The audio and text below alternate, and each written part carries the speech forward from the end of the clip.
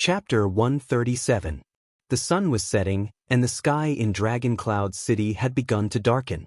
But in this narrow alleyway, the sound of metal colliding could be heard, and the continuous flashes of sparks illuminated the two people in the middle of a fierce battle. Clang. Cohen gritted his teeth, lowered his body, and raised his saber. Relying on his instincts, he once again narrowly blocked his opponent's slash. But he couldn't sense the direction of his opponent's attack. If this went on, he was going to lose. Cohen took a deep breath and took 2 steps back, increasing the distance between him and the enemy. At this point, the police and the enemy's swords had already clashed 6 times. Cohen focused all his attention on his opponent's hand and sword, thinking about the effect of his opponent's power of eradication in concealing the direction of his attack. But that was not what worried him the most. The police officer's right hand could not stop trembling. The glory of the stars shone with a silver light on his skin, trying his best to neutralize the ruthless power of eradication that invaded his arm during the fierce battle.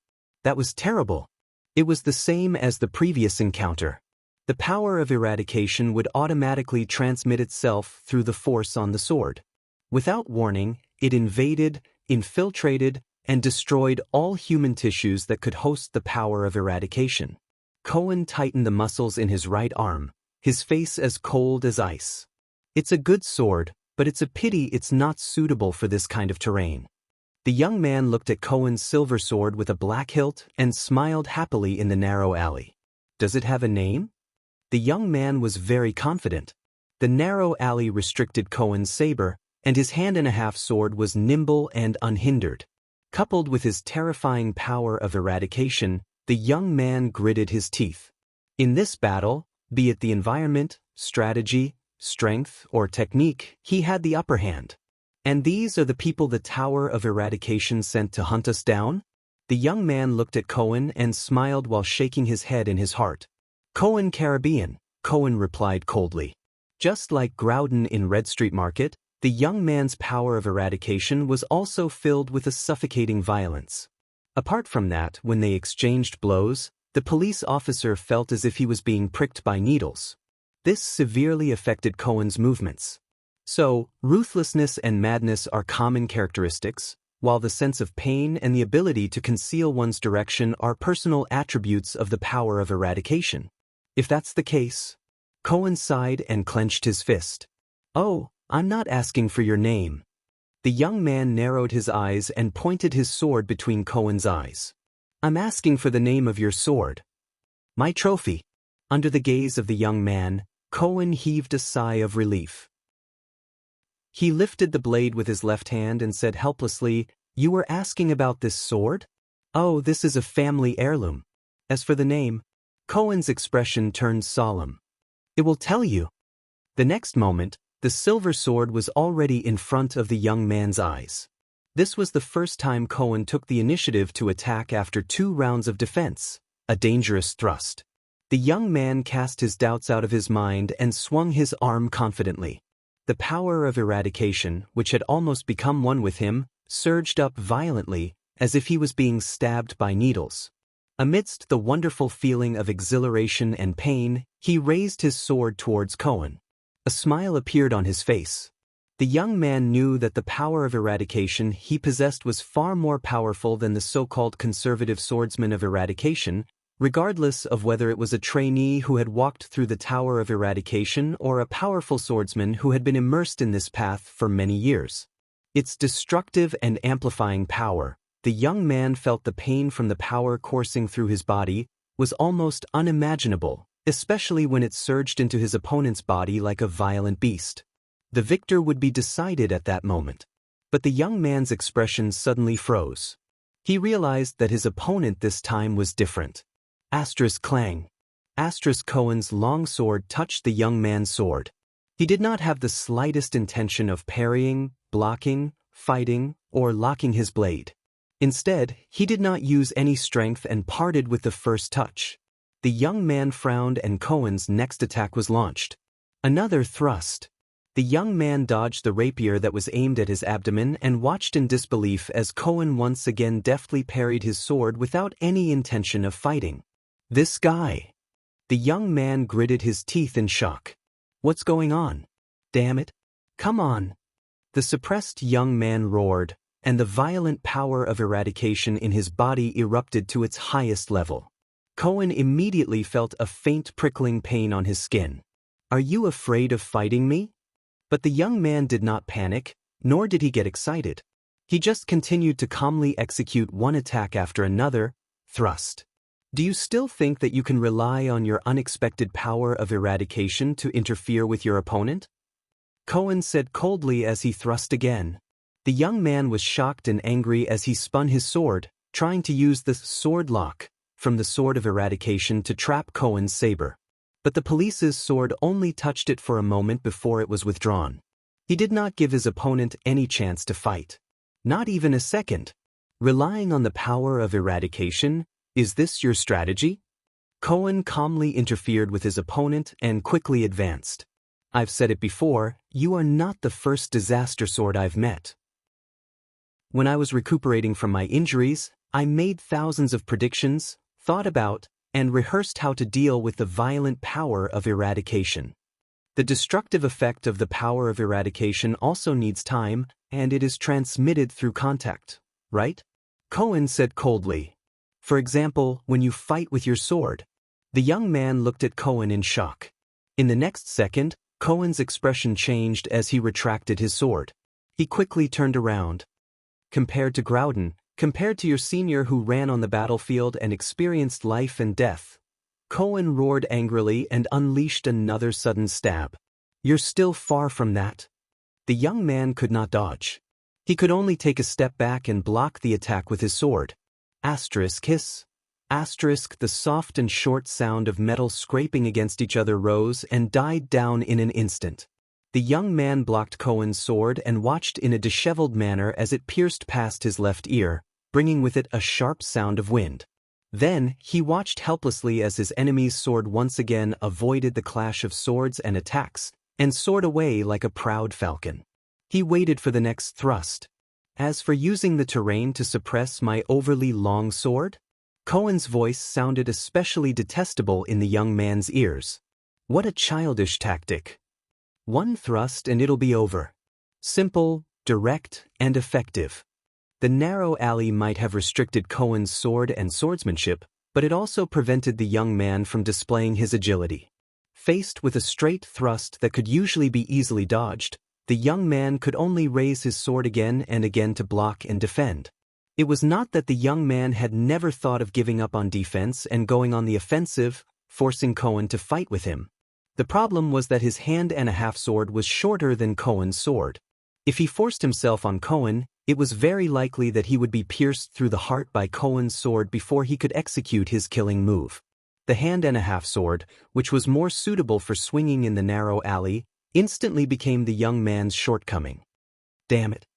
The young man looked at his opponent's rapier with indignation. Actually became the passive and disadvantaged party? Cohen, who had gained the upper hand, calmly turned his body to the side. With his right foot in front of him, he quickly followed up with a twist of his wrist. His sword did not stop. It was another sudden thrust. The young man retreated pathetically as he continuously parried. How lucky! Cohen chuckled in his heart. In this narrow alley when I can't slash or slash. Master Curatle, thank goodness you didn't forget your swordsmanship. One of the 8 great inheritors of the Tower of Eradication, Stink Curatle of the Alumbia Kingdom in Thornland specialized in the thrusting sword technique. The thrusting sword technique originated from the era of the Final Empire. It was an elegant duel between southern knights wielding light swords. The key to this fencing technique was to test the opponent's movements and deliver a fatal blow. It was once widely spread in the south, even if it was once ridiculed by many generals and knights as the maiden sword. But now, Cohen had given up on using normal swordsmanship in the narrow alley and switched to the thrusting sword technique, turning the disadvantage of his sword's length into an advantage. It also prevented his opponent from using their power of eradication to gain the upper hand. In the next thrust, the young man struggled to move. He finally relied on a protruding window to avoid Cohen's attack. Every type of power of eradication is different. Cohen sheathed his sword again and calmly walked past the window, which had obviously been lengthened by its owner. He stared at his enemy with a determined gaze. Even the same power of eradication differs from person to person. Different people will have different subtle changes. The young man looked at the narrow alley on his left and right, then at the exit in the distance. He was extremely anxious. I don't know what effect your power of eradication has, to be able to conceal the direction of your sword in a fierce fight. The police officer snorted. But you must have heard of my power of eradication. Cohen grinned and gave what he thought was his most handsome smile. The glory of the stars. The young man's expression changed. The glory of the stars. The four primitive transcendents. No, the power of eradication? In the next moment, Cohen roared and charged forward. A faint starry blue light shone on the skin of his arm. The police officer's sword continued to thrust forward without stopping. The young man gritted his teeth and twisted his wrist as much as he could, trying to use a fan-shaped sword style to block the endless thrusts. Damn it. He must be one of the 8 seeds in the Tower of Eradication. The young man who bore the hope of the Tower of Eradication's future. Ding! Ding! Ding! The fleeting sound was like the sound of rain falling on the ground, lingering in the ears. My glory of the stars can balance the rhythm of every movement and every breath in my body. Amidst the endless thrusts, Cohen pressed forward. Even though he was clearly in the midst of a high-speed attack, his words were surprisingly coherent, as if he did not need to take a breath. Like the bright stars in the night sky, shining one after another, rising and falling one after another.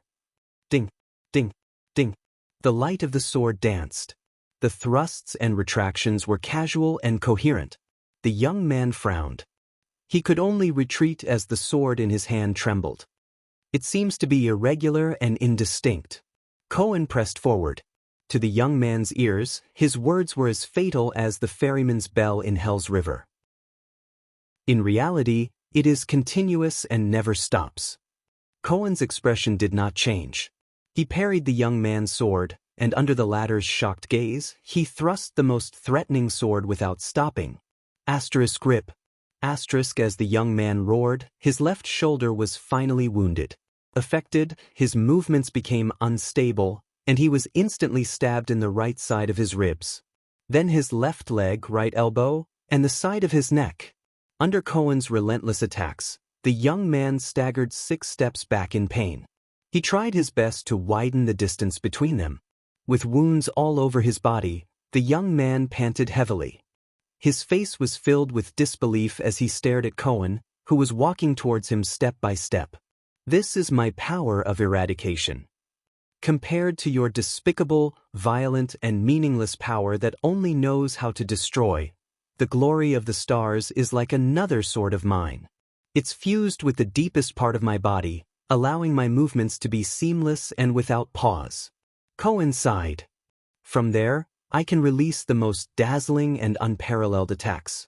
The young man used his sword to support himself on the ground and watched in despair as Cohen approached. You ended the swordsmanship of a seed, Cohen said flatly. It's time to pay the price. Expressionlessly, he raised his sword at his enemy.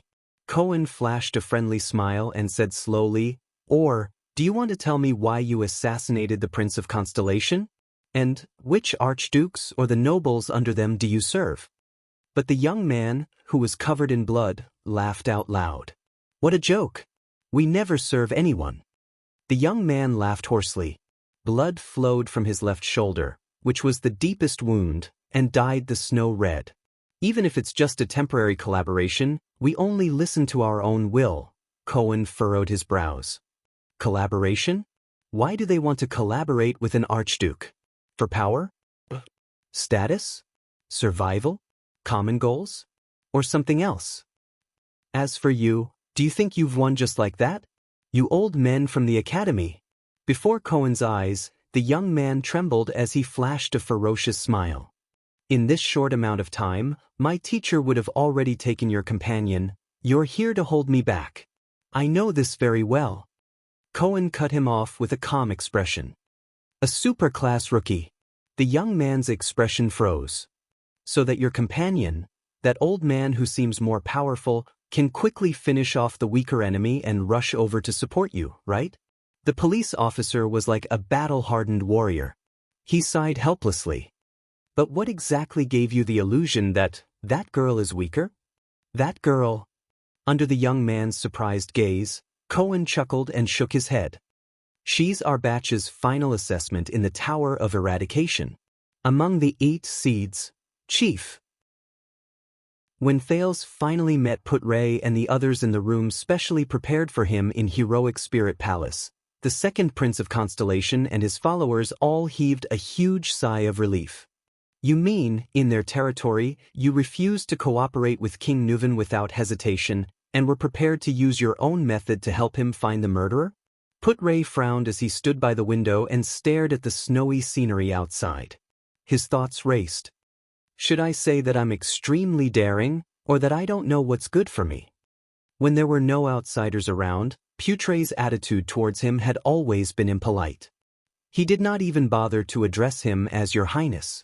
However, this overstepping of his authority seemed to have improved a lot after Broken Dragon Fortress. At least, the sarcasm when he used the title of Little Prince was reduced. More or less. Thales lay on the chair in an inelegant manner. He looked exhausted. What happened just now tells me that the gloomy old man with the crown won't have any good plans.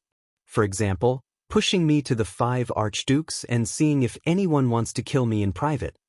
Thales leaned against the chair in an inelegant manner. In any case, I've already deeply understood the brutality and directness of the Northlanders. Thales sighed. Observing the Archduke's attitudes and reactions towards killing me to find the murderer. Only he could come up with this. So, now that you're the one doing this task, what are you going to do? Put-Ray turned around steadily and walked past Ralph. The latter was adjusting the splint on his arm due to his broken bone and reinstalling a spare hidden blade on the mechanism of his wrist. Among the 5 archdukes who have a long history of inheritance, are cunning, and are more powerful than the 6 great clans of Constellation. All of them are expected to choose a king. Put-Ray muttered, Find the conspirator who murdered Mariah and attempted to assassinate you? Good question. Thales flashed a friendly and sincere smile. Chapter 138. That's why I need your help, my loyal subordinates, Thales said with a smile. Put-Ray sighed helplessly. You are truly a prince who empathizes with his subordinates. Thales hid his guilty conscience with a bright expression. He grinned and said, Thank you, Lord Put-Ray Nemain. His attendant, Waya Casso, furrowed his brows and pressed on the wound on his left rib, which was severely injured by the vampire earlier. He said, According to what you said, if these 5 archdukes acted in unison when they faced King Nuven in the meeting hall, and there were no flaws, how are we going to determine who the murderer is? If the murder of Prince Mariah was to weaken the royal family, which is the Walton family. Put-Ray's gaze was unfocused, but Thales knew that it was an expression that showed he was thinking. Then, the murder of you through Lampard's hands was also to weaken the Lampard family, who was a popular candidate for the king election, and also for war? Thales' train of thought paused. No wonder. King Nuven wanted to use his own life and death to test the 5 archdukes' attitudes toward the war between the 2 kingdoms. When faced with the option of war, their reactions are still different. Thales pondered for a second and recalled the scene just now. He said quietly, If it's 5 people, what did you see? Put-Ray's gaze focused and he asked calmly. First, there was a bearded man. His emblem was a circle with a triangle inside. That guy's speech was very unpleasant. Thales searched through his memory attentively. He did not hide his hostility toward me at all. Every word he said was aimed at humiliating me. The bearded suzerain who made him kneel and beg for mercy? Thales was the first to place him on his suspect list.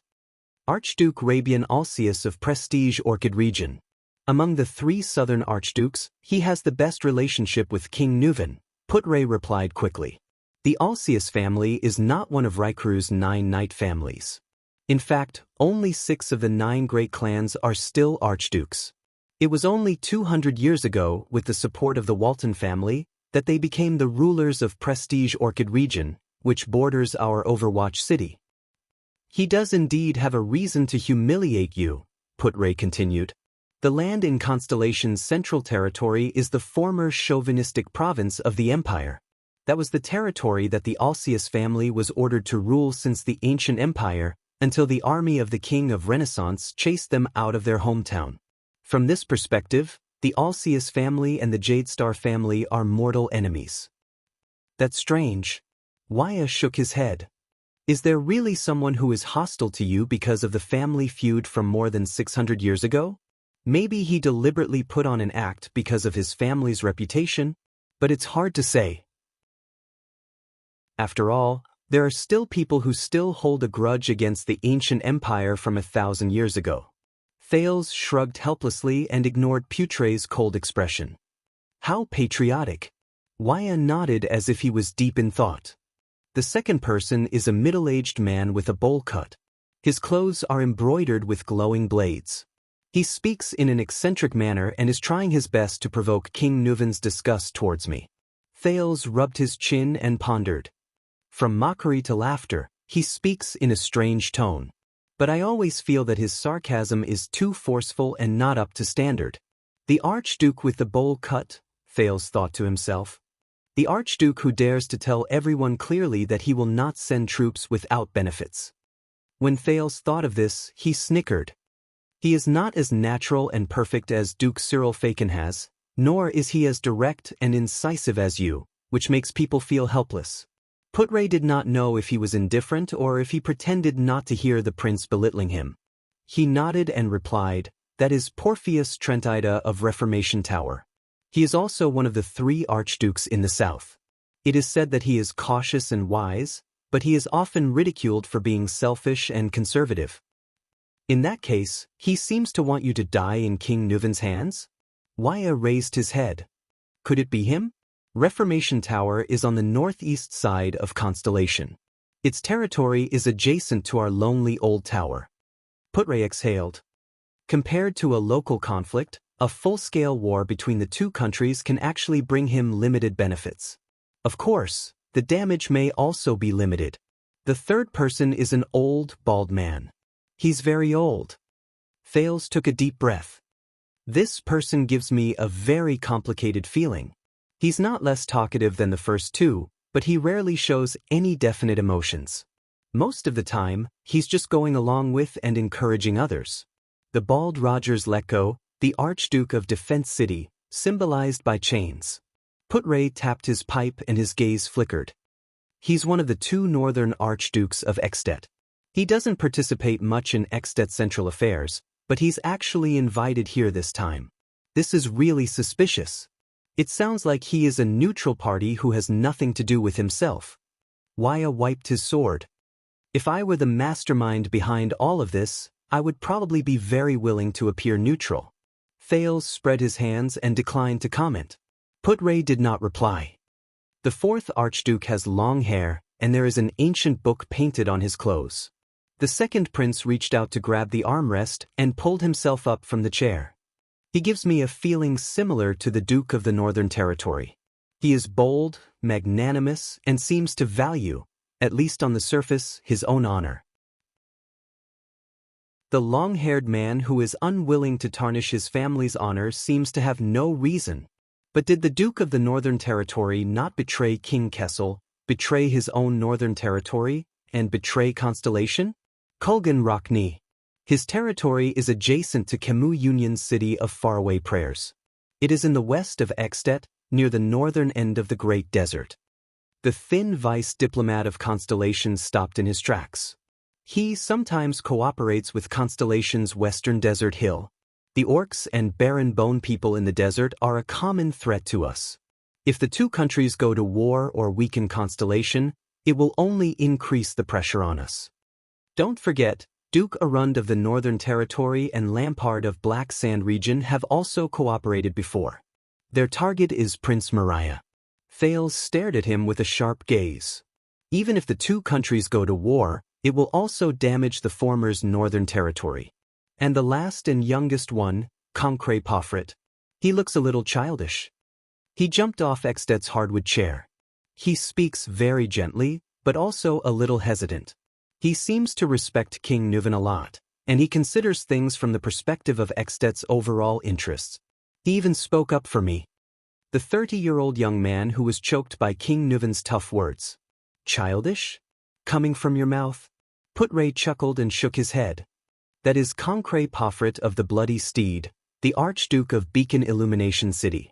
His territory is close to Dragon Cloud City. The Pofrit family is a newly promoted Archduke family. They have ruled Beacon Illumination City for less than 100 years, but they are one of the most trusted aides of the Walton family. Young people are often hot-blooded and impulsive, and they are naturally resistant to conspiracies. That's not necessarily the case. There is a young duke in our country. Thales recalled the Duke of Iris Flowers and the accidents along the way. He sighed. I believe you have also experienced it. His scheming is not inferior to any old man's. Based on what you said, all the archdukes are suspects. Waya frowned. You still can't determine who it is? Both Thales and Putre fell silent. Prestige Orchid Region and Reformation Tower, like Black Sand Region, are adjacent to Constellation. The relationship between the two countries has the greatest impact on them, Putre said in a low voice. The city of Faraway Prayers is in the west, Defense City is in the north, and Beacon Illumination City is close to Dragon Cloud City in the center. In short, if we just analyze the pros and cons to see who will benefit in the end, this is the order of suspicion for the archdukes. Thales scratched his hair and said dejectedly, Hey, but suspicion is suspicion. There is no way to prove it. We urgently need a police officer who can solve cases. In Dragon Cloud City's Armor District, Police Officer Cohen, who was engaged in a fierce battle with his opponent, sneezed. An inch of his hair was cut off by his opponent. Waya flipped the sword over his knee and asked worriedly, If we fail to help King Nuven find the murderer who murdered his son, will the consequences be severe? The Born King's awe-inspiring expression and Nicholas' cold expression appeared in Thales' mind. He rolled his eyes. It's best if you don't think about that possibility. A father who is determined to avenge his son. It's not just his son, Putre added. Mariah is also the heir of the Walton family and Dragon Cloud City. This hatred is far beyond our imagination. Besides, King Nuven must be doing his best to eliminate dangerous opponents for the family. After all, based on his age, the Walton family will not be able to hold the crown for long. Moreover, the Walton family may be inherited by a branch family that he has no way of knowing or even. Putre said flatly. Under the new king's orders, Dragon Cloud City, which has lost its direct heir, will be given to another family. It is also possible that the Walton family will decline from then on. Thales sighed. Of course, I even used this to threaten Nicholas. Thales, who was extremely annoyed, sat on the floor and leaned his head against the edge of the chair. He rubbed his face helplessly. Speaking of this, Thales opened his eyes and recalled his encounter in the library. The figures of the unkempt, bespectacled little girl and the unruly girl appeared before his eyes. I met King Nuven's granddaughter in Heroic Spirit Palace. Have you heard of her before? Alex Walton? Putre frowned as he listened to Thales' narration. I have indeed heard of it. Prince Soria, who died early 12 years ago, was King Nuven's eldest son. He left behind a daughter. But perhaps because of what happened to her father, King Nuven has always been very protective of his granddaughter. If you didn't mention it, I'm afraid many people wouldn't even know her name. She can't inherit the Walton family? Thales exhaled and thought of the gorgeously dressed little princess. Just because she's a woman? Putre shook his head. In that damn Northlanders' ideology, women are just accessories and property. They only have value when they become mothers and give birth to children. The three of them turned their heads in unison and saw Ida sitting on the bed that should have belonged to Thales without a care in the world.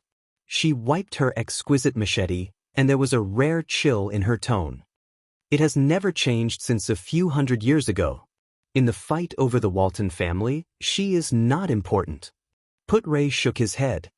Let's think about how to deal with the problem at hand. Thales closed his eyes and pouted. Fortunately, we are not in a hurry. At this moment, there was a sudden knock on the door. Ralph frowned and opened the door. The recruit Thales saved, Willow Ken, stood at the door. He scratched his head and smiled. That Marquis of Camus Union sent someone to pass a message. Willow seemed to be very happy to have the opportunity to meet the prince. He chuckled and said, according to his subordinates, it seems to be quite important. Thales frowned. He said that 2 archdukes will be leaving Dragon Cloud's city tomorrow morning. They will be leaving Dragon Cloud's city due to business. Willow finished the message with a smile. But in the next second, he was shocked to find that almost everyone in the room, including Thales, had a drastic change in expression. Ming. Good morning. Thales' face was ashen, as if he had received the worst news. It can't be, right? The archdukes came over to take a look at me, and then immediately left? After the baffled Willow left, Ralph, who was also frowning, gently closed the door. Tomorrow morning? Waya's expression was gloomy. Thales' breathing quickened and his eyes were lifeless. This means, yes. Putray gripped his pipe worriedly. The time left for us. He did not speak again, but everyone silently said the next sentence in their hearts. There's only one night left. Waya Casso sheathed his sword with a pale face. If we fail to help King Nuven find his son's murderer, will the consequences be severe? Putray shook his head and sighed. Waya did not ask any more. The welcome banquet tonight is our last chance. Thales gritted his teeth. Think of a way to find that guy among the 5. Damn it. Why am I so unlucky? I'm afraid we won't get any results with King Nuven's probing and observation. Putray gripped the pipe in his hand tighter. Your experience this morning proved this point. Then, Thales muttered. At this moment. Then let's find them. Ida jumped off the bed fiercely. Everyone looked at the elf protector. Let Nuven split some men to cooperate with us. We'll cover our faces at night and secretly kidnap those archdukes. Ida raised her blade fiercely and waved it twice, reflecting rays of cold light. We'll interrogate them one by one.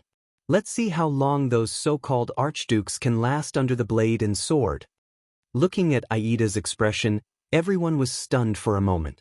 2 seconds later, as if they did not hear what she said, everyone turned around as usual. Think about it from another angle.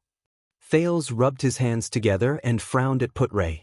The person we're looking for worked with Lampard to kill King Nuven's son. Why are you pretending not to see me? Ida gritted her teeth, obviously dissatisfied with the situation where no one paid attention to her. At least give me some reaction. However, he reached out to Lampard's army and tried to frame Black Sand region for your death, Putray answered instinctively. Are there any clues? Waya asked curiously. The elf protector behind them waved his machete in the air in vain to protest. This is all King Nuven and we know. Thales shook his head. It seems useless. Maybe we shouldn't dwell in King Nuven's thoughts. Putray put down the unlit pipe in his hand. His eyes shone with confidence. Ida lowered her head dejectedly and sighed. She threw herself back onto the bed that originally belonged to Thales. Thales was suddenly stunned. He looked at Putray and frowned. You mean, do you remember when we were besieged by Lampard's army at Broken Dragon Fortress? Putray said flatly. Of course, it left a deep impression. Countless splashes of blood and cold light flashed before Thales' eyes, as well as Araka Murch's roar. He sighed. It was a complete mess. Ida played with her machete on the bed in boredom. Then you should remember what Baron Murch said to you before he charged? Putray revealed a mysterious smile. King Nuven is not our only choice. Thales jolted. Before he charged, the figure of Araka swinging his great sword appeared in his mind. A few seconds later, he nodded. Since we can't retreat, Thales took a deep breath and said with determination, why don't we charge forward with all our might? Thales looked at his vice diplomat with a burning gaze. Does he know? The corners of Putray's mouth curled up. He nodded affirmatively. He knows. Waya and Ralph looked at the duo's riddle in confusion. So, Waya gulped with difficulty. What should we do? Thales and Putray looked at each other, and both of them laughed. Ida's right.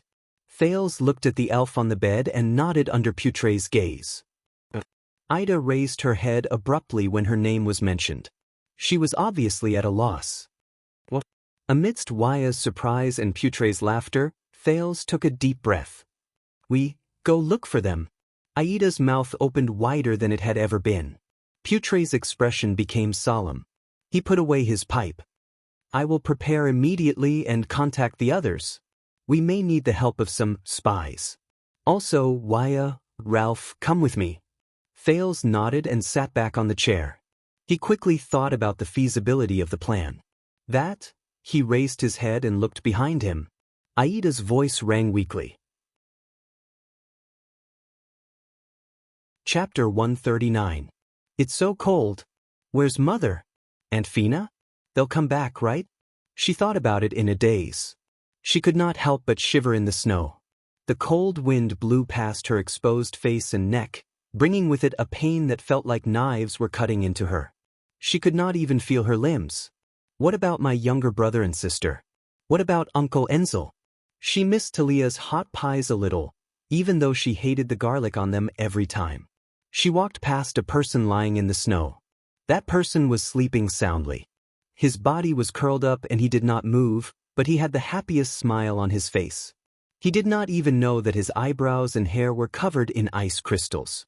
This is a smiling person, she told herself. Yesterday, when she tried to help them sweep the ice crystals off their faces, Uncle Enzel laughed and told her that they were smiling people. They loved to smile to sleep in the wild during winter and would only wake up in spring. Good girls should not disturb them, and it was best not to go near them. She obeyed and continued walking forward. Her dress was slightly torn. She was very depressed. This was the dress that Lycia's aunt gave her before she left for the capital. She walked past the second, smiling person. This smiling person seemed to be an older sister who was the same age as the maid Talia, but she wore very little. She leaned against a rock with a grin on her face and held a baby in her arms. However, the baby did not smile. He only shut his small eyes and mouth tightly and did not move. This made her very unhappy. Why is he not smiling? Everyone in the Northern Territory should be smiling, shouldn't they? This was what Uncle Nolaner had told her. When they left the stable in Cold Castle with the other two uncles, Nolaner laughed as he did in the past and pulled himself into his arms. Then, as she protested in dissatisfaction, he poked her face repeatedly with his stubble. All right, Nolaner. Her thoughts were in a mess. She thought of her youngest uncle and could not help but curl her lips. If you appear now, I will be merciful and forgive you for your beard. She continued walking and met a third, a fourth, a fifth, a sixth person on the snow. There were so many of them that she could not even count. Smiling people. At this moment, a person who was not a smiling person finally appeared before her. She raised her head with lifeless eyes and looked at the unfamiliar boy in front of her. The ragged boy was lying next to the other laughing man, rummaging for something. The boy noticed her approach and raised his head like a wild beast. His eyes were a deep red and frightening. Scram! The boy subconsciously protected the thing in his arms tightly and glared at her fiercely. His voice was vigilant and fierce. I found this place first. Food, clothes, everything is mine. Get lost. Get lost. Go search the other bodies. She breathed in weakly, feeling pain in her face from the wind. How fierce. She pouted. But she was a little hungry. His vision blurred. The coldness poured into her lungs through her mouth, nose, and trachea, causing her heart to spasm again. She walked towards the boy.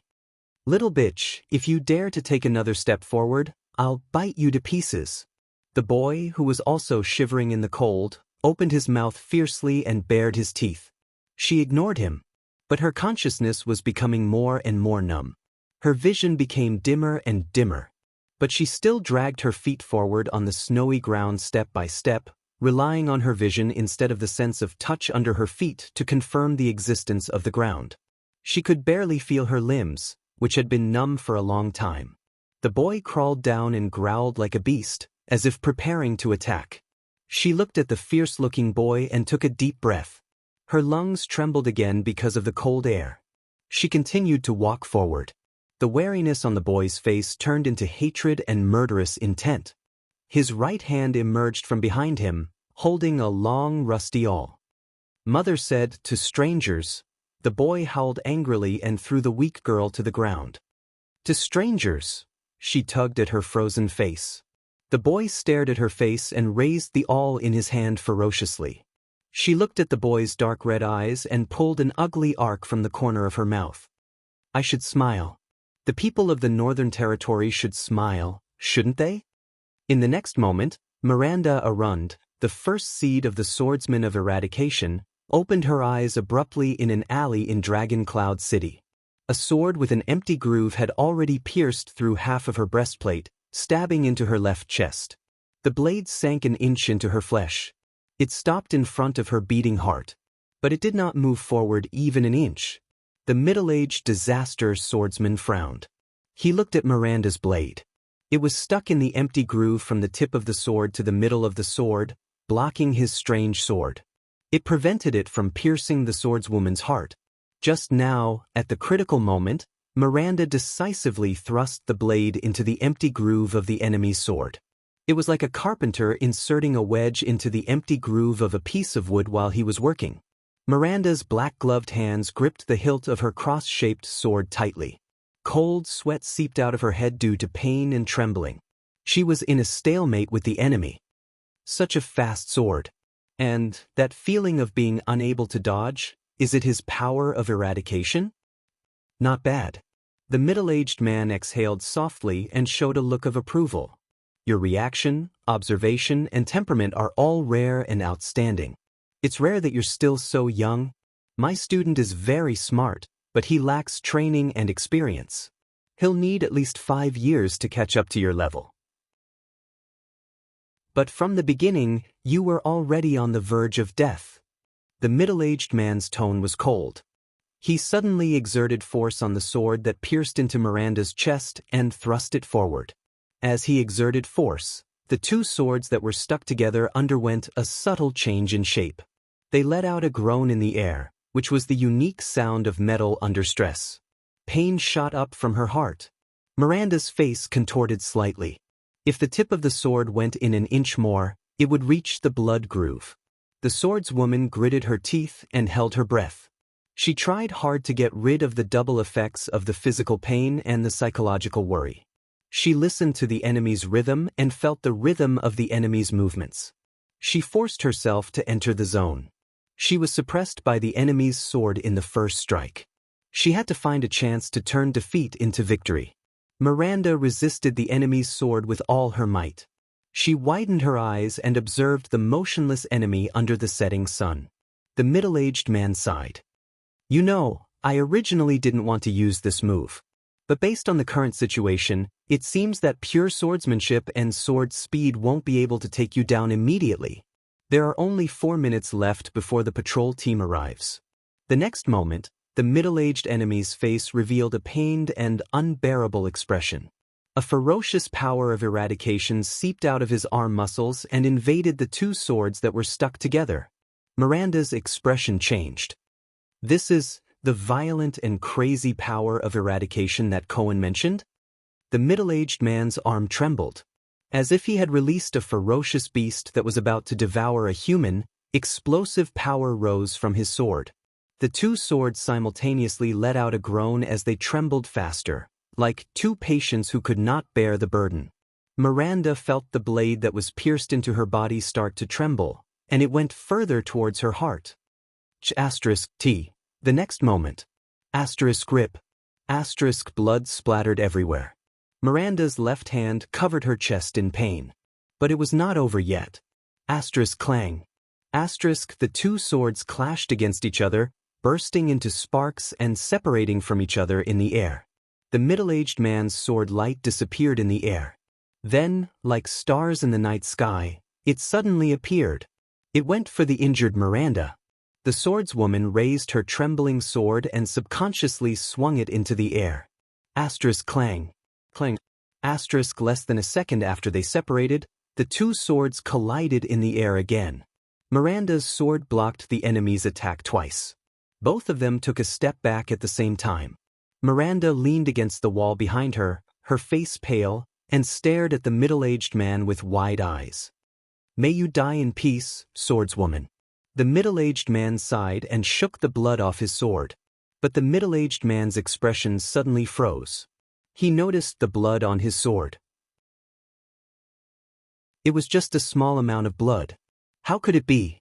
Her heart should have been pierced through by now, but was it a right-handed person?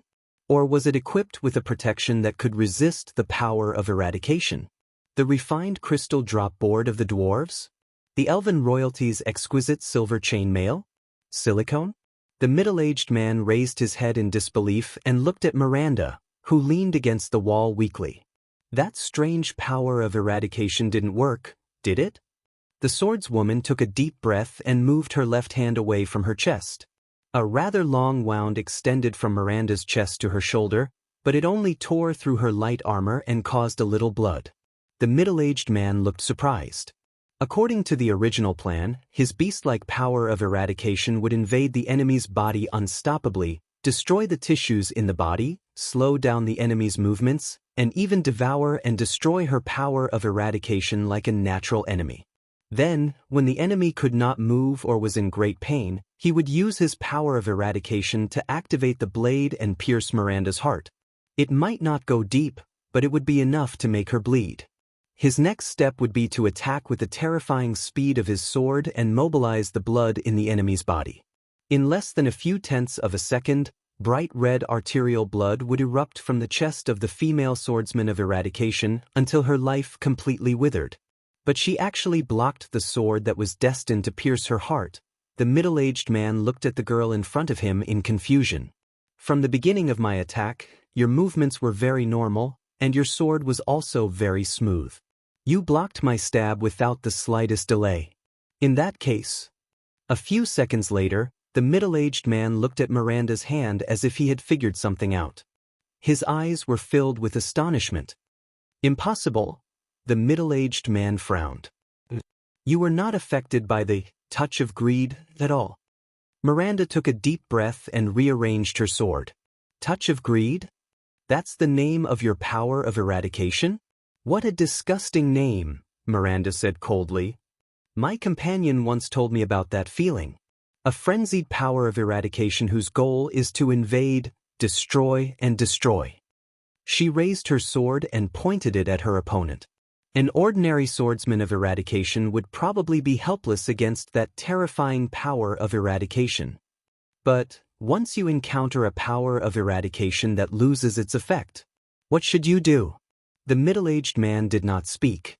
Instead, he answered with his lightning-fast sword. The sword with an empty groove whistled in the air and went for the swordswoman's throat. Miranda, who was already prepared, turned serious. Turning her wrist, the power of eradication surged and supported the strength in her hand as she faced the middle-aged man. Asterisk clang. Swoosh. Asterisk 2 sparks violently flew out. The two of them exchanged 2 sword strikes in an instant. The 2 figures alternated between flashes. After the last strike, they instantly widened the distance between them by 5 steps. Miranda widened her footsteps. Feeling the vibration of the crossguard sword, she calmly thought about her enemy's characteristics. "I attacked 8 times just now. You only blocked 2 strikes and even got hit once." The middle-aged man looked at Miranda's left leg, which was cut open, and said calmly, "Your swordsmanship is sloppy and ordinary, and you can't keep up with the speed of my sword at all. Your body may seem agile, but it's actually just light. Your footsteps will occasionally miss when you dodge. What's even more strange is that during the exchange of blows, your sword actually trembled slightly, so much so that it affected your swordsmanship. This is a mistake that only beginners would make. Other than that stunning interception at the beginning, your sword is completely useless." The middle-aged man shook his head.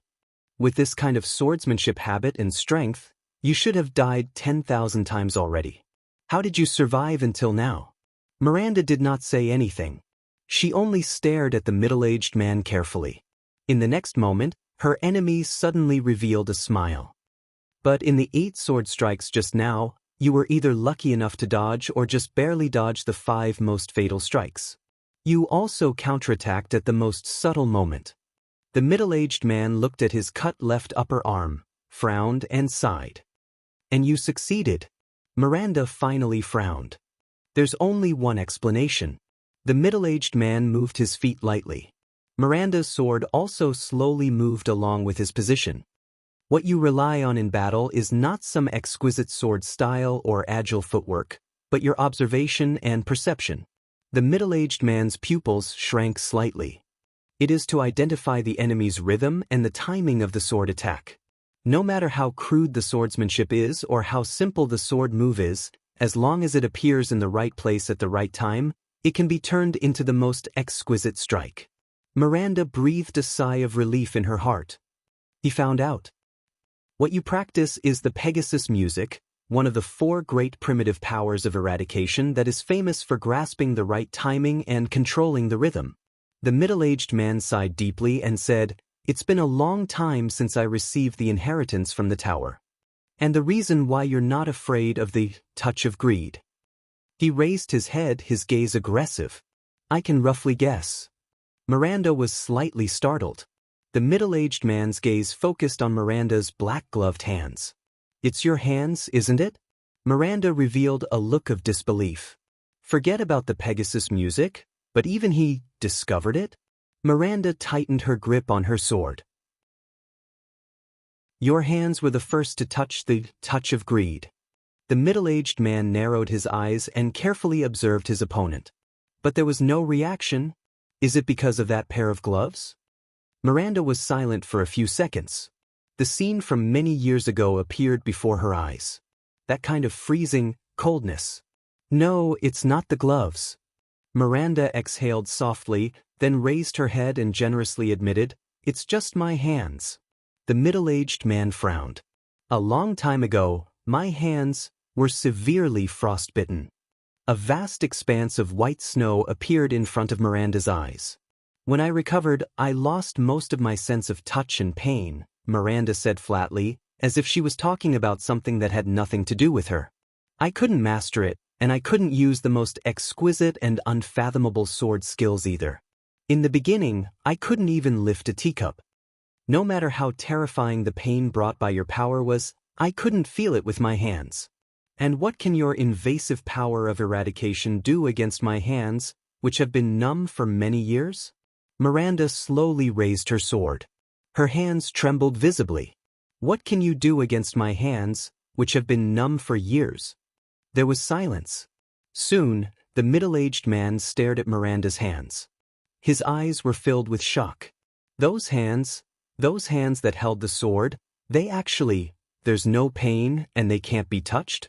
The middle-aged man's gaze on Miranda was already filled with pity and admiration. "A pair of hands that can't feel can actually hold a sword?" he said slowly, but his voice was filled with admiration. This young girl, in order to let a pair of hands that can't feel hold the sword hilt, she had to swing it in the air tens of thousands of times. She must have gone through a lot of pain. "So, you were taught the Pegasus music. Of course, this is also the power of eradication that suits you best." The middle-aged man nodded. His gaze was filled with affirmation and excitement. To abandon the feeling in your hands, to ignore the specific sword moves, to follow the rhythm of the battle, and to entrust the sword to your own observation, cognition, and judgment, your teacher must be a genius. Miranda did not speak. She only stared at her gloved hands in a daze. "Please forgive my previous disrespect." The middle-aged man put his sword behind his back and bowed respectfully to Miranda with the most standard ancient swordsman's salute. "You are an admirable swordsman. I am Salander Klein. As the sword of eradication that has been passed down outside the Tower of Eradication, it is my honor to spar with you." Miranda also put away her sword and returned the salute with an expressionless face. "Miranda Arund, chief seed of the 134th batch of the Tower of Eradication. In view of what you did to my friend's right hand, please forgive me for not being able to say, it is my honor to spar with you." Klein smiled faintly. "Right hand, is it?" The two of them straightened their bodies and their swords reappeared by their sides. In the next moment, the two of them approached each other again. Asterisk clang. Clang. Asterisk Klein's swift sword and Miranda's ingenious figure moved back and forth on this small piece of ground. In a dozen or so seconds, Miranda once again dodged the enemy's 4 fatal strikes and counterattacked at the most crucial moment. Blood flowed from Miranda's right waist, the side of her ear, and Klein's left forearm. What a deep impression! Klein widened the distance between the two of them and sighed. Given time, you will definitely reach supreme class. Miranda nodded and accepted the other party's acknowledgement. No matter how fast you are, you cannot omit the process of drawing your sword. With a process, there will be a rhythm of high and low, movement and stillness. There will be openings that can be grasped and exploited. While widening the distance between them, Miranda carefully observed the enemy and said faintly, "And I can see it too. Your so-called touch of greed, that never-ending, continuous, violent characteristic." The middle-aged Klein was slightly stunned. Miranda's gaze was firm. "It's the glory of the stars, right?" Under Klein's surprised gaze, Miranda confidently said, "Sorry, I'm really too familiar with this power of eradication." The scene in the Tower of Eradication appeared before her eyes. Cohen's figure holding his swollen arm and crying bitterly appeared in her mind.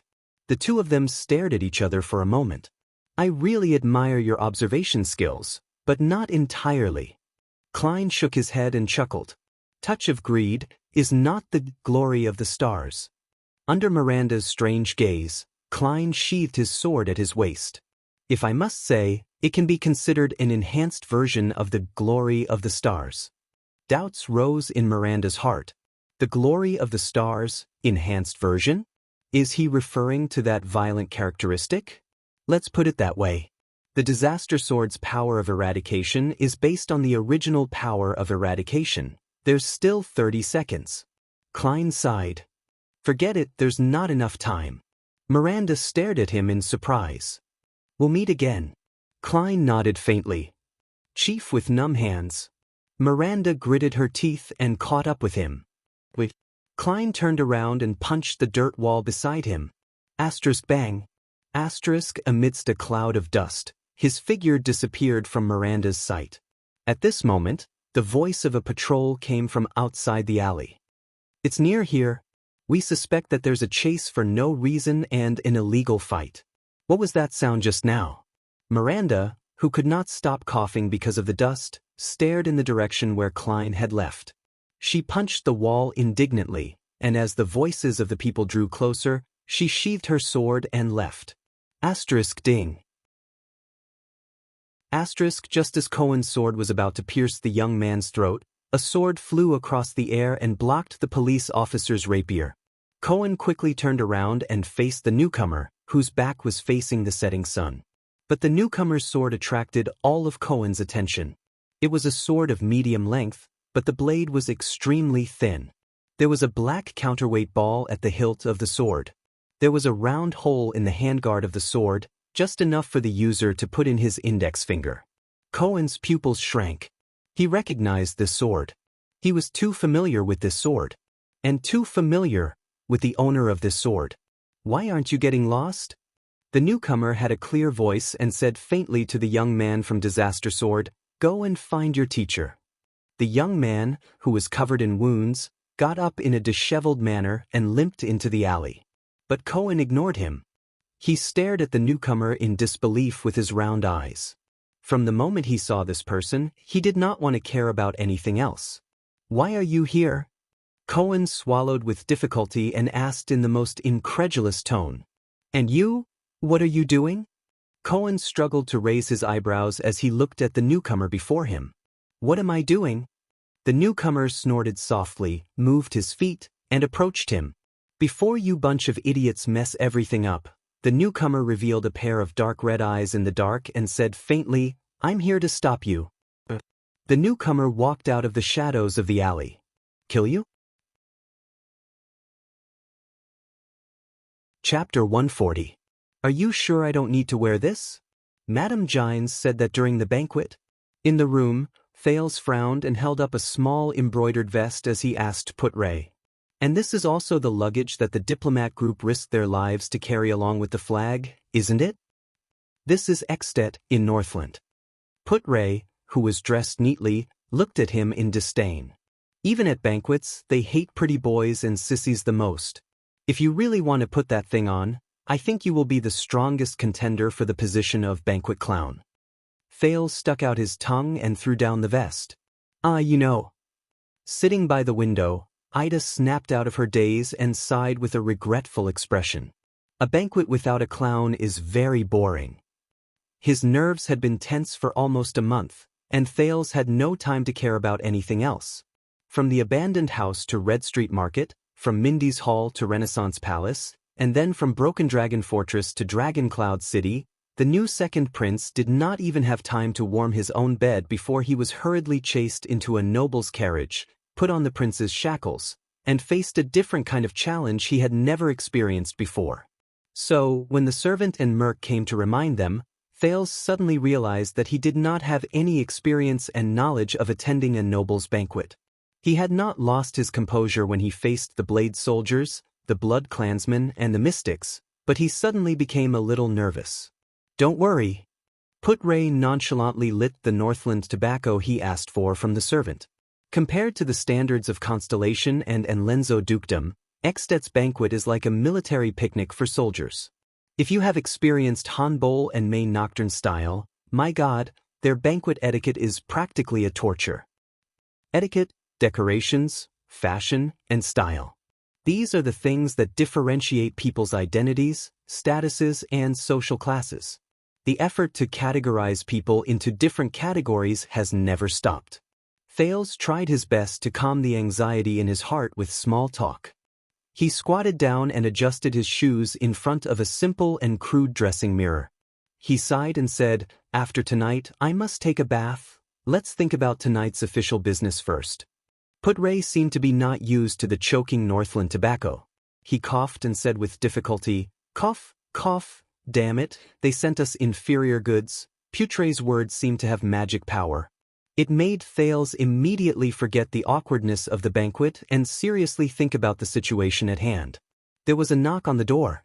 Ralph stepped on the metal plate prosthesis that he was getting more and more familiar with as he walked in. It seemed to be his first time encountering such an occasion. His face, which was not covered by the silver mask, was a little pale. Waya, on the other hand, was calmer, as if he had seen such a scene before. Thales' attendant nodded solemnly. "Your Highness, everything is ready." Beside him, Ralph gestured with his hands. "They're here." Thales nodded. The second prince took a deep breath. Under Put-Ray's confused expression, Waya, and furrowed brows, he gestured back. "Let's go." Before the sun completely set, Extet's welcome banquet had already begun. Led by the king's administrator, Merc, and a group of servants, Thales walked beside Put-Ray. Ralph and Waya followed behind him. As for Ida, everyone agreed that she was not suitable to participate in such an operation. "Your Highness, I don't know how you understand Northland's banquets, but I have to remind you that Constellation's distinguished guests may not be used to our banquets," Lord Merc said expressionlessly. "And tonight is a little special." Thales responded with a friendly and understanding smile. The group of them stepped on the rough tiles of Heroic Spirit Palace and walked up the stone steps.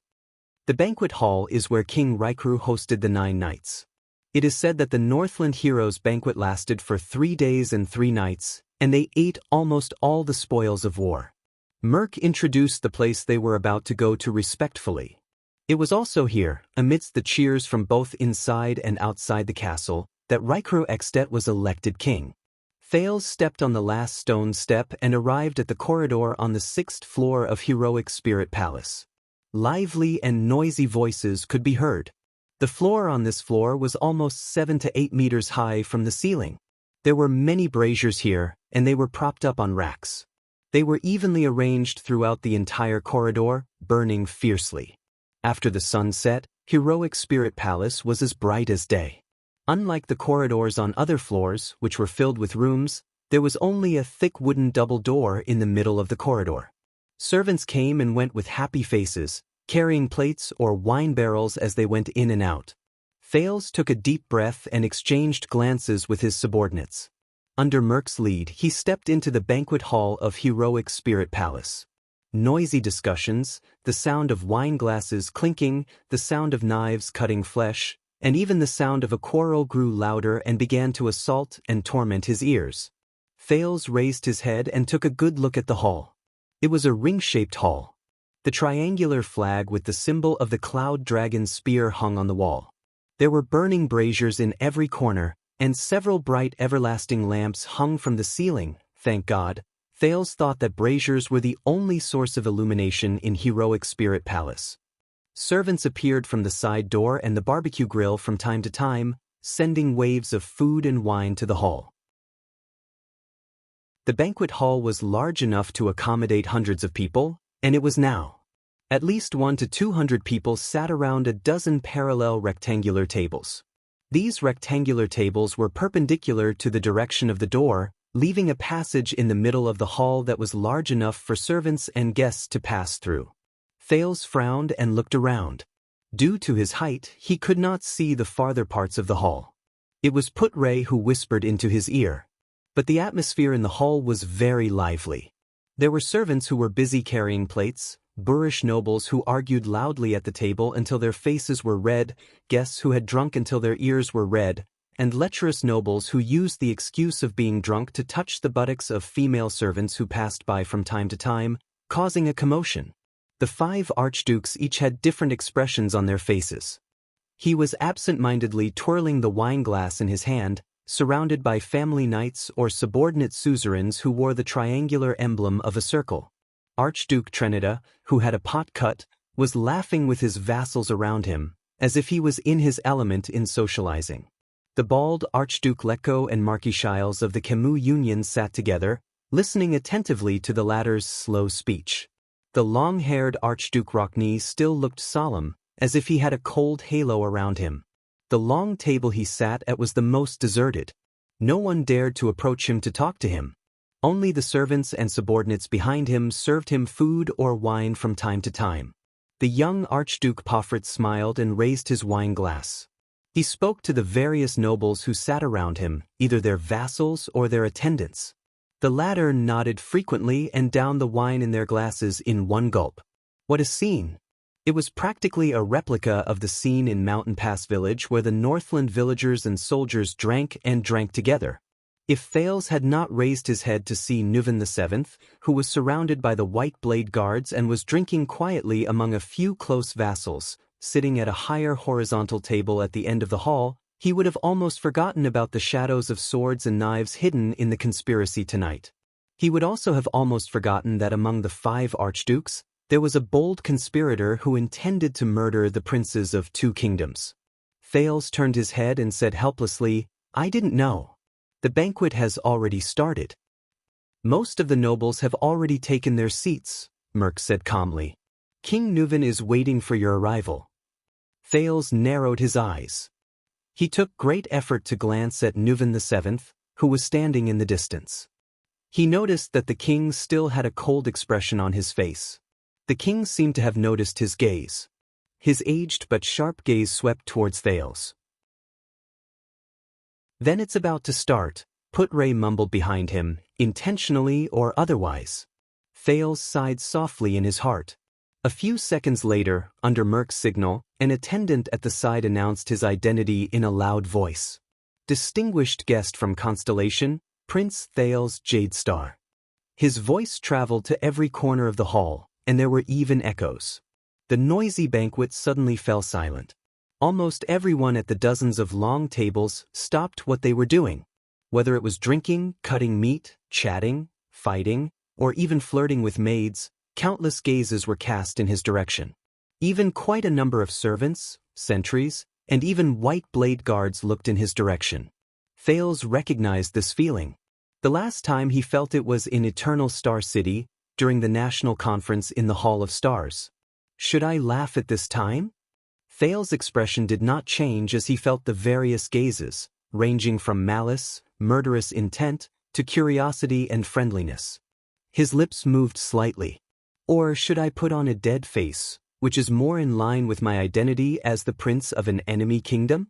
Relax, relax. They started the banquet early, and they didn't even arrange the seating order. You don't have to make a fuss and be ready for battle. Putray looked at the anxious prince and sighed. It doesn't matter what kind of expression you have. You are now just a flag called Constellation. The expressionless merc nodded at Thales and politely extended his right hand, gesturing for him to walk forward. Should I just walk forward like this? Or should I wait for someone to greet me at the back? Thales ignored Merc. Under the pressure of everyone's gazes, he frowned and asked Putray behind him in a low voice. If you were in Constellation, of course you would have to wait for the master to send someone to bring you to your seat, but this is Extet. Putray frowned as he glanced at the messy hall.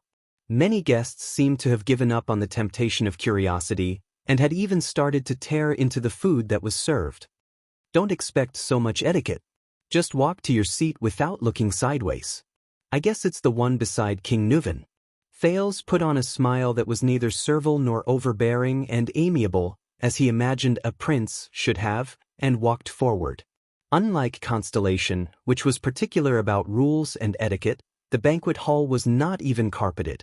Stepping on the uneven floor tiles, he felt as if he had returned to the abandoned house. He walked past the long table. Whispers traveled into his ears. His good hearing showed its usefulness at this moment. That's the prince who is still wet behind the ears? I heard that he was lost for many years, 7 years old. Are you kidding me? The constellations make him sound like a god. You know, a genius. So, our army can't move because of this child. Black Sand region caused a ruckus at the border. The kingdom's wrath. Lampard sent the army to send him here. If we still have to fight this war, we will have to wait until spring. Thales walked forward without looking sideways towards Nuven VII, who was also staring at him with an unreadable gaze. Finally, more and more nobles lost their curiosity and gave up on the idea of seeing the prince's face. They returned to the rhythm of the banquet. The nobles of Northland were very different from their counterparts in Constellation. The latter always behaved elegantly in the Hall of Stars. Even the nobles from the countryside who sat at the outermost part of the hall had to try their best to act like civilized people, whether it was their behavior or their attire. This also made the 3 Northern Territory families led by Arund, Fries, and Zamunto, as well as their subordinate nobles, stand out among the vassals of Constellation. However, the group of Northland nobles in front of him might be different in terms of status and personality, but without exception, they all behaved like rough men. From the way they sat to the way they ate, from their appearance to their attire, even when they drank, they would purposely make a few gulps and let a few drops fall from the edge of their mouths. Then, they would slam the bottom of their glasses on the table, loudly reprimanding their opponents, or being reprimanded by their opponents. Thales silently observed the behavior of this group of nobles as he moved between the long tables on both sides. He could not help but notice that other than the maids, there were almost no women in this banquet. Those who will appear here and at the back of the banquet hall are all low-ranking nobles, suzerains, meritorious knights, specially invited bureaucrats, and so on, Putray reminded him from behind. The well-dressed one in front of you on your left is just a servant who delivers the food. The one in the corner to your right who is roasting meat on the stove may look like a servant, but he is actually the gossamer officer in charge of meat cooking. Usually, only the suzerains who are more trusted by the suzerains can hold this position. Asking a close vassal to roast meat? Gossamer officer? Thales did not turn around. He asked in puzzlement, shouldn't it be something done by the kitchen? Or should I say this is a kind of honor? My prince, Putray said indifferently without batting an eyelid. Do you know how many assassinations and poisonings in the history of the Empire originated from that corner where meat was silently roasted? Thales shut his mouth and did not speak. They walked past the middle of the long table. As expected, from this point onwards, the quality of the Northland nobles seemed to have risen along with their status. The number of people in the banquet hall pointing at each other and gossiping decreased. But in Northland, The number of silent exchanges of gazes and whispers with unknown meanings increased exponentially. The empty space in the middle of the hall. If it were in Constellation or Enlenzo, it would be a dance floor and performance stage. But in Northland, Putray walked past a few guests with unpleasant expressions. Ignoring the curses of a boorish noble beside him, he pointed at the circular empty space in the middle of the hall and twitched his cheeks. Based on my experience, when you are drunk, you should not be surprised even if you see two rough men fighting to the death on it. This was the first time Thales heard Putray use vulgar language. He furrowed his brows. Is it really okay to use this kind of language in front of the prince? When in Rome, do as the Romans do. Many years ago, I once saw a noble princess of Extet standing on the street and cursing using words like F***ck. Putray shook his head. And, even as a prince, I see that you are still quite used to these words. Ah, as your prince, I am just like the noble princes in many poems and legends. Thales looked at the few archdukes who were already seated in the distance. Without batting an eyelid, he glossed over Putray's words. I have experienced the sufferings of the people. I am virtuous and good. Putray snorted softly in a noncommittal manner.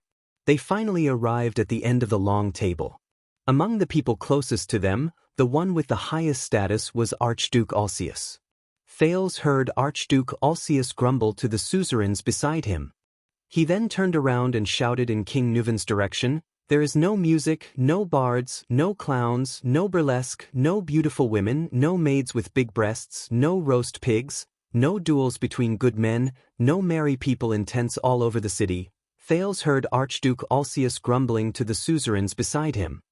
What kind of King banquet is this? Out of Thales' expectations, many Northland nobles echoed in unison. They protested in King Nuvan's direction like a tidal wave. It's like a market? Thales sighed. He suddenly remembered that he had given the national conference the same comment. He could not help but be stunned. However, King Nuvan only stared coldly at the chaotic nobles below him. He did not react. A loud but enigmatic voice echoed from the other long table, replying to Alcius, "That's right. First of all, this is the eve of the day before the bitter cold winter. Aside from lunatics like Lampard, the entire Northland is scrimping and storing up food to get through the winter. Secondly," Archduke Trentida narrowed his eyes and stood up. He stared at the restless Prince Thales from afar. "This banquet is to welcome the unpopular Prince of Constellation." The nobles around him stood up one after another and jeered at him. Thales and the people of Constellation frowned almost at the same time. Lastly, Rabian Alcius, when you live in other people's castles and palaces, eat his food, drink his water. Maybe even F***ck him. Archduke Trentida cast a glance at a female servant who was dressed in a brothel and flashed an amused smile. Then it's best not to criticize your master's arrangements. Some Northland nobles let out unintelligible laughter. Alcius shook his head in disdain and sat back in his chair. Thales finally arrived in front of King Nuvan and bowed slightly to him. King Nuvan stared at him. His emerald eyes were filled with complicated emotions. This made Thales extremely uneasy. From the moment he stepped into Extet, Archduke Lampard, Viscount Kentvita, and even the 5 archdukes present, every suzerain he met was not a simple character. However, Thales, who had been through many trials and tribulations, could now calmly face their hostility, coercion, oppression, and even killing intent. Because Thales knew exactly what they wanted. Only this old king in front of him, this king who stood at the peak of Extet's power, was something he could not figure out. The strange emotions hidden in the other party's eyes, his act of forcing him to cooperate with his revenge, and his words and actions in the meeting hall all made Thales feel a chill down his spine. Even though they had only exchanged a few words. Unpredictable people were always scary. King Nuvan slowly stood up and gestured to Nicholas, the leader of the White Blade Guards behind him. Nicholas nodded and walked to Thales. "Please take a seat. Your seat is at the end of His Majesty's left-hand side." Thales turned his head and looked at the seat at the end of the row of horizontal tables that no one cared about. Although it was in the same row as the king, It was really far from King Nuvan. It was almost in the corner. Behind him, Putre sighed. Thales shrugged and walked to his seat indifferently. Ralph and Waya followed closely behind him. However, before he could warm his seat, a familiar yet unfamiliar old voice rang in the hall. "Everyone, raise your glasses." Thales turned his head in a daze. Beside him, Putre did not change his expression and passed him a cup of rye wine made of iron in a very experienced manner. "A toast," the thin vice diplomat said flatly. Thales turned his head and watched as King Nuvan, who had just lost his son, left his seat. He raised his wine cup high and said loudly to everyone, "Let us welcome our guest, the second prince of Constellation, Thales Jadestar." The noise in the hall, which had risen again, fell silent again. The old king slowly walked out of his seat and walked to the front of the hall. Like an old lion taking dangerous steps, he walked out of his territory and stepped into the territory of another pride. The 5 archdukes stared at him without blinking and raised their glasses from afar. Their expressions were different. May the northern wind test his courage, and the ice and snow wash away his perseverance. King Nuvan looked around. His expression was firm and his words were cold. "Because of a reason that you all know, I cannot welcome his arrival happily. But he is already here." All the nobles in the hall listened quietly to their king's speech. Many gazes were cast towards Thales' corner. Then do not let anyone doubt the passion of the Northlanders and the tenacity of the Extensions, even if they are mortal enemies. King Nuvan knocked on his wine cup. His wrinkled face revealed a dignified expression. His tone was still as forthright as when he was young. "Even if we have to fight to the death tomorrow, we must first fulfill our tradition." Under everyone's gaze, King Nuvan shook his wine cup and roared, "For Extet." At that moment, everyone in the hall raised their cups and roared in unison. "For Extet." King Nuvan's gaze was sharp. He opened his mouth again and roared for the second time, "For Northland." The guests responded to him with a solemn roar, "For Northland." The surging roar filled the entire hall like thunder. It was deafening.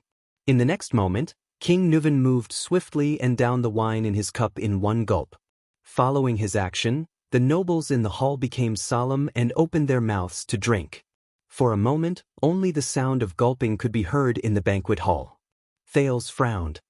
He held the heavy iron wine cup with both hands and took a sip reluctantly under the watchful eyes of many behind him. After King Nuvan finished his wine, he turned around angrily and slammed the bottom of his wine cup on the long table. Thud. The nobles in the hall also slammed their wine cups on the table in front of them in unison. Thud. Thud. King Nuvan raised his head again.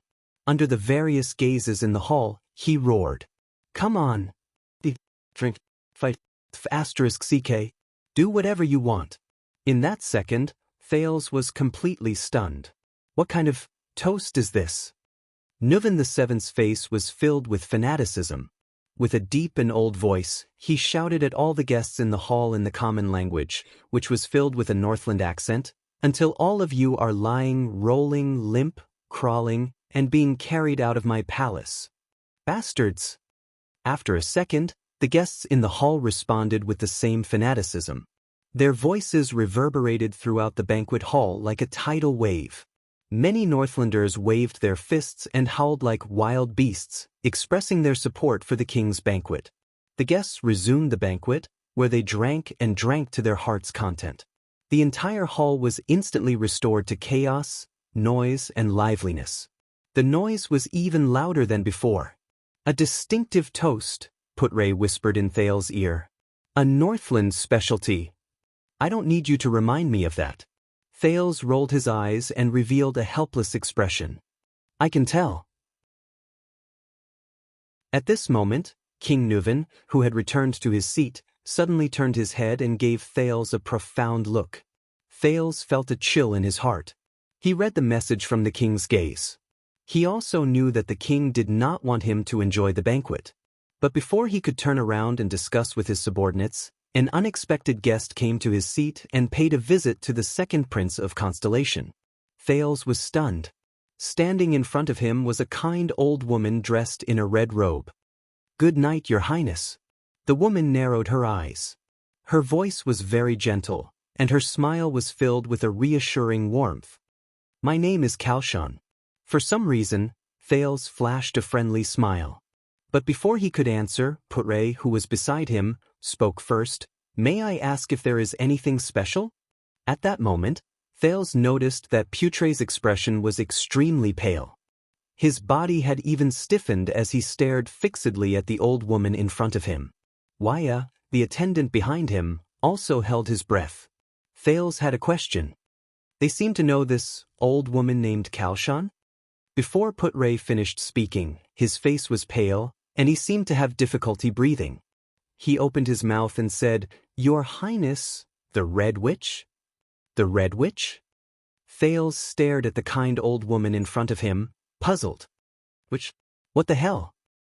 "Oh, it's just that I miss my family. I especially wanted to ask Your Highness." The kind Kalshan narrowed her eyes and shook her head slightly. She seemed a little embarrassed. "How is my son doing in Constellation?" "Son?" Thales was startled again. The second prince responded faintly with the perfect smile he learned from a certain young duke. "May I ask who your son is?" Kalshan, who was known as the Red Witch, smiled gently. "Look at my memory, I forgot to mention it. My son, his name in Constellation is—" In the next second, under Thales' puzzled gaze, this kind Granny Kalshan seemed to be afraid of the cold.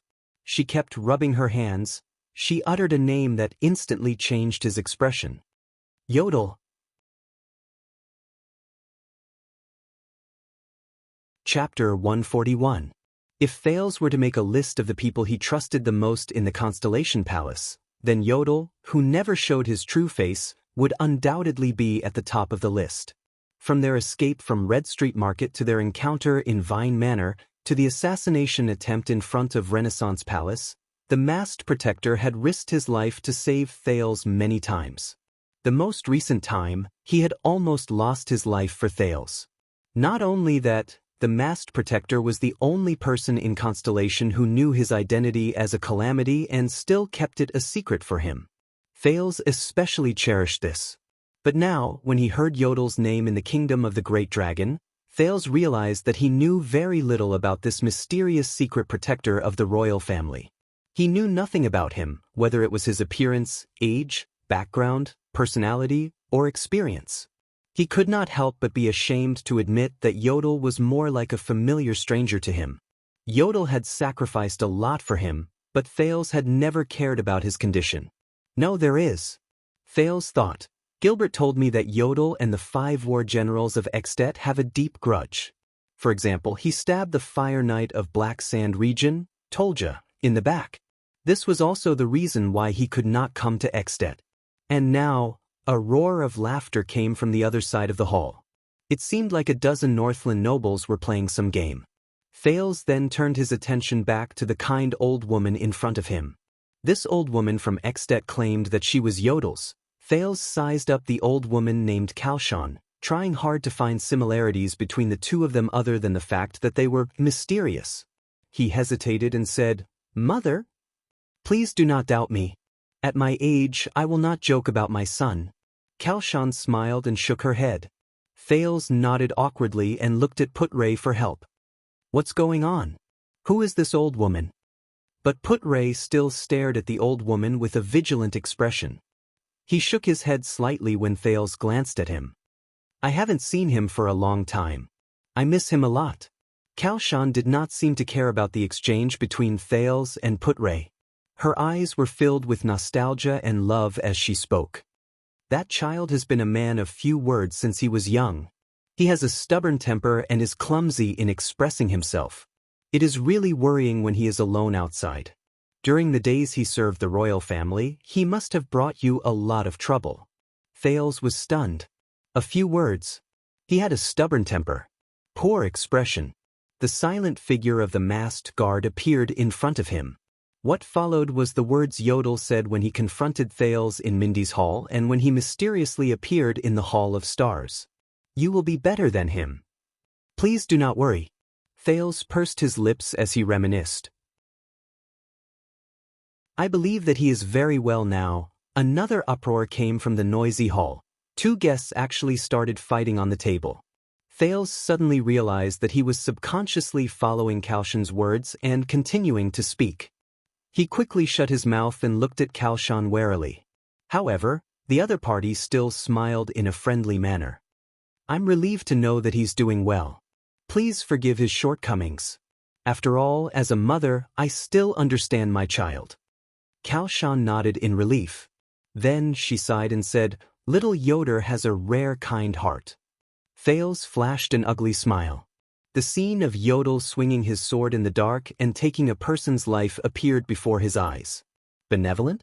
He could not help but feel puzzled. Yodel's mother? Why is she in Extet? This old lady… Wait a minute. Old lady? A memory flashed across his mind like lightning. Thales looked at Kalshan.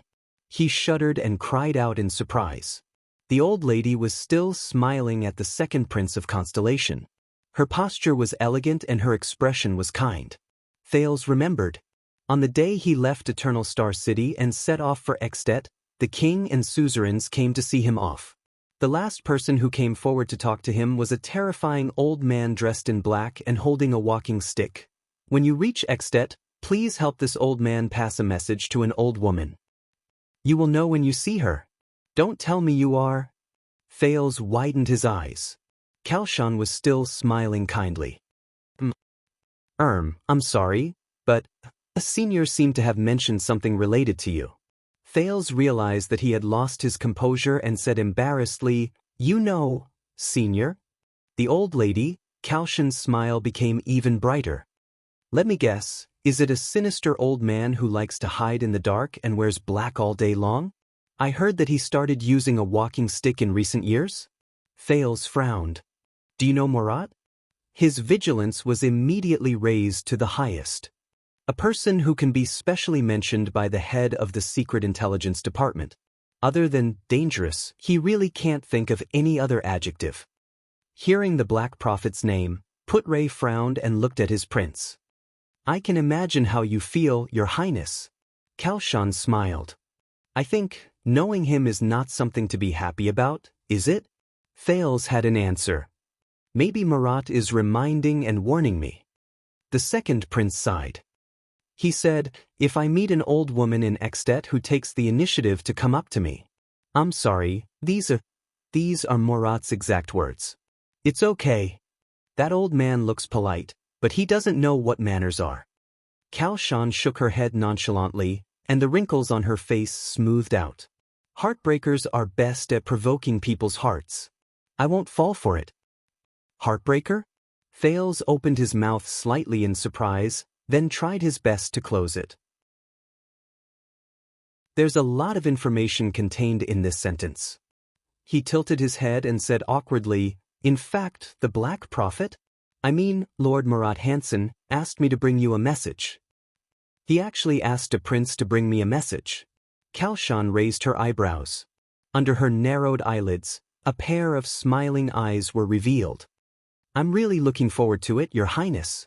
Thales only felt that the old woman's kind smile in front of him gave him a lot of pressure. Compared to the overbearing, almost tangible pressure he felt when he faced the Black Prophet, this Granny Kalshan revealed information that made him frown with a gentle and friendly attitude. It really made him feel awkward and helpless, and he did not know how to defend himself. He said. Thales laughed dryly. Don't cross the line. As soon as he finished speaking, Thales suddenly realized that the old woman in front of him revealed a strange expression. Don't cross the line. Kalshan closed her eyes and took a deep breath. She sighed and lowered her head. Her expression was complicated and indecipherable. She murmured faintly, So what? Before the puzzled Thales could react, Kalshan put away her reminiscence and smiled again. You're in a difficult situation now, Your Highness. You're struggling to survive in the gap between Constellation and the Dragon, and you're also struggling to stay afloat in the maelstrom between the King and the Archduke. Kalshan sized up Thales with a gentle gaze. But please believe me, compared to Murat, these are not worth mentioning. The next moment, under Thales and Putre's puzzled expressions, the old woman nodded gracefully and turned to leave. Thank you for your time. Thales retracted his gaze from the old woman's slowly departing figure. He could not help but notice that all the nobles, servants, and guards on the old woman's path bowed respectfully to her and made way for her. Thales frowned. He could roughly guess the other party's identity. "Oh my God," Waya exclaimed softly behind them. "I just saw the Red Witch?" Thales turned his head and looked at his attendant. "I'm sorry, I thought they all?" Waya's face was full of surprise. "You know, they don't appear in front of people easily." "Them?" Thales exhaled and helplessly grabbed a piece of buttered bread. "So, my guess was right? That Granny Kalshan she's?" "That's right," Putre replied with a solemn expression, using the bardic poem he was good at. "The stars shine, and the dim places are pitch black. The great dragon soars in the sky, and the shadows under its wings are endless." Thales and Waya looked at the barred vice diplomat together. "That lady is a terrifying figure who is as famous as the Black Prophet of the kingdom's secret intelligence department." Putre's eyes were filled with fierceness as he said softly, "She is the person with the highest authority in Extet's secret room. The Red Witch, Kalshan." Thales, who had a huge headache, rolled his eyes.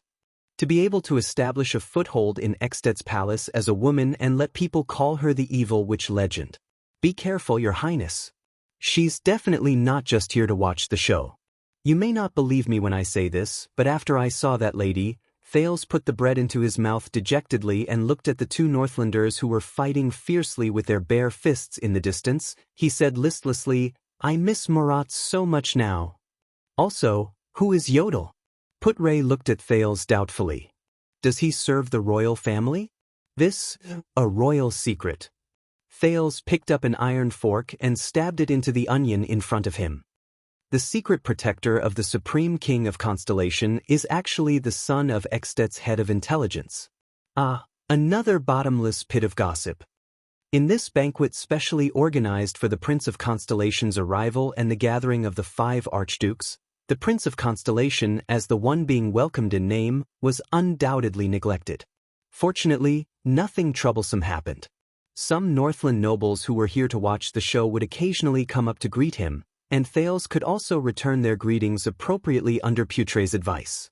It was not that there were no drunkards who came up to provoke him, but Lord Merk was always able to mobilize his men at the right time and pull away wave after wave of drunkards. Thales was able to enjoy his feast in peace, even though a 7- or 8-year-old child could not eat much. How much longer will it take? After a few hours, Thales looked at the bustle in the hall and asked Waya, who was beside him, "I feel like I'm almost becoming a Northlander." Just now, a few drunken feuding nobles caused a group fight that involved 3 battlefields. It made the noisy hall even more excited until the White Blade Guards and the Palace Guards stepped forward to stop it with their fists. "It's been a long time. It's only 11 o'clock at night." Waya frowned and stared in disbelief into the distance. A guest with a swollen face was helped back to the dining table. He could not stop cursing as he gulped down another glass of wine, then threw the wine glass at another person's face. The prince's attendant shook his head and said, "I once heard from my Northlander friends that Extet's banquets often last until dawn. Especially since this is the king's banquet. It represents the face of Dragon Cloud City, and there are 5 archdukes gathered here." Thales shook his head with lifeless eyes. The originally casual order in the hall began to gradually collapse. There were even drunkards who staggered and swayed all over the place. Some nobles hugged their maids and walked out of the hall. Then, strange noises came from outside the hall. Even the vassals and attendants around the 5 archdukes began to leave their seats and participate in the drunken banquet. King Nuvan and Nicholas had already left for a long time. Only Merk was still calmly monitoring the banquet. As for Putre, Thales narrowed his eyes and looked at the skinny constellatiate man who had his arm around the shoulders of countless Northlanders and laughed from time to time. He even dared to compete in drinking. How did this guy blend in so well? Thales pressed his face against the table and exhaled in pain. "Please tell me that the banquets in Constellation are not this crazy." "Probably not." Waya smiled awkwardly. "Of course not." Thales raised his head and saw Putre carrying a barrel of rye wine that was specially provided by Heroic Spirit Palace. He closed his eyes and swayed as he walked over. He clicked his tongue and said, "Constellation's banquets are more civilized and appropriate. The craziness is hidden underneath, such as the meeting room specially prepared by the host of the banquet, the bushes in the garden, and the quiet and uninhabited basement. As far as I know, your father, King Kessel, was an expert in this when he was young." Thales rolled his eyes at him. But Putre opened his eyes and his expression changed slightly. The vice diplomat of Constellation said flatly, "I received Shile's signal." Thales' spirits rose. The king has left the banquet. The people around the 5 archdukes are also swaying. Putre nodded solemnly. "I think it is time to go and have a chat with them." When the banquet was nearing midnight, the Grand Duke of Prestige Orchid, Rabian Alcius, walked out of the banquet hall accompanied by 2 attendants. He stood by a deserted window outside the banquet hall and gazed at the moon outside. He seemed to be waiting for someone. Until 2 footsteps, one big and one small, came from behind him. Archduke Alcius turned around. He immediately frowned. "You are the one who asked me out to meet?" The Archduke pinched the note that had just been passed to his hand and looked at the person before him in disbelief. The Prince of Constellation, Thales Jadestar. Accompanied by Waya, Thales stared at the Archduke's full beard and flashed a bright smile. Alcius looked at Thales before him, then at the note in his hand. The expression on his face gradually changed. Thales took a deep breath. "It's here. It's about to begin." He heard himself speak slowly, "Your Grace." At this moment, Archduke Alcius suddenly snorted coldly and interrupted him. Thales, who was halfway through his sentence, suddenly froze. "Boring." Alcius glanced at him disdainfully and shook his head. Then he turned around and left. Thales widened his eyes. "Am I that annoying? I spent a lot of effort to find this opportunity to meet in private, Your Grace." Thales followed behind him and frowned. "At least listen to what I have to say." There is nothing to say to a 7-year-old. Alcius had no intention of turning back. Thales gritted his teeth. "There's no other way." The next moment, the second Prince of Constellation shouted at the back of the Archduke of Prestige Orchid. "Rabian Alcius, do you know who is going to be the next king of Extet?" Archduke Alcius' footsteps came to a halt. He slowly turned his head and looked at Thales with a strange expression. Under Alcius' strange gaze, Thales panted excitedly. "Lampard?" Alcius' expression changed slightly. Thales calmed his breathing slightly, raised his head, and looked at the bearded man with a determined gaze. Chapter 142. Dragon Cloud City, Armor District, and Alley. Don't you even want to explain? Under the setting sun, Cohen's breathing quickened, and his grip on the hilt of his sword tightened. In front of him, the white-robed Raphael smiled. "For the sake of the past, Cohen, leave Dragon Cloud City immediately. This is an advice from your former colleague." Cohen took a deep breath, suppressing the indignation and confusion in his heart. For a moment, he did not know what expression or words he should use to face his former colleague from the Tower of Eradication. "Miranda is here too. She's nearby. Did you know?" Cohen adjusted his breathing and tried his best to appear calm. "Forget it. The city gate is closed." Raphael ignored him. The white-robed young man looked at the sky and sighed. "Find a place to hide. No matter what happens tonight, don't come out. Leave Dragon Cloud City at dawn tomorrow. The earlier, the better." "She doesn't know yet." Cohen lowered his head, letting the shadow cover his face. "Miranda doesn't know about you. The tower sent us out too. No matter why you came, give up." Raphael sheathed his sword expressionlessly. "The next few days will not be your lucky days. In fact, you shouldn't even be here." "Damn it. Raphael Lindbergh." Cohen could not take it anymore. He raised his head and roared indignantly, "Put away your pride as a smart person. Don't you understand? We are here for the disaster swords." Raphael's pupils shrank. I saw a disaster sword in Red Street Market and experienced his power of eradication. I also saw that power of eradication on you in the Hall of Stars. Cohen gritted his teeth and said with great difficulty, "Do you know what orders the tower gave us regarding the disaster swords? Investigate them carefully and trace them back to their roots. If we can't capture them alive, kill them on sight." "Do you still have nothing to explain?" Raphael stared at him with a complicated expression for a full 3 seconds. Finally, the white-robed young man chuckled and looked at him with a playful expression. "So, you suspect that I joined the disaster swords? Want to capture me?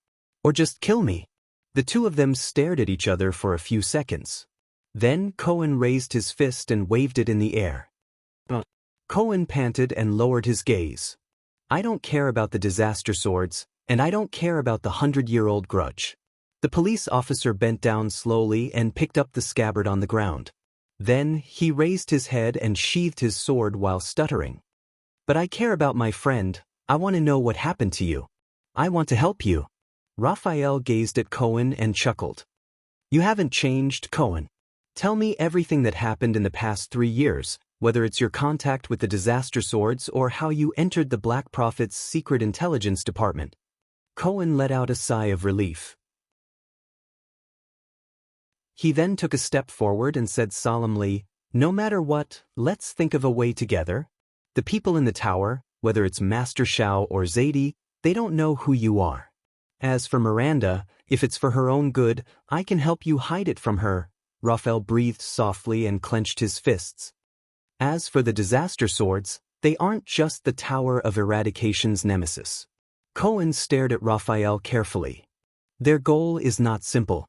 From the assassination of the Extet diplomat group 2 months ago to the recent assassination of the second Prince of Constellation in front of the fortress, they are all related to them." This sentence caused the expression of the young man in white to change. Raphael put away his usual smile and furrowed his brows. "These things, I don't know if you know what kind of person you're dealing with." Cohen sighed and looked straight into Raphael's eyes. "But I'm willing to believe you. I believe that you have a reason that can be understood. But before it's too late, this is the reason you came to Dragon Cloud City?" The young man in white interrupted him and said in a low voice, "The disaster swords plotted to assassinate 2 princes. It is said that they are working together with a certain Archduke of Extet." Cohen nodded and said solemnly, "So this is no longer the Tower of Eradication and the disaster swords, but Constellation and Extet. It's war and peace." "Why is it you?" Raphael raised his head. His gaze was as calm as water. "Why are the two of you investigating this matter?" "Because we have the experience of dealing with the disaster swords." Cohen punched himself in the chest. "It's also because we've all rolled on the battlefield, because we're all seeds." "Seeds?" Raphael snorted and shook his head. "I am also a seed, Missadun is also a seed, Krosh is also a seed, and there's also Aklin from Alumbia, Solovsky and Bykov from the Eastern Peninsula. Why not send us? Why did they have to send you 2 delicate and noble young masters and young ladies? Speaking of which, God, I thought the argument between the commoners and nobles was resolved after your fight with Missadun." Cohen sighed. Krosha's right hand was crippled while she was investigating the disaster swords. "I think this is one of the reasons why the tower sent Miranda." The last rays of the setting sun illuminated Raphael's face. He did not speak, but his gaze was deep. Speaking of the tragedy of his former colleague, Cohen lowered his head. His tone was dejected. "Yes, the girl who gritted her teeth and persevered even when she was punished to run with her sword between her teeth.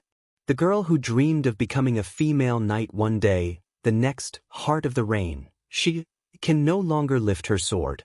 So, I don't want you to become like that. So, just like in the past, let me help you." Cohen took a deep breath. He suddenly took a step forward and placed his hands on Raphael's shoulders. "If you are really doing something, even if it is something unforgivable, then let me be your accomplice. No matter what, we will solve it together. You are not alone." Raphael was silent for 2 seconds. Then his expression changed. "You have to leave immediately, immediately." Whether it is climbing over the city walls or digging tunnels. Raphael put on a smile again, but his gaze gradually turned cold. Something is wrong, and this is not something you can interfere with. He flung his shoulders, but found that he could not break free from the police officer's arms. You know me, Raphael. Cohen's gaze darkened. His tone was strained. If you don't agree, the police officer raised his gaze. His gaze was firm. Don't even think about leaving this place. Cohen was taller than Raphael, but the young man in white did not raise his head. He only shifted his gaze and met Cohen's gaze. This made his gaze even more sinister. For the last time, Cohen Caribbean, the future Count of Walla Hill. Contrary to his gaze and tone, Raphael's smile grew brighter. Times are different now. Mind your own business, especially the matters of the Secret Intelligence Department. He suddenly stretched out his hands and clashed with Cohen's arms, which were tightly locked around his shoulders. Asterisk thud. Asterisk a muffled sound of a collision. Both men trembled at the same time. But the two of them did not separate.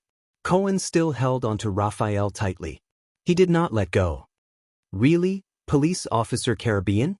Raphael felt the other party's increasing strength. His tone was cold. Did you think that when I said, "Get rid of you," just now, I was only joking? Cohen's expression darkened as well. It was like this in the Hall of Stars, and it's the same in Dragon Cloud City. Cohen clenched his teeth and tightened his grip around Raphael's shoulders. You just appeared out of nowhere, put on a baffling expression, and asked me to mind my own business? Becoming a disaster sword and joining the Secret Intelligence Department. Did it really change you so much? The police officer's anger grew.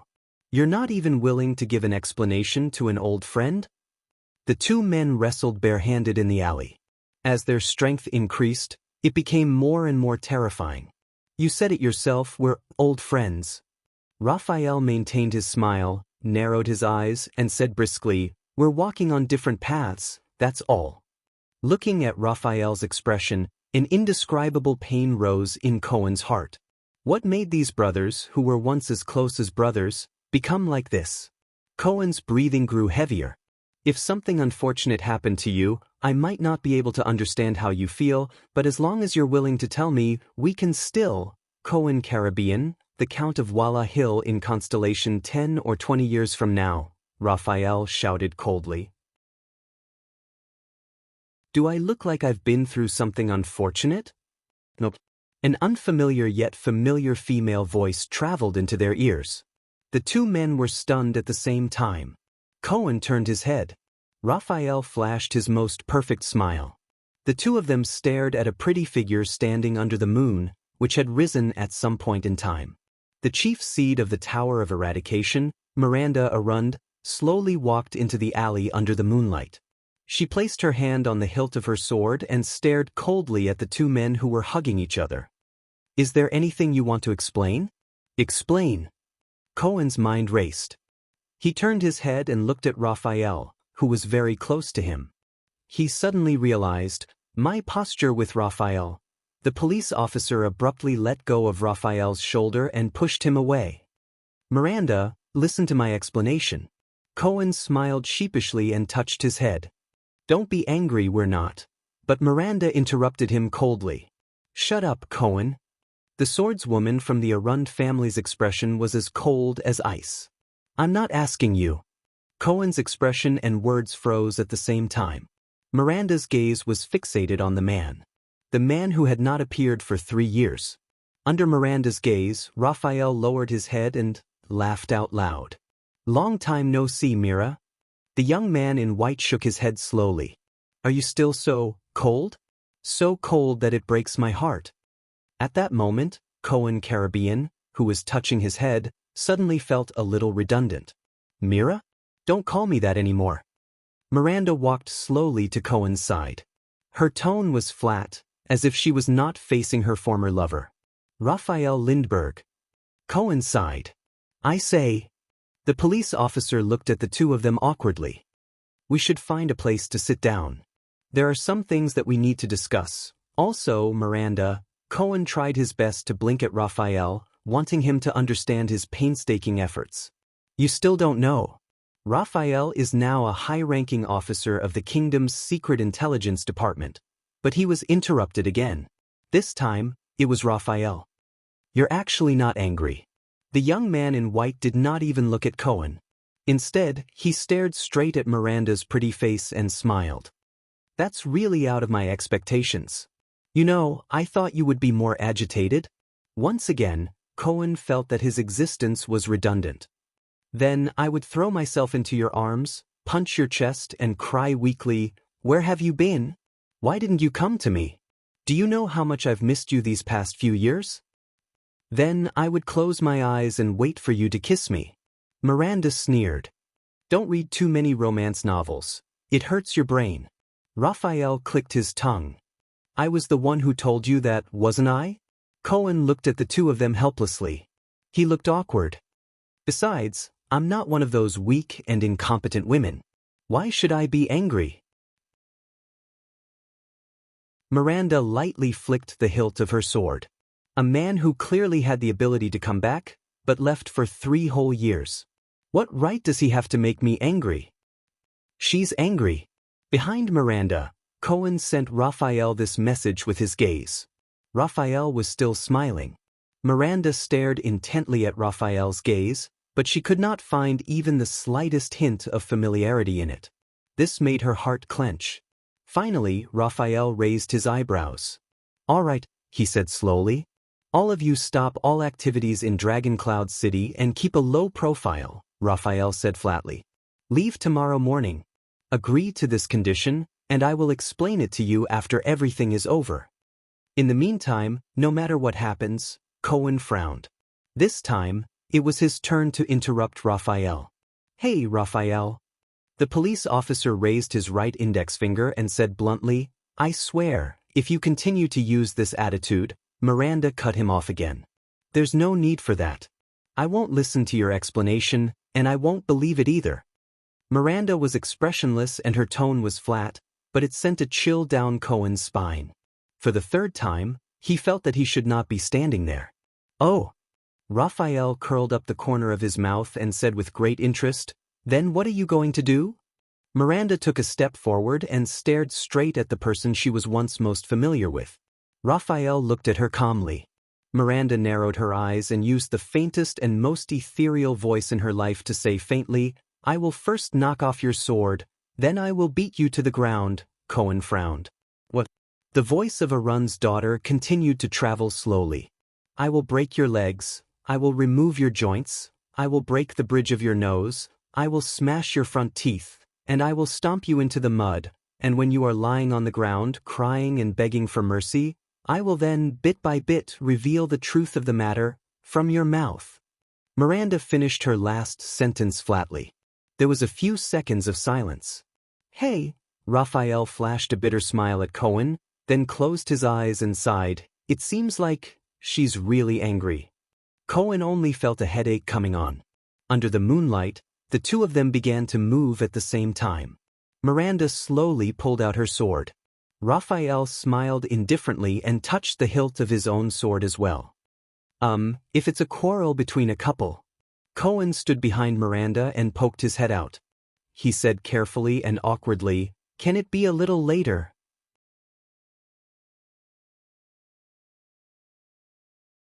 Chapter 143. Chapman Lampard? In the corridor outside Heroic Spirit Palace's banquet hall, Archduke Alcius mulled over the name with a subtle expression. Then, he turned to look at the tiny Thales with disgust on his face. The next common elected king of Ekstedt? The Archduke sneered. I've heard of it, brat, the bearded Archduke said coldly. They say you're a precocious genius. Very well, you're indeed a little smarter than the average child, but that's what I hate the most. Thales was stunned. Looks like my initial impression of you is terrible. Trying to scare people with sensational gimmicks, is it? Dueling with the king, Lampard, what else? Alcius' gaze was cold and his tone fierce. A brat like you who's good at these things since you were young will definitely grow up to be a venomous snake full of conspiracies. Perhaps I should grab my sword and stab it into your chest today. Alcius spat harshly. We have enough trouble for Constellation. We don't need you to add fuel to the fire, brat from the Empire. T. Thales, heart clenched. He realized that the conversation was about to fall apart. Then why did you come to Dragon Cloud City? Thales quickly organized his words so that the conversation could continue and not be interrupted by the other party's disgust towards him. If you're really like what you said, that my arrival is trouble, then why did you come here to provoke this trouble? He looked calm on the outside, but he was actually nervous on the inside. He raised his head and stared at the ruler of Prestige Orchid before him.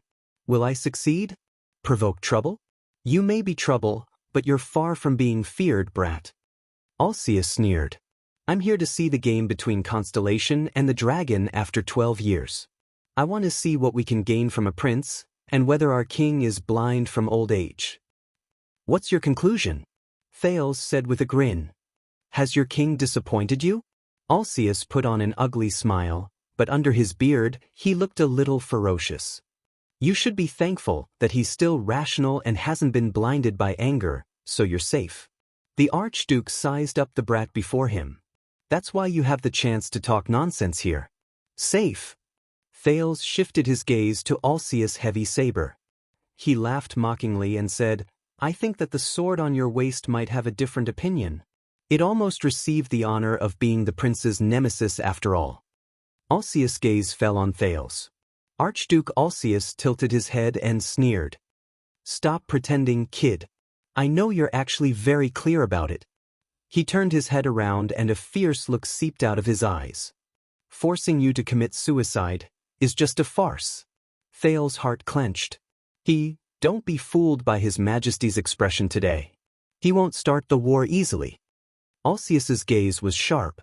You have your father's oath to protect you. The archdukes won't support him to start a full-scale war. As for his attitude towards you, it's most likely just an act for us to see. The Grand Duke of Prestige Orchid sneered, shook his head, and clicked his tongue. Testing loyalty? Bull tricks. As for you and him, Alceus looked at Thales with a subtle expression. He raised his eyebrows and revealed a strange smile. They're actually acting on the same stage. At this moment, Thales' expression finally changed. He knows? He saw through it? Thales was completely stunned. He insists on killing you, and then he wants to see our reaction, right? Archduke Alceus' face was full of disdain. At a time when his own family is about to be destroyed, he's actually scheming. From the moment he entered Dragon Cloud City, King Nuven's domineering aura, the Archduke's incessant chatter, Nicholas and Shile's synergy, and Putre's relaxed attitude of trying his best to make him feel at ease, had more or less bewitched the Prince of Constellation. And the memories of the transmigrator that kept increasing and surging in his mind made Thales feel elated. He always felt that even in this dangerous world where humans ate each other, he should still be the smarter type. It gave him the illusion that the 5 archdukes of Extet were like flat paper dolls that could be folded and kneaded with the slightest bit of force. They were also like lab rats that would react appropriately with a little stimulation. However, it was only now, after the seemingly violent Archduke Alceus exposed his and King Nuven's self-righteous tricks without hiding anything, that Thales suddenly realized that the person standing in front of him was actually a person. A real, living person. Even in the abandoned house, he could not clearly grasp the behavior and psychology of children who were only a few years old. Moreover, the person in front of him was a Northland noble with a long history, a noble status, and a great reputation. He was a powerful person who had ruled for many years, and he was the Archduke of Extet, whose power was comparable to that of a king. He had stood tall in the harsh and cruel cold of Northland for many years. How could such a person be lacking in skill and scheming? Thales lowered his head. Under Alceus' slightly mocking gaze, he clenched his teeth lightly. No, I haven't lost yet. He closed his eyes, took a deep breath, and opened them. You know him very well? This time, the second Prince of Constellation's voice seemed to lose its previous relaxed tone. Instead, there was a hint of solemnity and steadiness. King Nuven. Alceus looked at Thales, who quickly recovered from his shock. His eyes flashed. Yes, I know him. Ever since the first time my father brought me to Dragon Cloud's city to meet him. But I also understand the feeling of sitting in this position, the feeling of controlling, maintaining, and protecting a family, a city, a territory, and a group of subjects, the Archduke said faintly. After the tragedy of the Walton family, for the continuation of the family and the future of Dragon Cloud City, Nuven had a lot of things to tidy up, make up for, and make arrangements. Starting a war would only benefit Black Sand region and people like Lampard. The territory, resources, and population neighboring Constellation would benefit his enemies. This was something he absolutely did not want to see. So, the person who also did not want to start a war and whose interests were aligned with his is actually you, the little brat of the Empire. Alcius snorted and shook his head. Why does he want to be your enemy? No matter what show you're putting on with him, it's nothing more than that. You're on the same side, the Walton family and the Jadestar family. The Archduke snorted through his nose. His expression was cold. Thales sighed softly. Yes, how could a person who became an Archduke more than 10 years ago and ruled until now be a fool? What Thales could think of, these Archdukes could naturally think of as well. At least, they had a subordinate who was as wise as Kentvita was to the Archduke of Black Sand region. Where did he get his confidence from? Did he think that by relying on the memories of a so-called transmigrator, which were incomplete for more than 20 years, did not match the era, did not match the civilized society, and had a vastly different status and social class? Just like countless transmigrators before him, he relied on his superb interpersonal skills, outstanding memory, and ever-present aura and halo to make these elites from other worlds, who had survived the social competition, which was countless times more intense and cruel than in his previous life, obediently listen to his orders and manipulate them as he pleased? He was even helpless against Quide Rhoda, who managed the child beggars in the abandoned houses, and his assistant, Nair Rick, right? Thales lowered his head dejectedly. A person's will and actions are always unpredictable and mysterious existences. Society was composed of millions of unfathomable human hearts. Society is definitely not a precise machine that can operate perfectly with a set of parameters.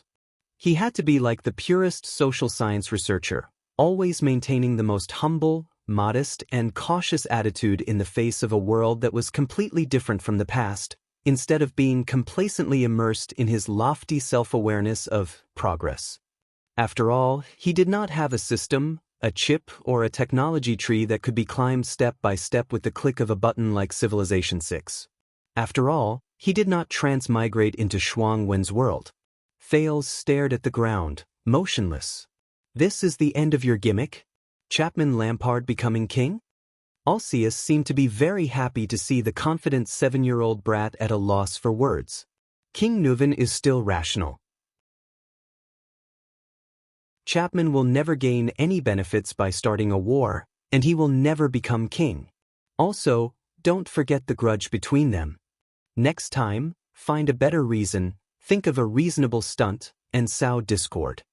Alcius was ready to leave after he finished speaking. Thales slowly clenched his fists behind him. Maybe. I really am. He's not suitable to be a prince, or even a king. But, under Waya's astonished gaze, Thales chuckled softly. At least, I want to be a survivor. Survive. The next moment, Thales raised his head abruptly and looked at Archduke Alcius, who had not gone far. You are wrong. Alcius stopped walking. It is precisely because King Nuven is still rational that. Thales' voice came from behind him. Chapman Lampard is destined to become the next king. And I myself am not as safe as you claim. That is why we are having this conversation. The same old stunt again? Alcius sighed. My disgust towards you will only. The second prince did not give him a chance to speak. The key is not my stunt, but whether this is related to your interests. Thales' eyes were firm and steady again. Is it related to the interests of Prestige Orchid region? Listen to me. Then make your own choice. Alcius frowned. What I'm going to say next is only to you. Thales looked behind Alcius. There were 2 muscular attendants with sharp eyes, and it was obvious that they had extraordinary skills. Archduke Alsius narrowed his eyes as if he was deep in thought. "But are you afraid that a child will assassinate you?" Thales sneered and said, "Or do you want to go back earlier and drink a few more glasses of wine with your 4 good colleagues?" As he stared at the foreign prince in front of him, who appeared young but spoke maturely, Archduke Alsius felt a strange sense of absurdity. A few seconds later, the Archduke chuckled and ordered his attendants to walk away. Thales secretly heaved a sigh of relief. At his signal, Waya, the prince's attendant, nodded and left with a solemn expression. The brazier in the corridor burned fiercely. 2 figures, one big and one small, faced each other quietly in the dark. "Tell me, according to your theory, how does Lampard become king?" Alsius did not look at Thales. Nonchalantly, he extended his hands to the brazier and warmed his frozen hands. "I was assassinated in front of Broken Dragon Fortress." With a cold expression, Thales went straight to the point. The murderer wanted to frame Lampard. Archduke Alsius pursed his lips and raised his eyebrows. "I've heard of it." "Unfortunately, he did not succeed," Alsius said disdainfully. "Whether it was to kill you or frame Lampard." Thales ignored Alsius' hostility and continued. This made Lampard realize that an enemy was secretly reaching out to him, and that his situation in the country was not good. Lampard is a powerful man. This is nothing to him. Archduke Alsius was expressionless. Because of this, Lampard proposed to form an alliance with me to fight against our enemies together. Thales still did not care about what the Archduke said. Like a robot from his previous life, he stated the truth without any emotion or color. He provided me with all the resources I needed in Dragon Cloud City in exchange for the help of a future king of Constellation. At this moment, the corners of Alsius' lips curled up. He lost his composure and laughed. "A promise from a 7-year-old brat who has yet to wear the crown. Lampard would be a fool to form an alliance with you. He only changed his stance at the last minute because he saw that attacking Constellation was hopeless." The Archduke moved his hand, which was warming the fire, to the back of his hand. "And that won't make him king." "Of course," Thales said coldly. "That's all." Alsius snorted. "How are you going to help him become king? Issue an announcement to support him?" At this moment, Thales' expression changed. But this is not Lampard's plan. After a dozen or so seconds of indifference, he suddenly raised his voice. "I am also not the one who can help him become king." Alsius shifted his gaze from the brazier to Thales. "Of course he knows that I am not that valuable. Other than being branded with the symbol of Constellation, I am nothing." Thales sighed. "But believe me, I met him once in his military camp. He is not a fool. I know him better than you do." Alsius clenched his fists above the brazier and said coldly, 12 years ago, when he mercilessly nailed his brother to the ground in the duel field, I witnessed it with my own eyes." Thales took a deep breath and nodded. "He is only pretending to form an alliance with me. In fact, I guess he has other plans. And he is about to put them into action." Alsius locked his thoughts in a frown and carefully sized up Thales before him. "Say it, Brett." Alsius also sighed and said impatiently, "Very well, you have successfully attracted my attention." Thales was stunned. This line, I seem to have heard it somewhere before. "Forget it, it's not important." Thales took a deep breath. "Nuven," he heard himself say slowly in his calmest and most careful tone, "Chapman Lampard wants to work with King Nuven. With the Walton family, the Dragon Spear family, and Dragon Cloud City." A few seconds passed. "Ha!" Alsius burst into impudent laughter. With a nonchalant expression, he turned his head away. Thales only stared at him quietly. Alsius put down his hands that were warming the fire and clasped them together. His gaze was cold. "Is this your guess? I thought you were only good at using gimmicks. I didn't expect you to be good at creating gimmicks as well. I saw it with my own eyes. Lampard was trying to contact Dragon Cloud City." Thales replied coldly. "Impossible." Alsius stopped smiling and said firmly, "Lampard is suspected of murdering Prince Mariah. That is a blood feud.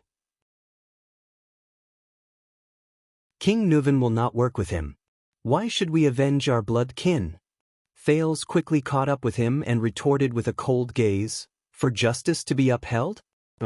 It is to ensure that our family will no longer be harmed like this. It is to give our enemies the most severe warning. It is for the ultimate continuation and prosperity of our family. Alcaeus frowned. For this goal, everything can be abandoned. Thales nodded slowly. Including vengeance and honor. King Nuvan has not lost his rationality. You said it yourself. Looking at the Archduke's deeply doubtful expression, the second prince said flatly, the Walton family has lost its last direct heir, but it has not perished. King Nuvan will not let it perish. It was Lampard who made the first move. He targeted Dragon Cloud City and even killed its only heir. Trust has disappeared. Alcaeus still shook his head. Even if he wanted to find an ally, it would not be King Nuvan. Lampard would not go looking for trouble himself. You just said that you know Lampard better than I do. You know if he has the courage to take the risk to reconcile with his enemies for the sake of benefits. Thales calmly refuted the Archduke's words. Don't forget, a few years ago, Constellation's Duke of the Northern Territory, Valarund, wore a hood and formed an alliance with Lampard, and Arund and Lampard are mortal enemies. Archduke Alcaeus took a deep breath. Also, you saw that we were acting, didn't you? Thales saw the wavering in the Archduke's eyes and continued to throw out the bait he had prepared. Why do you think Lampard sent an army to escort me to Dragon Cloud City in such a dignified manner? Do you really think that King Nuvan ordered his White Blade Guards to depart ahead of schedule and kidnap me to Dragon Cloud City out of anger and fury? Alcaeus was slightly startled. That was indeed an act. Thales' face tensed up and he spoke faster, making his voice sound more urgent and agitated. It was an act for all of you to see how His Majesty's anger was ignited, so that he could confuse all of you and conceal his deepest intentions. But it was not to stop the war between Constellation and the Dragon, nor to stop Black Sand Region or the Southern Archdukes from benefiting from the war. It was for the alliance between Dragon Cloud City and Black Sand Region. Archduke Alcaeus closed his mouth and exhaled deeply, as if he was thinking. During those few days, God knows what exactly Nicholas of Dragon Cloud City and Kentvita of Black Sand Region talked about in the tent. Thales sighed and said, we only saw them drawing their swords outside the tent. But I can roughly guess. Thales heard that his tone had become calm again. He also saw Alcaeus' gaze gradually become deeper. The Walton family is destined to decline. The second prince sighed faintly. After King Nuvan's passing, the Walton family might even face a calamity after the next king selection. So, he must place his bet on a powerful archduke, a future king, even if this person is suspected of murdering his son. Alcaeus turned around and looked at the moonlight outside the window. Thales slowly shut his mouth. He was waiting for Alcaeus' response. This is the Archduke's own battle.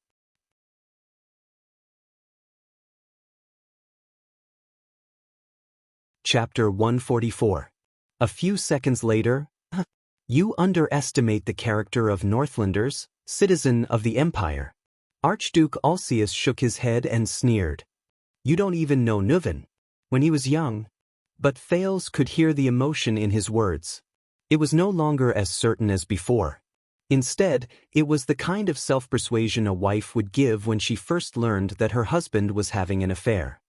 No, he's always been loyal. Are you that confident in your king's character? The second prince raised his head, his eyes burning. Stop trying to sow discord.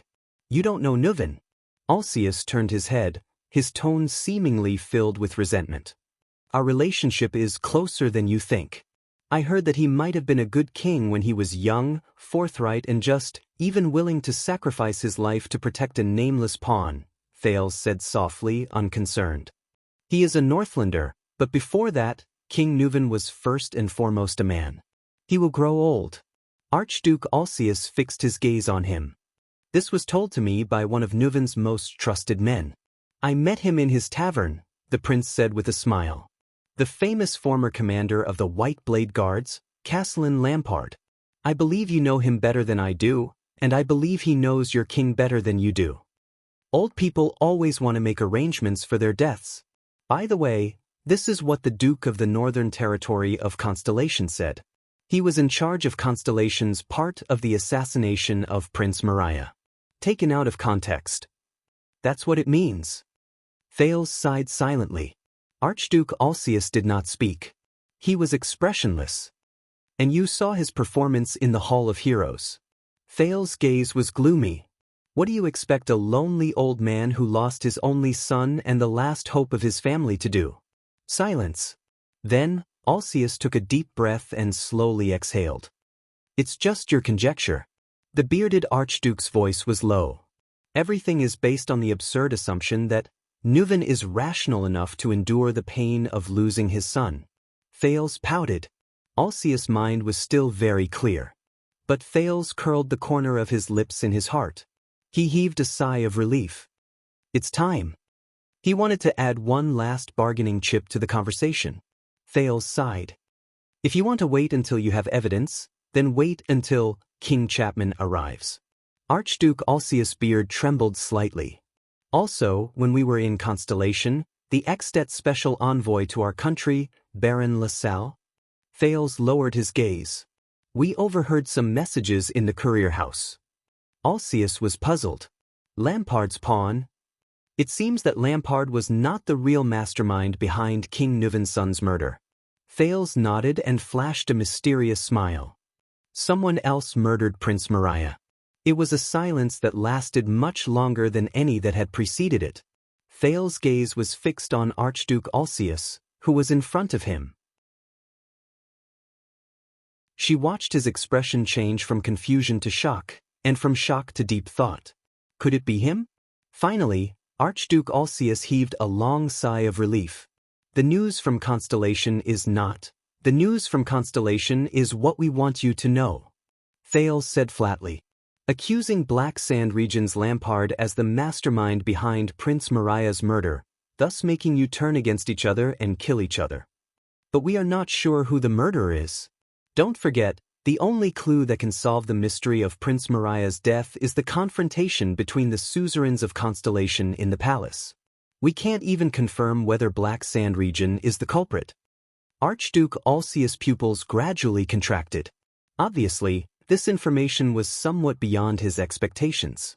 This is the Black Prophet Morat, a means of the kingdom's secret intelligence department. Thales shook his head helplessly. In other words, the so-called feud between Walton and Lampard, Dragoncloud City and Black Sand Region that you have always believed in might not exist at all. This means that if Lampard can convince King Nuven that he did not participate in Prince Moriah's death, Alcius stared at Thales in disbelief. Nuven Walton and Chapman Lampard. Thales shrugged and sighed. They don't have any feud over the death of their son. They can totally form an alliance. On the contrary, Nuven will not trust you, because perhaps the real murderer. Thales recalled a little boy in a blue suit and glasses in an anime from his previous life. He pretended to touch the bridge of his nose, then narrowed his eyes and pointed at Alcius decisively. He's among you. The murderer also did something else. Before Thales finished speaking, he narrowed his eyes and threw out another piece of information. And this was what King Nuven told me. Archduke Alcius' pupils slowly narrowed. He is also the one who framed Lampard under Broken Dragon Fortress and used the Mystic Gun unit to try and kill me. Archduke Alcius' breathing became heavier. Thales did not miss any of his expressions. A few seconds later, the Archduke of Prestige Orchid lowered his head and chuckled. Alcius' gaze was sharp. If all this is true, then they might have formed an alliance. But these are all empty words from you. There is no evidence. Marquis Shiles. Thales expected Alcius' reaction. He was not flustered. The city envoy from Camus Union talked to me quite well along the way. From his channels, I found out that on the night Nicholas arrived at Lampard's military camp to welcome me, he released 3 messenger ravens in the middle of the night. There is no harm in confirming with him. Breeding and selling messenger ravens is also one of the businesses that Good Flow City represents. They are only here to welcome an enemy country's envoy. Why did they contact Dragoncloud City 3 times in Black Sand Region's camp? Alceus's face was as cold as ice. Thales nodded at him. At least, one of them is trying to contact the other party. Archduke Alceus pressed his hand on the hilt of his sword and did not speak. After a moment of silence, the Archduke said calmly, "If Nuven wants to find an ally who can successfully choose his king for the sake of the Walton family's future survival, then be it me or Rockney from the city of faraway prayers, we are both better choices than Black Sand region. Besides, even if they secretly form an alliance, what can they do? Ekstedt isn't Constellation. We choose our own king. Do you think Nuven can appoint Lampard as his successor before he dies?" Alceus retorted firmly. "Will it feel like an imperial appointment?" This sentence suddenly popped up in Thales' mind for no reason. This made him burst into laughter. Thales cut him off firmly. "Chapman Lampard of Black Sand region has the greatest advantage to become the next king." Alceus did not speak. He was waiting for the foreign prince's reply. "Your Grace, why do you think that after what happened to Prince Maria and the Fortress Treaty, war hasn't broken out between our two countries?" Thales asked flatly. Alceus' gaze shifted slightly. The Archduke's gaze as he looked at Thales slowly changed. "You were sent to Ekstedt. Your father's oath to the throne used your safety to ensure that war would either not break out, or it would break out into an all-out war that could only be won with the entire strength of Ekstedt. The price would be heavy, and no Archduke would be able to face it alone. And in order to contain Black Sand region, King Nuven had to stand on the same side as the Jade Stars to prevent war." Alceus' expression became more and more unpleasant. Thales finally smiled. "Yes, these two factors are the main reasons to prevent war from breaking out on Ekstedt's side. Once they all disappear, once King Nuven is no longer afraid of the price of an all-out war, and no longer hesitates to mobilize all the archdukes in the country in the name of the common elected king, eliminating every archduke's worry of facing the enemy alone. Once King Nuven no longer has the need to contain Black Sand region's expansion, and even needs to help them expand to ensure that they obtain a bargaining chip in the king's selection, Lampard of Black Sand region will undoubtedly be the biggest beneficiary of war. He is close to the northern territory of Constellation, and has Nuven's open and covert support." Alceus raised his head and stared at the ceiling. Thales could not see his expression clearly. "Now you know why King Nuven came to you to discuss the matter of soldiers, and to test your attitude towards killing me?" Thales lowered his eyebrows. The noise of the banquet continued to ring in his ears. Archduke Alceus lowered his head. The second prince chuckled softly. Thales quirked his eyebrows and spread his hands. "I wonder if you are ready to address King Chapman as a respectful title." "So," Rabian Alceus stared straight at Thales. But this time, the disgust and hatred in his eyes faded away, and he became exceptionally serious. "You came to me, even if their alliance is only based on your suspicions." Thales nodded painfully and sighed heavily. "Yes, perhaps Lampard is still trying to contact King Nuven." He exercised his neck and rubbed his hands in frustration. "Perhaps they have not come together yet. Even if they have really formed an alliance, you still have room for reconciliation. Nuven suspects that you are the murderers of Maria, and Lampard may become king. These are your losses, Archduke Alceus, but these consequences will not appear so soon, so you do not have to worry. But I am different." Thales raised his head and looked at Alceus solemnly. "Once things change as I imagine them to be, Dragon Cloud City and Black Sand region will kidnap all of Ekstedt and start a war," the second prince said in a nonchalant but slightly anxious tone. "Then I, who is still on a diplomatic mission in Ekstedt, will be the first to suffer. I will face the judgment of fate earlier than any of you. This is why I came to you. For my life." Thales stared at Archduke Alceus, whose face was stiff. He gritted his teeth and said, "And for your future." Both of them fell into silence again. The noise and the crackling of the braziers traveled into their ears. "Why did you come to me?" Alceus asked in a hoarse voice. "And not the others? Rockney? Pofrit? Perhaps they are more reliable?" Thales stared at him and nodded slightly. Only your and Trentida's territories are bordered by Constellation and close to Black Sand region. You cannot turn a blind eye to Black Sand region's rise and Constellation's affairs. As for Trentida, I don't believe in his treachery. The Prince of Constellation said softly, among all the archdukes, you, Rabian Alceus of Prestige Orchid region, are the most likely to stand with me. Alceus took a deep breath and looked out the window. The next moment, since we've said this much, Archduke Alceus turned to him abruptly. His gaze was sharp.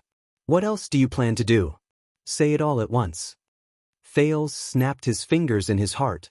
He smiled on the surface. We are still in King Nuven's palace.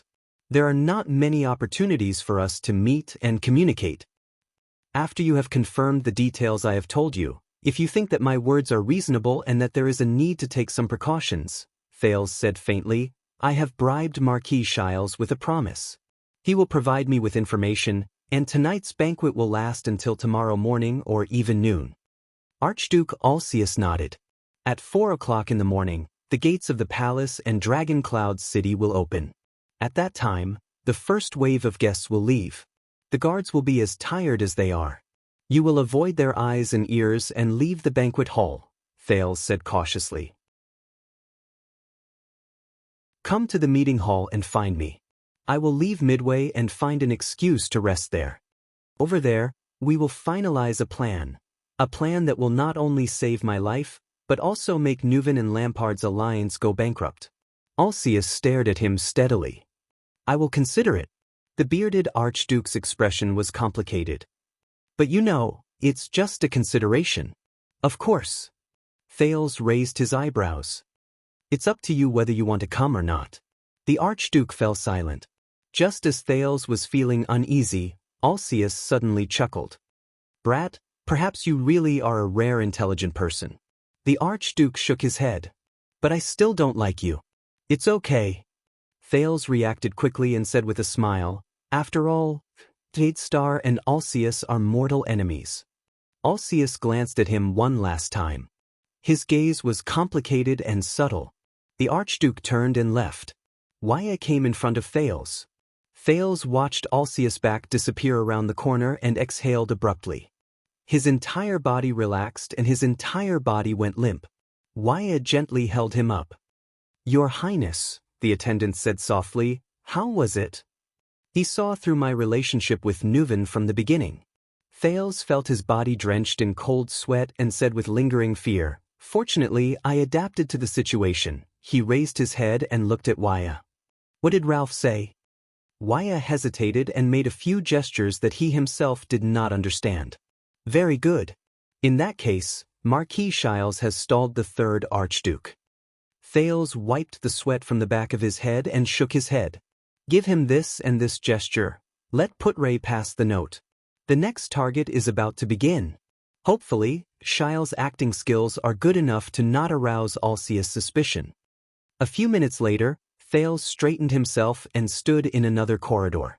He recalled the next person's personality. Then he made up his mind. Footsteps came from behind him. The next moment, Thales took a deep breath and turned around. Accompanied by Waya, he flashed the brightest smile at the person who was walking towards him from afar. Your Honorable Highness. You know, who will be the next common elected king of Extet? The next second, the Archduke of Reformation Tower, Porphyus Trenida, who had a bowl cut on his face, stood in front of Thales with a frown on his face. 3:50 in the morning. Heroic Spirit Palace, the meeting hall. Thales sat at the long table where King Nuven sat in the same hall as yesterday. Looking at the empty stone hall, he felt a little creeped out. There was only one thing that could overshadow his fear of darkness and loneliness. That was apprehension and panic towards the unknown. Only the few braziers behind him continued to crackle and burn on their own. He placed his hands on the long table and sighed. Who will come? His conversation with the 5 archdukes finally ended in trepidation. Alceus of Prestige Orchid region was the first. It made him especially nervous and took a long time. He almost failed due to his relationship with Nuven being exposed. Trentida of Reformation Tower seemed cunning and suspicious, but their conversation was much faster than the former's. Trent Ida quickly understood what Thales meant, and his gaze revealed deep suspicion. It was unclear whether it was directed at Nuven or Thales. These two southern archdukes were not the most difficult.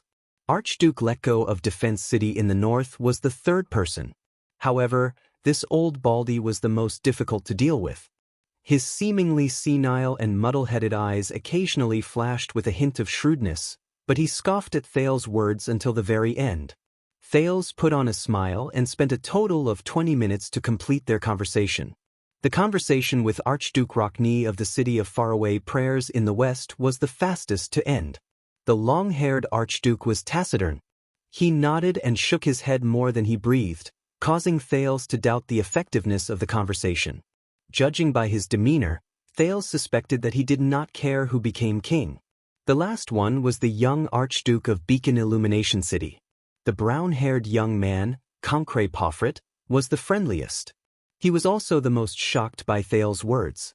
Even when he left, he still looked dazed and in disbelief. Thales had to comfort him. "It hasn't happened yet. It's just that." Thales squeezed the pocket watch that Putre had handed to him. The cold metallic touch made his heart tighten. Who could it be? Who could it be? Who is the mastermind who hired the disaster swords to murder Mariah and then assassinate me? Or, no one appears at all? If I really can't find the murderer. Thales laughed bitterly. I hope King Nuven dies tonight. At this moment, thud, footsteps came from outside the stone hall. Thales was shocked. He sat up straight. It was a series of heavy and rhythmic footsteps. Step by step, the person walked over on the stone bricks. As the footsteps slowly approached, a figure was projected into the stone hall. The person seemed to be especially tall. The person finally walked into the meeting hall. Under the light from the brazier, Thales saw the person's shoulder-length hair and his unusually serious expression. There was a picture of an ancient book embroidered on his robe. The second prince was stunned. This was the person he had least expected. The brazier was still burning fiercely. The man stopped in front of him. I'm here, he said faintly. Thales jumped down from his chair and frowned. He still remembered that this serious man had refused King Nuven's order to kill the Prince of Constellation in a duel in this stone hall. The reason was that it would simply tarnish my honor. And now he was standing in front of him. Hello. The second Prince of Constellation paused for a moment. He looked at the tall, slender man and sighed in disappointment. The Archduke of the City of Faraway Prayers of Extet.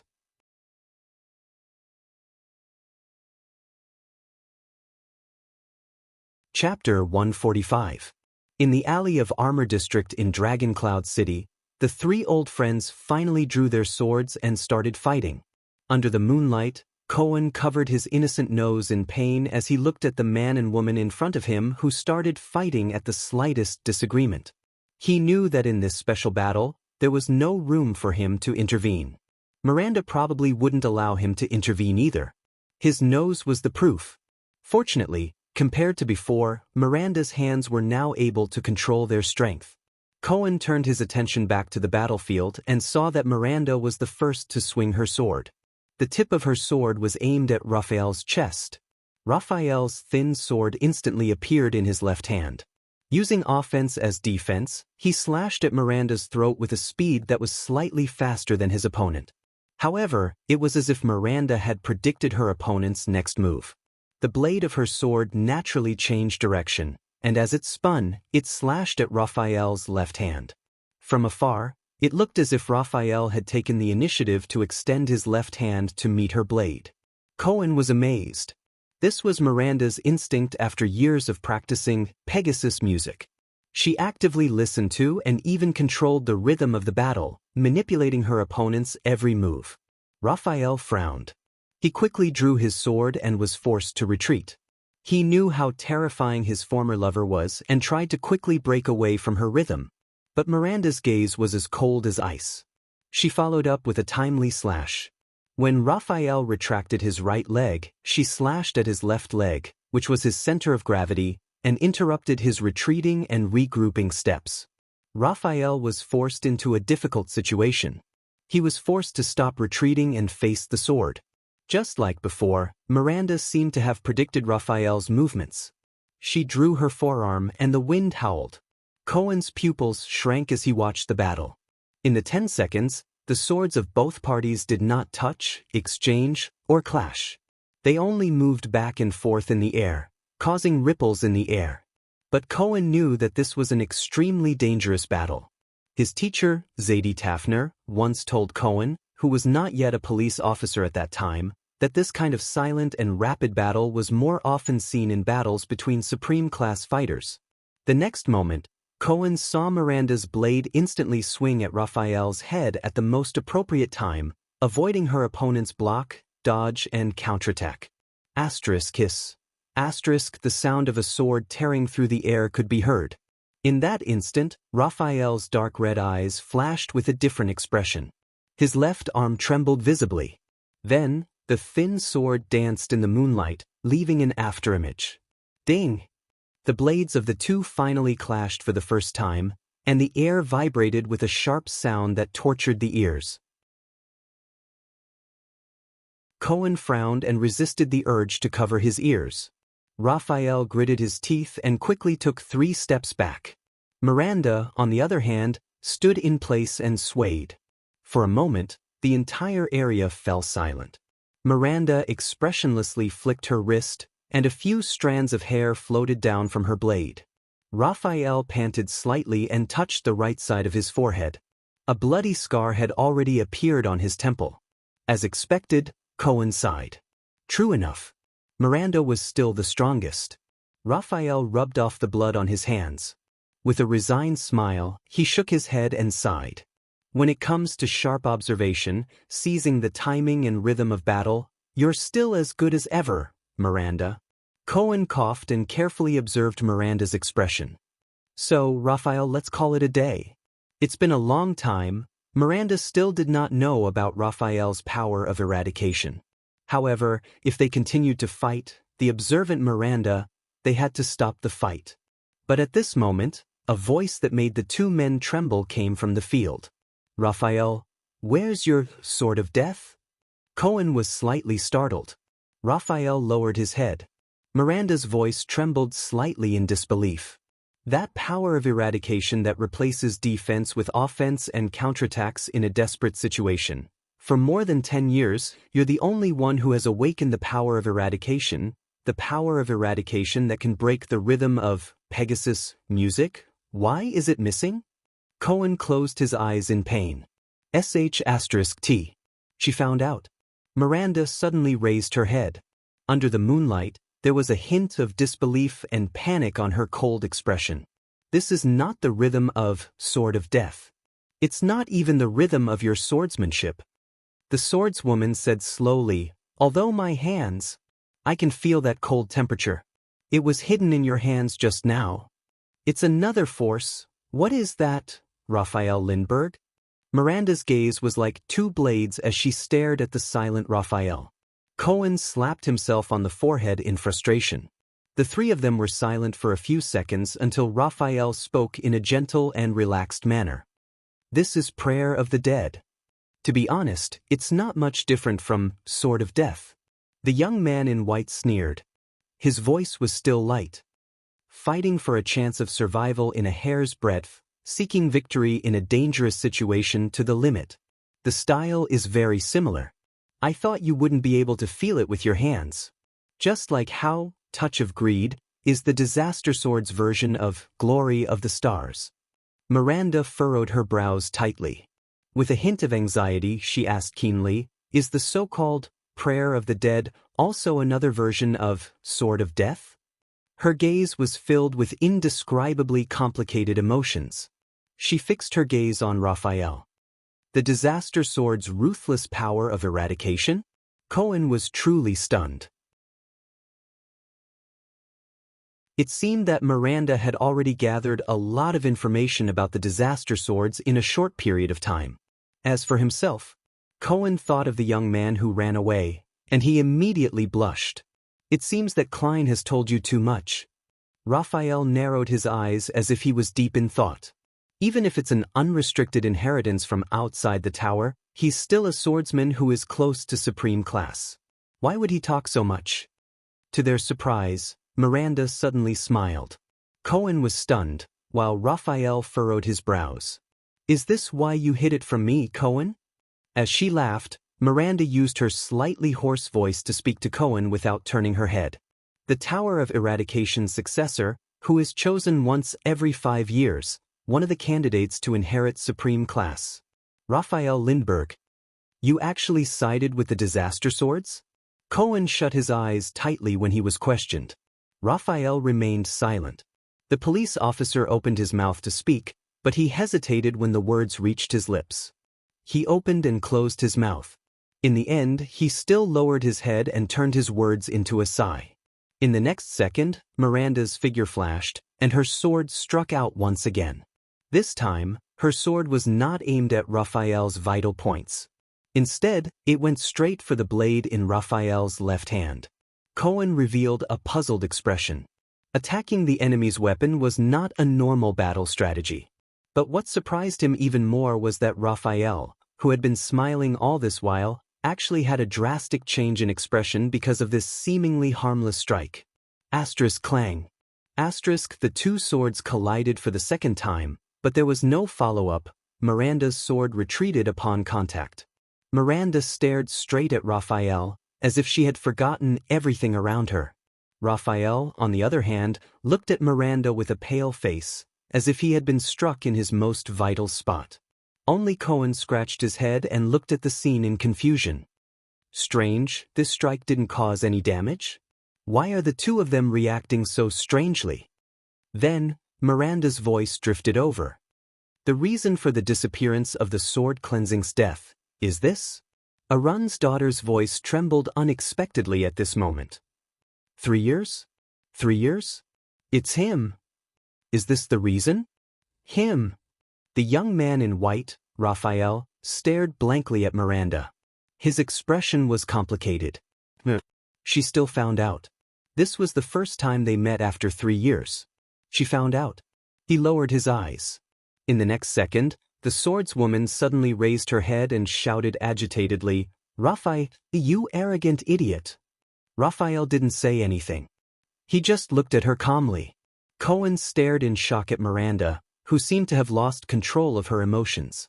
This was, what's wrong? Wasn't she a strong and independent, strong woman just a moment ago? How did she become a grief-stricken ex-girlfriend in the next moment? In the next moment, the swordswoman turned around and stabbed her sword into the wall beside her. Swoosh! Raphael let out a long sigh. With a gloomy expression, Miranda let go of her hand, letting the hilt tremble in the air. I curse him. Miranda turned her head and gritted her teeth. Her expression was sorrowful and indignant. She sneered angrily. He deserves it. He deserves it. The swordswoman roared. Raphael gently sheathed his sword. Don't be like this, Mir. The young man in white shook his head and said softly, It's not worth it. Cohen's mouth fell open. He was almost driven mad by the situation in front of him. What was going on between the two of them? After fighting for a while, they stopped? Started crying and talking in riddles? Sword cleansing's death? Arrogant idiot? Deserved it? Not worth it? He was Cohen Caribbean, a Level 2 police officer of the Western City Police Station of Eternal Star City and also the captain of the City Defense Patrol Team. At that moment, his mind was a mess. I can't understand it at all.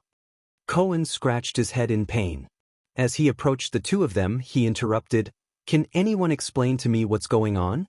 Miranda, even though Raphael has the disaster sword on him, you don't have to be so agitated. In the next moment, Miranda and Raphael raised their heads at the same time and shouted angrily. Shut up, Cohen. Miranda's face was full of anger. Not now, Cohen. Raphael's face was as cold as ice.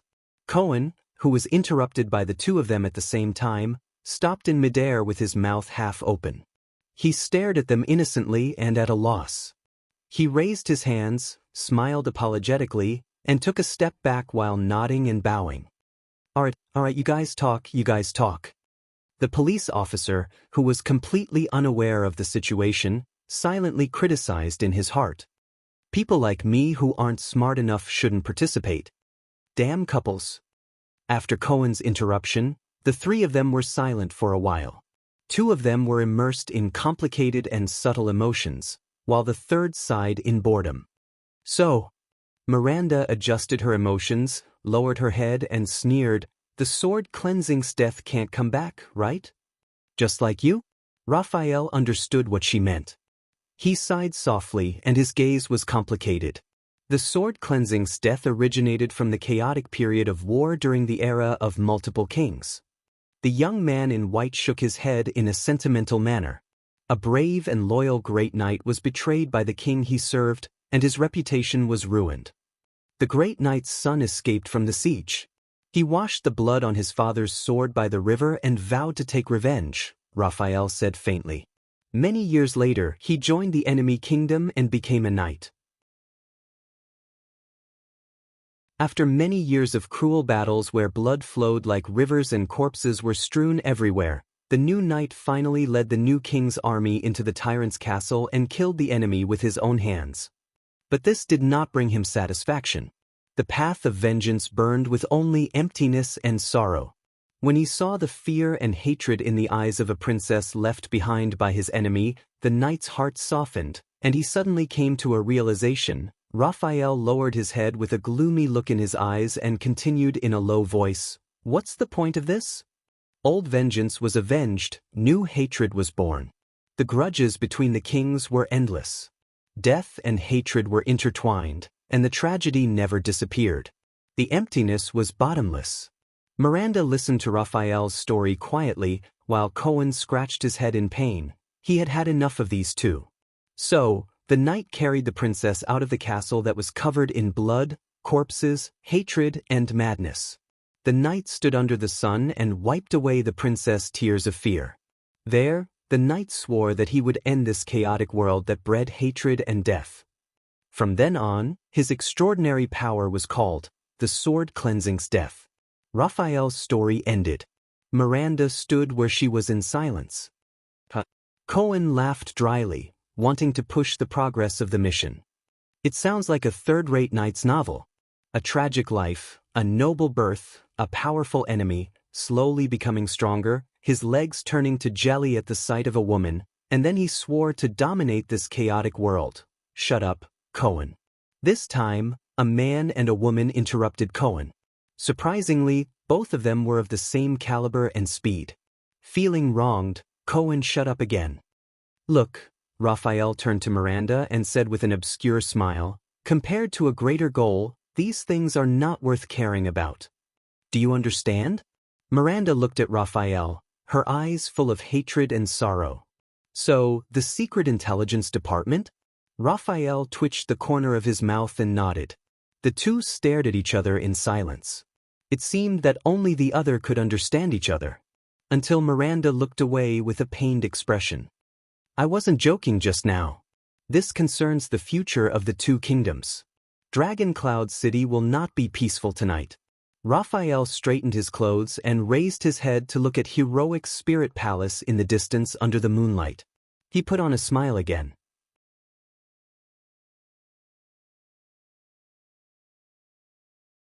Chapter 146. Cohen exhaled. He did not understand anything from just now until now.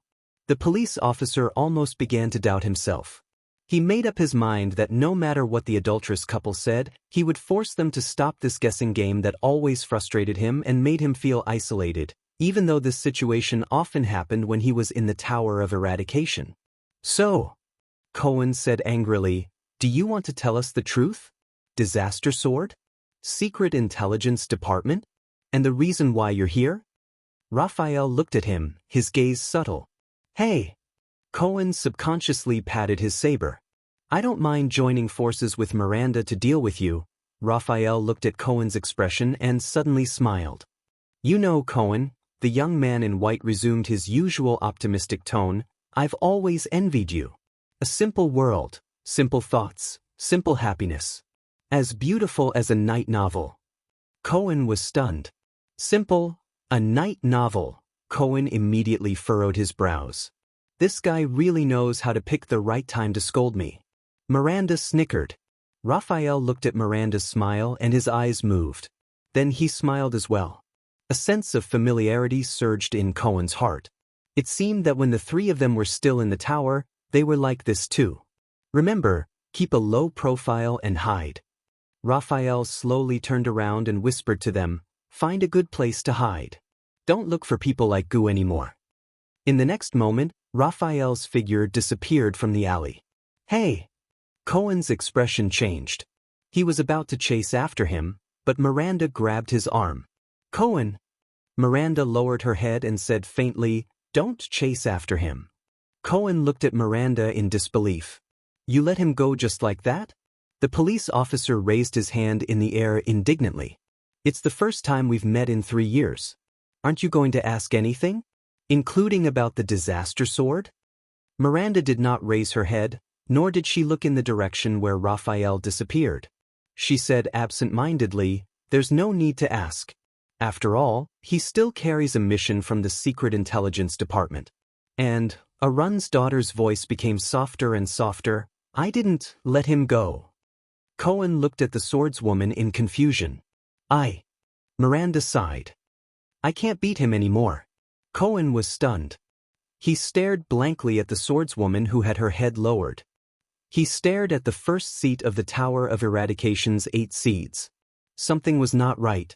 Suddenly, Cohen noticed that Miranda's beautiful black hair should have been tied up in a ponytail. Unknowingly, they had already dispersed. Cohen suddenly thought of something and was shocked. He looked down and found Miranda's hair tie in the moonlight. The hair rope was broken. The cut was smooth, as if it had been cut by a sword. Cohen's expression changed. This was the first time Raphael and Miranda exchanged blows. Him? Cohen looked at Miranda in disbelief. Raphael, he held back just now? A battle between swordsmen was always unpredictable. It might be easy to kill a swordsman, but to show mercy to a swordsman, it meant that the swordsman must have superior swordsmanship and control over the situation. Cohen clearly remembered that although he ranked second in the overall assessment, Raphael was definitely one of the bottom 3 among the 8 seeds when it came to one-on-one duels. But now, Miranda said nothing. Cohen panted with difficulty.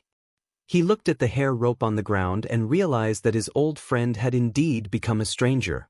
Miranda, Cohen, whose thoughts were in a mess, said with difficulty, the story you told me at the end, about the knight and the princess, what does it mean? Miranda was silent for a few seconds. Cohen. Miranda laughed bitterly. As the son of the Sword of the Twin Towers Caribbean family, your knowledge of history is terrible. Cohen's face turned red. All right, I can only accept it. But I'm really not familiar with the history of the era of kings. That's what historians are supposed to do, isn't it? That knight's name is Camelot Carlous, Miranda explained in a low voice. She looked at the ground and shook her head. And that princess, the daughter of his enemy, later became his wife. What a vulgar plot. Cohen frowned. Camelot, doesn't this name sound a little familiar? Miranda ignored him and continued with her story. After that, the knight fought for 20 years, quelled the terrible chaos of war, brought peace and stability, and built his ideal kingdom. Cohen's frown deepened. Quelled the terrible chaos of war, built his ideal kingdom. Because his achievements were so great that they were unprecedented, even the patriarch of the Bright God Church could not find a suitable coronation ceremony for him. Miranda chuckled and said faintly, so, the knight's wife personally weaved a ring of jasmine flowers and crowned him. His subordinates and people gave him an unprecedented title. Miranda finished her story calmly. Supreme Emperor. At that moment, Cohen's mouth opened as wide as it could possibly get. This is the story of the first emperor in history, Great Emperor Camelot, who conquered everywhere and built the ancient empire. Cohen's eyes were in a daze, and he kept scratching his head. All right, it seems like my knowledge of history is really poor. So, Raphael means? Cohen asked hesitantly. At this moment, something unexpected happened. Miranda turned her head and suddenly stretched out her hands and put them on Cohen's broad shoulders. She hugged the police officer. Then she buried her face in his chest. Then she pressed her entire body weight against Cohen. Cohen instantly froze. 1 second. 2 seconds. 3 seconds passed. Cohen stared at Miranda in his arms in a daze. The next moment, when he came to his senses, he was immediately scared out of his wits. What's going on? Miranda, the fiendish Miranda, was actually in his arms. That's not right. That's not how the script is written. There's a Far Eastern proverb, a friend's wife is not allowed. If she comes to her senses, if Raphael finds out, I'm not, at this moment. I'm sorry. The swordswoman's voice was trembling and sobbing as it came from Cohen's arms. Cohen was instantly shocked. Sobbing? From now on, I'll treat you as a wall. Miranda's voice was a little muffled and distorted. I need to lean on you for a while.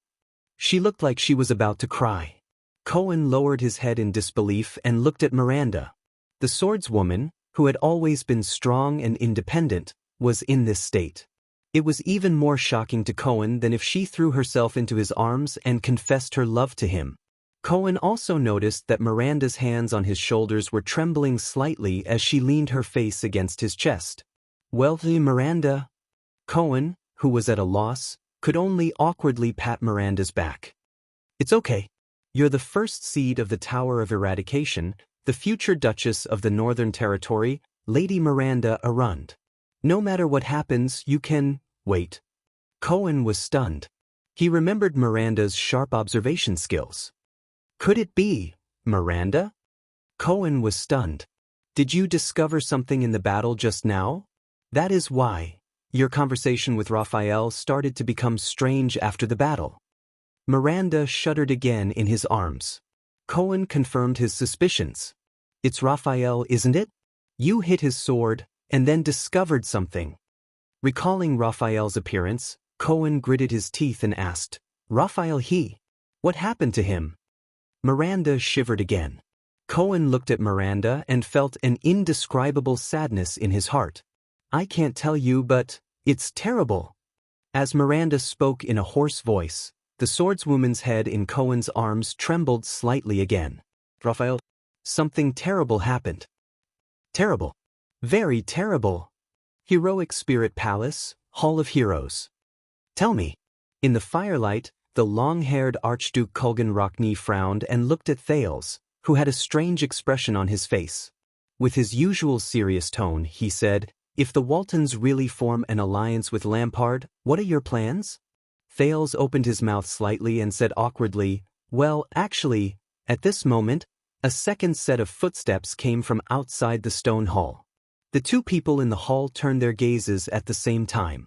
As the shadow moved into the hall, a third person appeared in front of Thales and Archduke Rockne. Thales stared at the newcomer in a daze. Porphyus Trenida, the Archduke of Southern Extet and the Archduke of Reformation Tower, raised his head and looked at Archduke Rockne, then at Thales. Trent Ida met Rockne's gaze with a strange expression.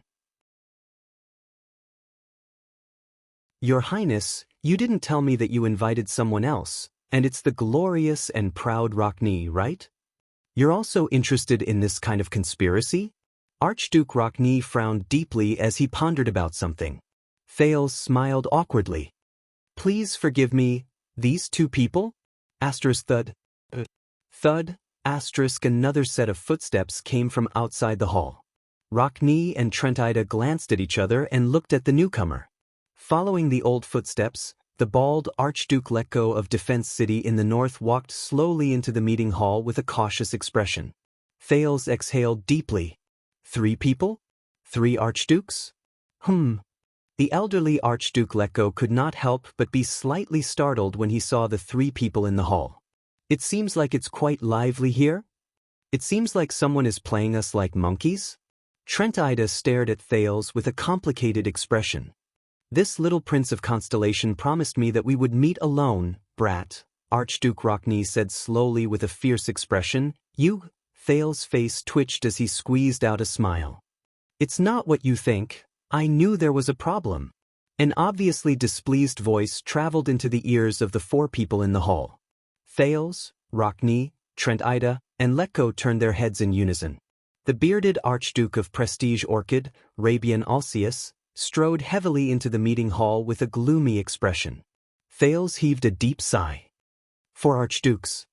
Thales opened his eyes and said helplessly, "It seems like all of you esteemed sirs, all of you are secretly overthrowing the Walton royal family, very interested." The four archdukes looked at each other. Very soon, they understood something. "I got it." Archduke Alcius glared at the stiffened Thales with a furious expression. "Brat, don't tell me that you said the same thing to every single one of them?" Thales' face was filled with rage. "I really admire you." The long-haired Archduke Rockne sighed and shook his head. "You managed to attract all of us here with just a few words." Thales took a deep breath and endured the Archduke's hostile gazes. "Why don't we wait a little longer? Wait until all five of us are here?" Trentida said sarcastically. "Maybe that brat Poffred is on his way here?" Just as Thales was about to give in to the Archduke's questioning, more and more footsteps were heard. The four archdukes frowned at the same time and looked around. Many people dressed in the uniforms of guards and servants filed into the meeting hall. Many of the braziers were lit. The stone hall was instantly as bright as day. A familiar, weathered voice rang. "I'm really touched." The old voice caused the four archdukes' expressions to change at the same time. The fierce and decisive Rabian Alcius. The cunning and cunning Porpheus Trentida. The unsmiling Kulgan Rockne. And the seemingly honest Rogers Letko. With just a little provocation, all four archdukes are suspecting and plotting against your king. I'm not dead yet, and you're already so anxious to target the throne of Ekstedt? Flanked by 2 rows of white blade guards and Nicholas, Nuvan Walton VII stepped into his meeting hall with a dignified expression. The common elected king of Ekstedt came to the high seat at the long table below the Soul Slayer pike. He raised his head and cast his gaze at the four archdukes. At that moment, Thales suddenly realized that the old king was actually very tall. Marquis Shiles and Putre also came to Thales' side from the crowd. The former wore his usual smile and nodded at him, while the latter pursed his lips and observed everything in the hall. The four archdukes looked at each other with different expressions, then at King Nuvan. "Damn you, brat." Archduke Alcius spat and glared at Thales fiercely. "Conspiring with the king, to fool us? What do we do now?" "Your Majesty?" Rockne nonchalantly sat down on the long table. "Are you going to punish us just because the four of us gathered in the meeting hall? Or—" Trentida glanced at Thales maliciously, sending a chill down the latter's spine. "The brat over there wants to accuse us of plotting against the throne? Our attendants and guards are all up there, Your Majesty." Archduke Letko exhaled with a complicated expression. "If they want to get rid of us, this is an unprecedented opportunity." T, Thales sighed. He suddenly realized that he seemed to have attracted a lot of hatred. Thales could only smile sheepishly and spread his hands. "Actually, these are all King Nuvan's." At this moment, King Nuvan interrupted him. "Porpheus is right." King Nuvan slowly exhaled. His aged but dignified voice echoed in the stone hall. "There is only one thing we need to do." Under King Nuvan's sharp gaze, the four archdukes were simultaneously stunned. The old king spoke slowly in his old but powerful voice.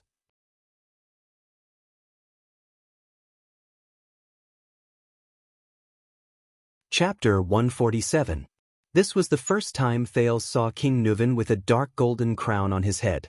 Dressed in a golden-red outfit that was both solemn and imposing, he walked down the stairs with his ministers surrounding him. He walked towards the long table in the middle of the meeting hall and sat on the common-elected king's seat of honor. In Thales' eyes, the nearly 70-year-old old man was no longer as gloomy and obscure as he was when he first met him. Instead, it was replaced by an unprecedented majesty and boldness, like a silent and terrifying lion in a pride of lions. Nuvan Walton VII stood tall and upright. He held onto the arm of the chair, his eyes shining brightly as he looked into the hall. Under the king's undisguised scrutiny and disdain, the four archdukes turned their heads or averted their gazes in an unnatural manner. Administrator Merk stood behind the king with a solemn expression. Dozens of elite white blade guards guarded every corner of the meeting hall, vigilantly pressing down on the hilts of their white swords. There were even more unfamiliar faces that Thales had never seen before.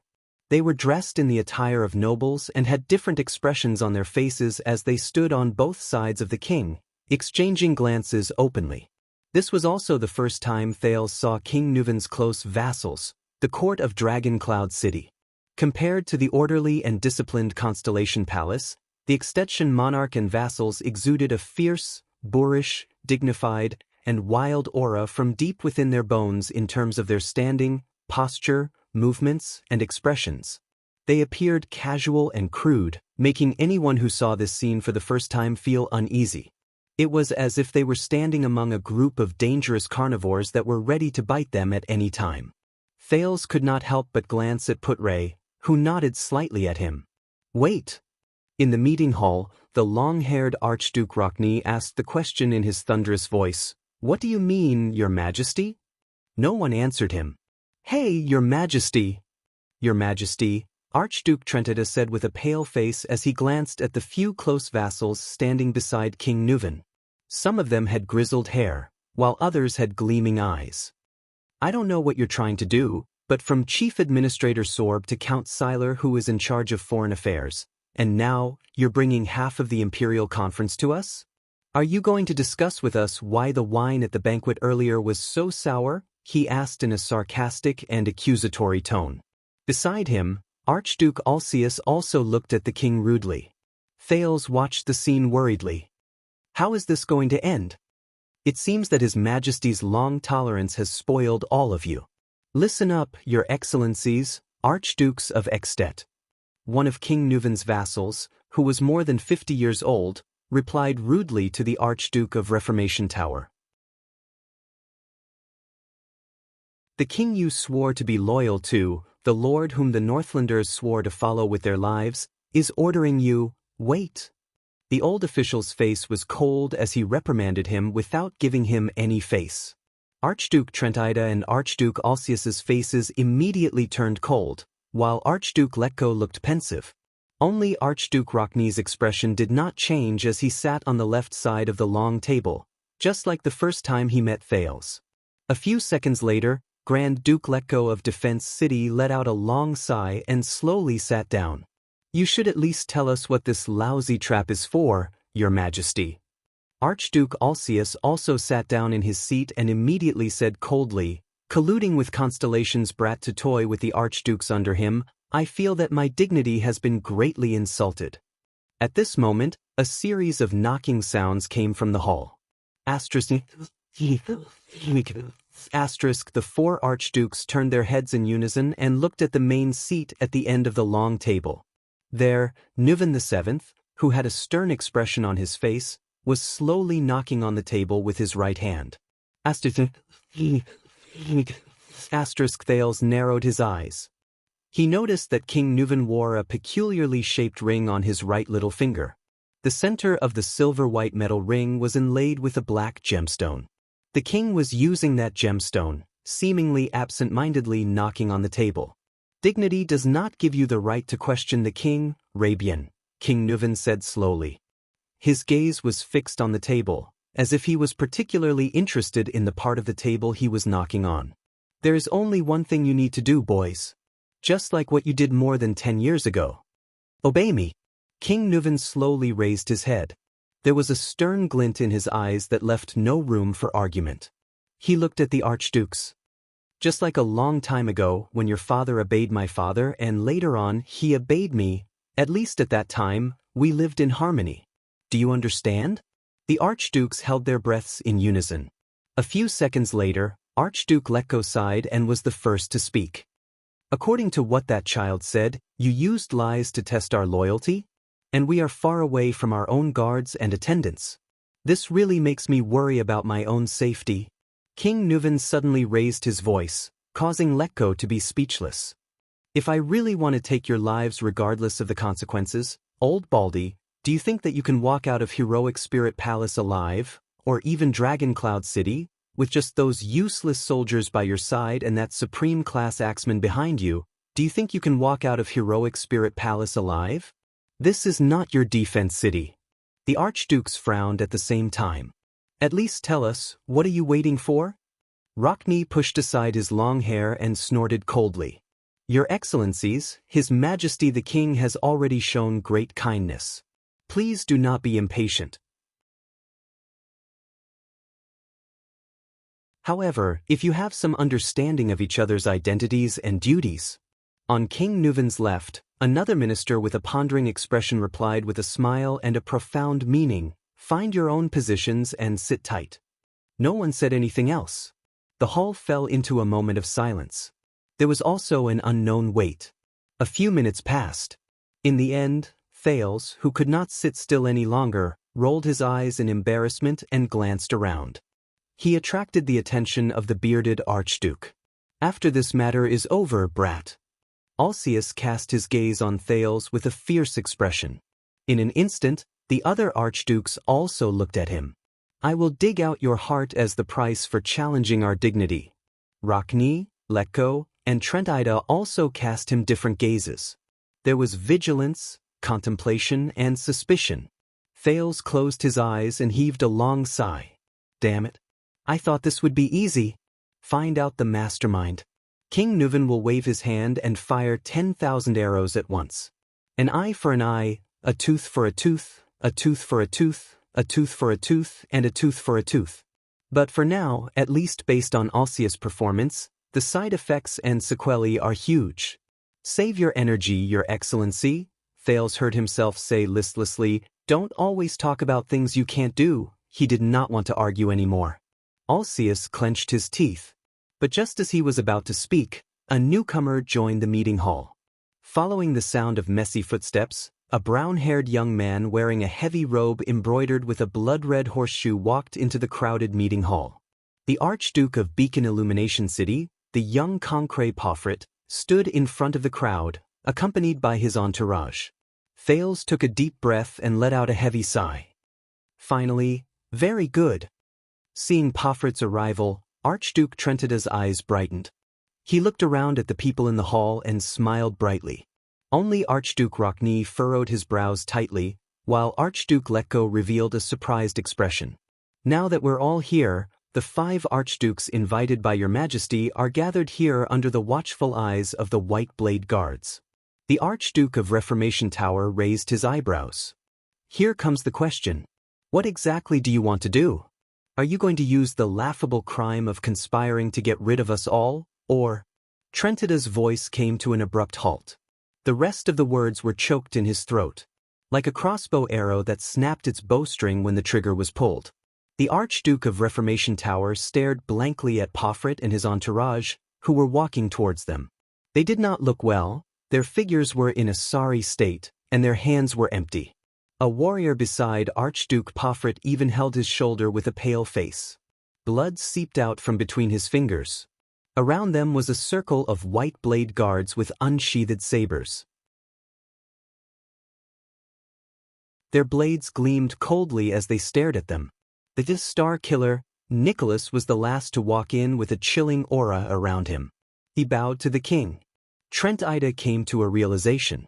Pofrit and his entourage were escorted in by the White Blade Guards after they were disarmed. Archduke Pofrit himself stood expressionlessly. His body was still cold, and snow dripped from his brown hair. Is that enough?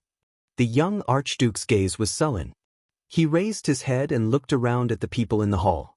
A noble Archduke should not be treated like a criminal in the king's palace and castle. What are you trying to do by forcing me to come to the meeting hall by force?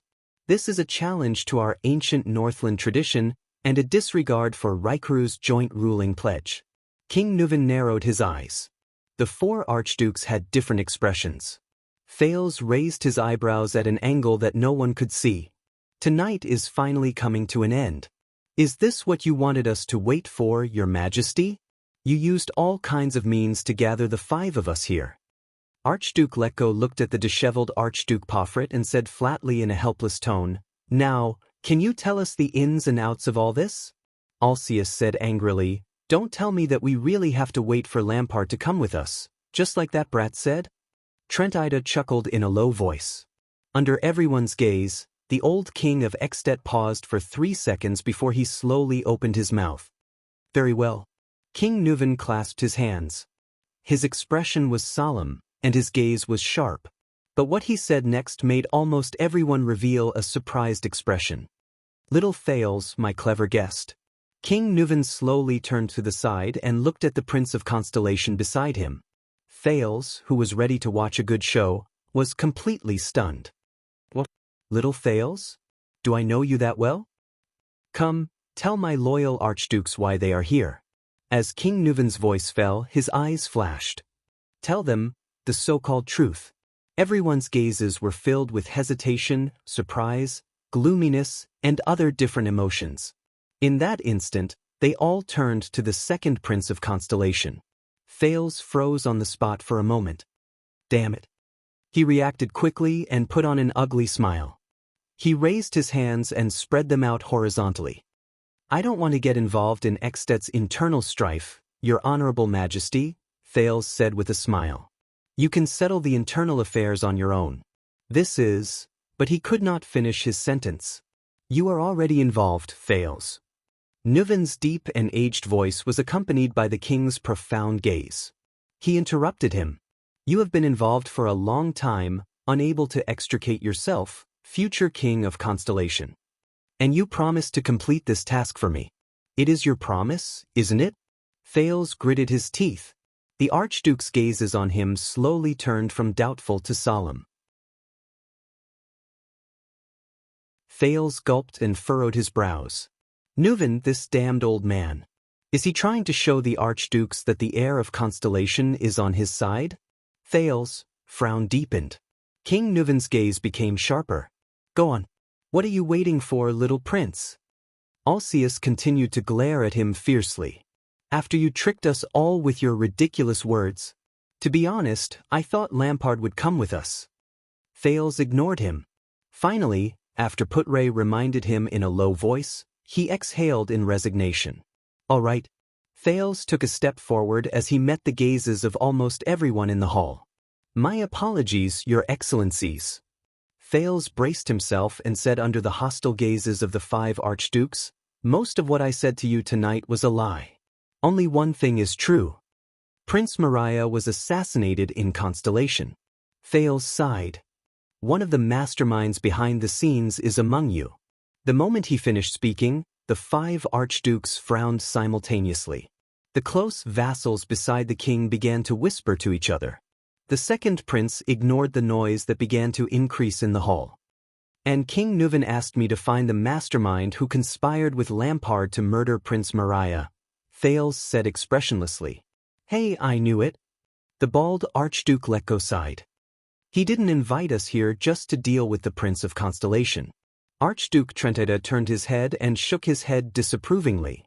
The mastermind who conspired with Lampard? I get it. But this is not an easy task. Thales turned to the 5 archdukes and nodded. Almost all of you are suspects. The 5 archdukes turned their heads away unnaturally to avoid Thales and King Nuven's gaze. The facts have proven that all of you are indeed restless. Thales chuckled and continued, to be honest, I really didn't expect that my words would attract all 4 of you here. I thought it would be 1 or 2 at most. My loyal archdukes, the co-rulers of Extet, King Nuven said slowly, it seems that all of you have great ambitions. The hall was instantly filled with whispers again. Alcius and Lekko's expressions became extremely awkward. Rockney still had a cold expression, Trentida clicked his tongue and giggled, and the young Poffert's expression was still gloomy. King Nuven quietly watched everything in the hall with his hands clasped together. So, it's almost impossible to find the mastermind from you lot by following the rules. Thales sighed. I can only find another way out. I give up on starting from the suspects, and start from the truth of the matter, from how the murderer would react after knowing the truth. Thales nodded at Putre and smiled. Since we can't retreat, why not go forward with all our might? I see, Archduke Rockney of the City of Faraway Prayers said sternly. Everything you said was false. There was no secret meeting between Dragon Cloud City and Black Sand region, nor was there any collaboration between the Waltons and Lampard, was there? Thales shook his head. Of course not, I made it all up. His Majesty will not form an alliance with an enemy who killed his blood kin. At the long table, King Nuven's gaze flickered strangely. I understand, Archduke Letko said with a lisp. The key lies in Lampard, right? Because the so-called mastermind who murdered Mariah is secretly collaborating with Lampard? Humph. Alcius snorted coldly. What a lousy scheme. To convince us and the mastermind at the same time that Lampard and His Majesty are collaborating? To make him think that Lampard will betray the identity of the mastermind to His Majesty? The trap is so straightforward. Archduke Trentida leaned back and giggled.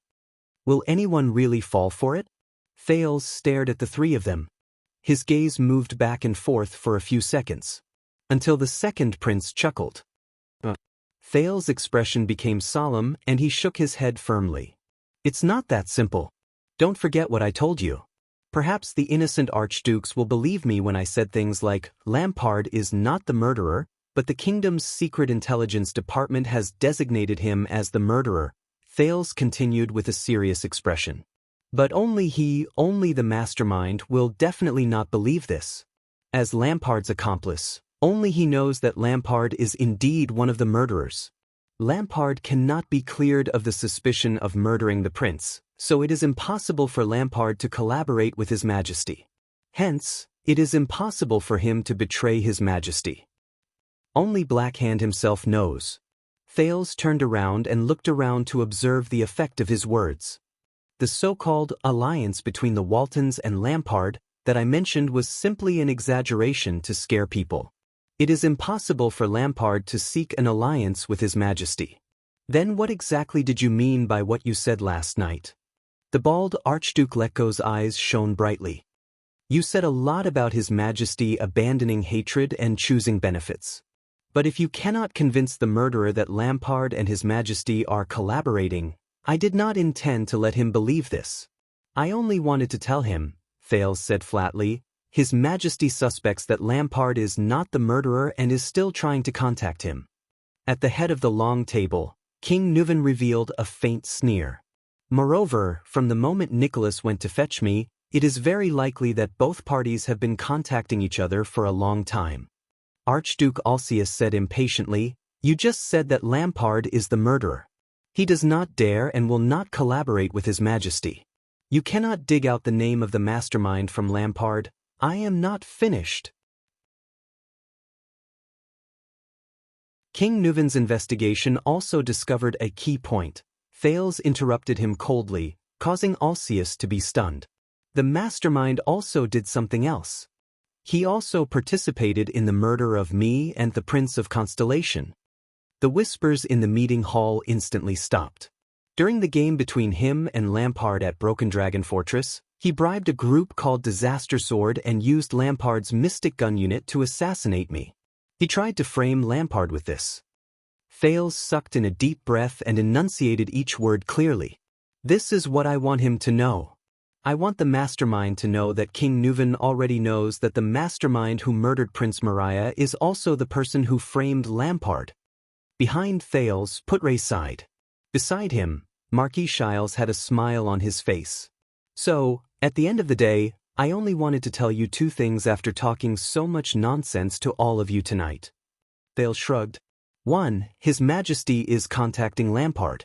2. His Majesty knows that the mastermind who murdered Prince Mariah is also plotting against Lampard. Under everyone's puzzled gazes, Thales nodded slowly. In that case, whether His Majesty can reach an agreement with Lampard is no longer important. The important thing is, when His Majesty contacts Lampard, in order to confirm the truth behind Mariah's murder, will he inform Lampard of this matter? The archdukes were instantly shocked. They had already figured out the cause and effect of the matter. And this is possible. After all, according to what I said, King Nuven has already contacted Black Sand region through Nicholas a few days ago. The mastermind not only murdered His Majesty's son, but also betrayed Lampard. In the face of such a possibility, he will definitely feel uneasy. Will His Majesty, in order to gain Lampard's trust, tell him that the person who framed Lampard is also the person who murdered Maria? And Lampard happens to be the person who knows the truth behind Prince Maria's murder and the identity of the mastermind. So, the key does not lie with His Majesty, but with Lampard himself. Thales looked at everyone's reaction and sighed deeply. If the answer is no, then he is lucky. But will this luck last forever?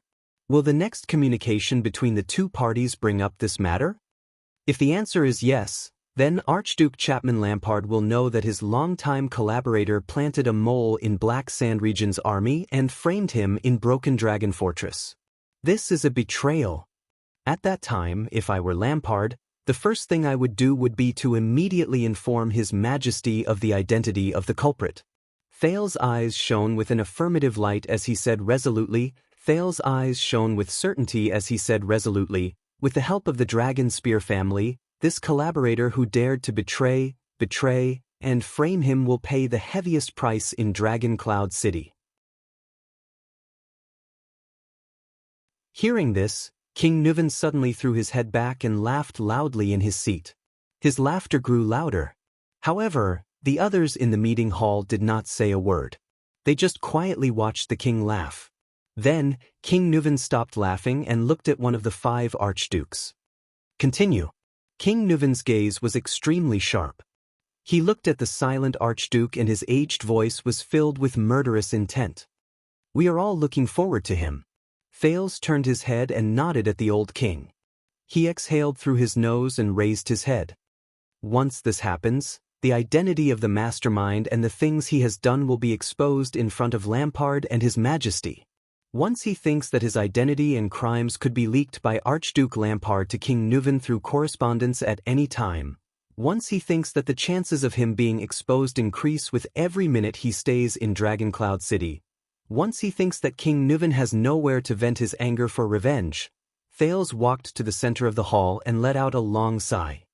He looked at the Archduke who was different from the others and said slowly, "How can you sit still, eat well, and sleep soundly? How can you possibly sit still, eat well, and sleep soundly? How can you not rush back to your own territory as soon as possible and defend yourself behind the high walls?" The 5 archdukes had different expressions. However, 4 of them knew what was going on and cast their gazes at the archduke who had been different since he arrived. "Is that so?" Thales said slowly. Thales spoke slowly. He turned his gaze and looked at that person. The person who was gentle, fair, and warm-hearted when they first met in the meeting hall. But tonight he did not say a word and responded with silence. The youngest archduke whose clothes were embroidered with bloody horseshoes. "His Majesty, Lampard, and I have a common enemy, the mastermind who murdered Prince Maria, my enemy who tried to assassinate me, Lampard's collaborator and traitor." Thales flashed a friendly smile. "Can you tell me why, at 4 o'clock in the morning, when the sky is not bright, when the banquet is in full swing, when the palace and the city gate are opened for the first time, when I bring up such shocking news and suggestion and expect you to come and meet me, you couldn't even make it in time to bid farewell? You were about to leave Heroic Spirit Palace in a hurry, get on a carriage, drive to the city gates, and leave Dragon Cloud City without a care for anything else?" Thales shook his head and recited his name with mixed feelings. "The Honorable Archduke of Beacon Illumination City, Concret Pofret?" At this point, the hall was already silent. Then, the prominent brown-haired young man, who was covered in cold air and snow, slowly raised his head and looked at the Prince of Constellation.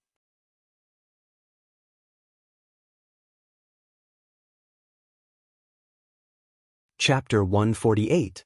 In the meeting hall of Heroic Spirit Palace, from the archdukes to the king's close vassals, even the White Blade Guards and ordinary Heroic Spirit Palace guards, all stared at Archduke Pofret. Among them, King Nuvan's gaze was the most terrifying. It was like the legendary evil dragon that would choose its prey. The followers behind Archduke Pofret were all pale. Many of them raised their heads, as if meeting him for the first time. Their gazes were filled with shock and bewilderment as they stared at their suzerain in disbelief. Watching all this, Thales sighed softly. Sometimes, it's not a good thing to leave in such a hurry. In the face of all this, the young Archduke Pomfret only pursed his lips and said nothing. Not only that. The commander of the White Blade Guards behind him, the Star Killer Nicholas, stared coldly at the Archduke. His gaze was full of disdain. When the men we placed at the city gates stopped them, these people from Beacon Illumination City had no intention of responding at all. Instead, they drew their swords. Nicholas' voice grew softer and more unsettling, until I personally killed that supreme-class fellow among them. The followers of Beacon Illumination City looked at each other with unpleasant expressions. They gritted their teeth and lowered their heads. Concret? Archduke Alcius stared at Archduke Pomfret in a daze.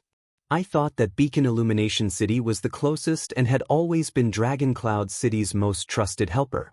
Obviously, the truth is different from what we thought.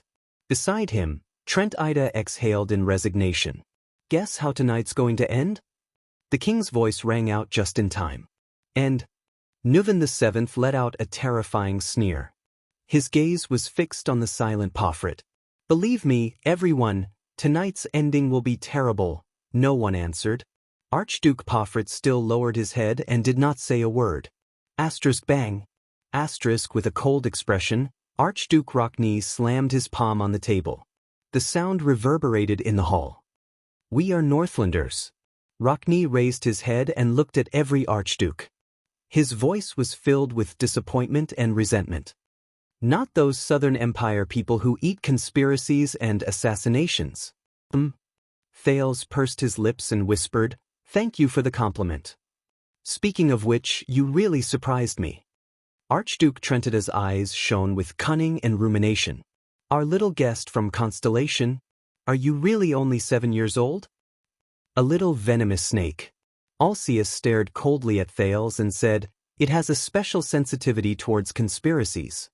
Thales took a deep breath. Conspiracy? He thought to himself. From the assassination of the Extet diplomat group, to the war between Constellation and the Dragon, to the fight for Broken Dragon Fortress, to the mystic guns that were shot at him, to Lampard, to Pomfret. Everything was connected. That fluctuation surged into his brain in a timely manner, allowing Thales to think faster and clearer.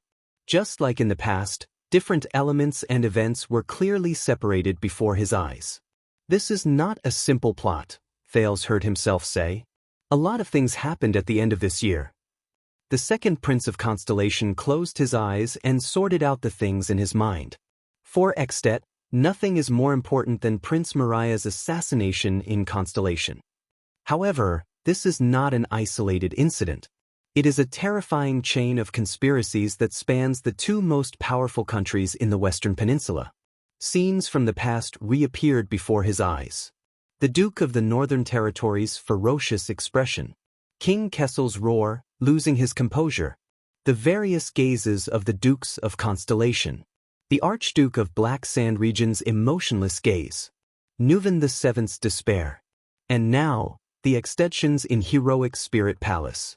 Thales opened his eyes gently. His gaze was solemn. This plan cleverly utilized the long-standing conflict and hatred between the two countries, which was amplified by the Fortress Treaty and accumulated for more than 10 years.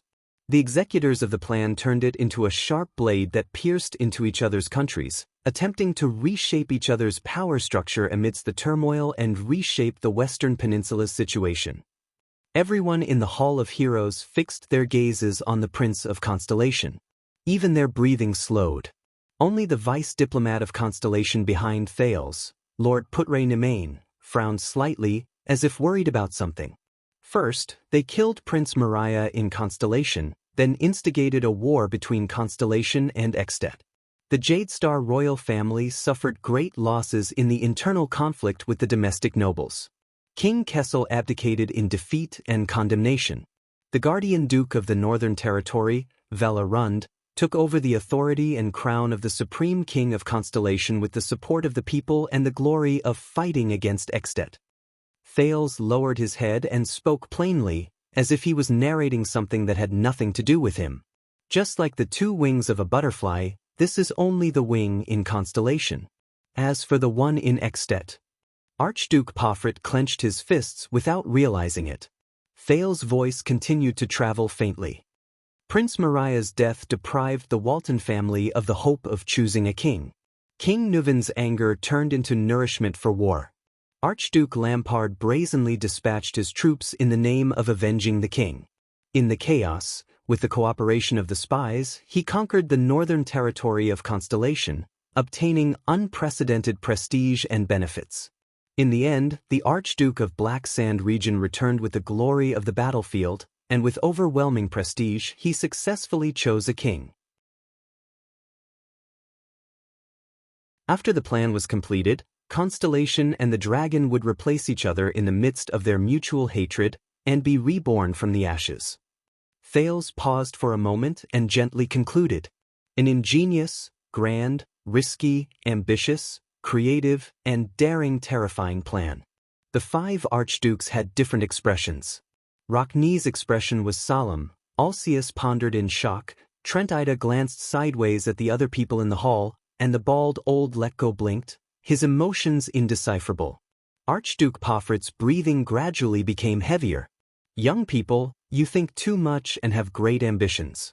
Archduke Letko's murky eyes moved slightly as he asked Pomfret, however, you made an unnecessary move to assassinate the Prince of Constellation and exposed yourself instead? Pomfret did not answer him. He only stared at the ground in a daze, as though everything around him did not exist. I think it was not an unnecessary move, he had no choice but to do so. Thales raised his eyebrows. I just figured this out. The scene of me being assassinated in front of the fortress was to completely destroy Lampard.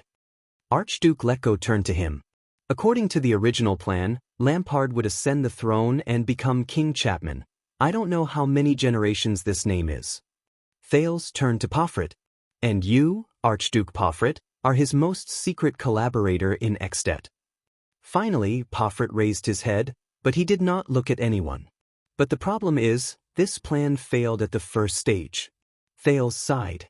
Prince Mariah was assassinated, but Constellation's spy failed. My appearance prevented the Duke of the Northern Territory from starting a war as planned. He furrowed his brows as he thought of all the things in Renaissance Palace, and Sonia and Araka in the fortress. Lampard also failed to gather the forces of the three southern archdukes to invade Constellation, and he also failed to take down Broken Dragon Fortress. The war between Constellation and the dragon could not happen at all. Archduke Lampard could not bring the glory of conquering Constellation's northern territory to take the crown that he aspired to get. Archduke Pomfret exhaled softly, and a low panting sound could be heard. What's worse is that, with Valerun's failure in Constellation, Chapman Lampard's conspiracy was exposed. Thales laughed bitterly. The enraged King Nuvan will seek revenge and make Lampard and Black Sand region pay the price. Behind the long table, King Nuvan caressed the black ring on his finger and added in a seemingly nonchalant manner, "Isn't that so?" The archdukes exchanged glances. "So," Thales nodded, "Lampard is doomed. King Nuvan and Dragon Cloud City will not let him go." Under the archduke's gazes, he nodded at the expressionless Pomfret. Under such circumstances, if Lampard is really forced into a desperate situation, how can Lampard's collaborator remain unscathed? Based on Lampard's personality, he will definitely drag his collaborator to hell. Thales shook his head. For his own survival, Archduke Pomfret must act first. He must completely eliminate his former collaborator and future threats. The long-haired Archduke Rockne snorted coldly. Once the Prince of Constellation dies in Black Sand region, and Lampard is stained with the Prince of Constellation's blood. Thales walked back to Putre's side and sneered. For the sake of the throne of Constellation, even before King Nuvan takes action, the Dukes of Constellation will swarm over and tear Lampard and Black Sand region into pieces. I think the other archdukes will be happy to see that happen. Only then will you be completely safe. The Prince of Constellation's voice faded away. In the hall, many people sighed with different intentions. Some were contemplative, some were regretful, some were sad, some were indignant, and some were angry. In the next second, the young Archduke, Pofrit, finally turned his head slowly. With a cold gaze that was no longer gentle and friendly, he glared at Thales. Then he looked at Nuven VII again, who was sitting at the other end of the long table. Asterisk clap, clap, clap, asterisk. A slow and rhythmic applause rang from the other end of the long table. King Nuven clapped expressionlessly. But no one responded to him. This deserves applause. The old king applauded while speaking with an unsettling rhythm and tone. For our guest from Constellation. Thales rolled his eyes helplessly. He could feel that the gazes on him in the hall were filled with contemplation and fear. And for you, the Walton family's longtime ally, the leader of the Pofrit family, and my most trusted Archduke of Beacon Illumination City, Concret Pofrit. The common elected king and the Archduke of Beacon Illumination City's gazes finally met in the air. On one side was complicated and angry, while on the other side was numb and indifferent. Say something, Concret. King Nuven's voice became muffled and oppressive. It reverberated in the brightly lit meeting hall, making everyone feel strangely suffocated. Before you can say anything else, at least try to choose your own way of death. Archduke Pofrit suddenly curled up the corners of his mouth, revealing a sinister and terrifying smile. Way of death? He muttered. Behind Pofrit, a disarmed follower whispered worriedly, "Sir, perhaps we should." The next moment, Pofrit turned his face and said coldly to his subordinate with a furious expression, "Shut up. Shut up." The follower's words came to a halt. He sighed and stopped talking. Pofrit turned his head. His facial muscles twitched as he gritted his teeth. His expression kept changing between indignation and anger. "Mph," the young Archduke sneered. "What do you want me to say?" The young Archduke's laughter grew longer. Thales furrowed his brows. King Nuven's expression did not change. "Ha ha." Pofrit shook his head mockingly. "What else can I say?" The next moment he turned around abruptly. His eyes were as sharp as an eagle's as he scanned the entire hall. "I don't know what you are talking about." Pofrit's cold words caused everyone's expression to change. "I received an invitation from His Majesty to come to Dragon Cloud City to discuss the relationship between the two countries." Pofrit looked around with a sneer and extended his hand towards Thales. Then, the common elected king whom I respect the most and cannot resist joined forces with a prince from an enemy country who has a blood feud with him to accuse me of being the murderer of Prince Mariah? And the reason? Pofrit turned around abruptly. His expression was ferocious, which startled Thales. "Just because I wanted to leave the banquet early? Because I wanted to rush back to my territory earlier? Because my people had an unnecessary conflict with the White Blade Guards at night? And I sacrificed a supreme-class bodyguard." Pofrit panted and hammered his chest. "This is shameless slander. F***CKU Pofrit." A vassal beside the king spat in disdain. "A coward's self-defense. Ayaya." Archduke Trenida narrowed his eyes and chuckled. "This really isn't the young Concret I know. What a pleasant surprise. We all heard that child's words and saw your reaction. Even now, are you still going to quibble?" Alceus furrowed his brows. "Don't forget, you are a Northlander. Quibble?" Pofrit retorted loudly. He widened his eyes as if he had gone mad. "From the beginning until now, this damn brat has been spouting nonsense alone." Pofrit pointed at Thales and roared loudly. "And you fools have been fooled by him alone, by a prince of Constellation, a remnant of the Empire." Thales shrugged helplessly and exchanged a glance with Putray behind him. Beside them, Marquis Shiles whispered with a face full of smiles, "Wow, to be able to see this scene in the Extet Palace, it's really worth the trip back." Pofrit turned around and glared at King Nuven angrily. "I murdered Prince Mariah? I cooperated with Lampard? I orchestrated the assassination of this brat?" The Archduke roared angrily with a twisted expression. "Is there any evidence? Everyone knows that Mariah and I are of similar age, and we are close friends. What reason do I have to murder him? The young Archduke's words made the others frown and whisper to each other. As you said, Archduke Alcius, the Pomfret family is the most powerful ally of the Walton family. King Nuvan watched Archduke Pomfret's actions without saying a word, but his gaze grew colder. And you, the great and fatuous King Nuvan VII, are you going to execute me here? Pomfret yelled at everyone. With this ridiculous and absurd accusation? Just because I want to return to my territory earlier? Just because of this damn brat's nonsense? Archduke Pomfret panted heavily and raised his right index finger.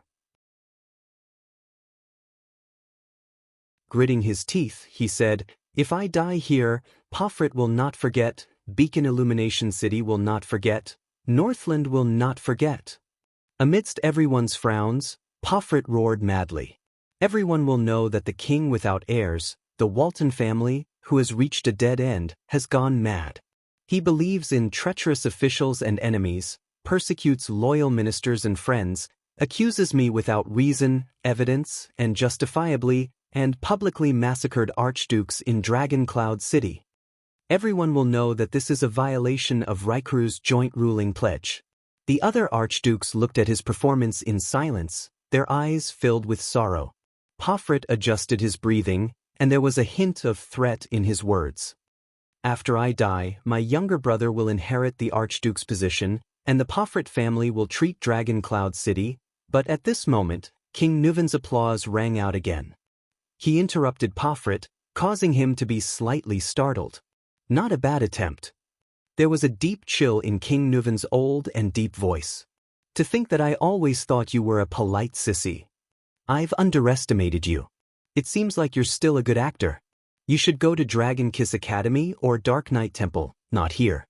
"Bah, this is your deliberate plan to kill me and weaken the archdukes," Archduke Pomfret fiercely retorted to his king.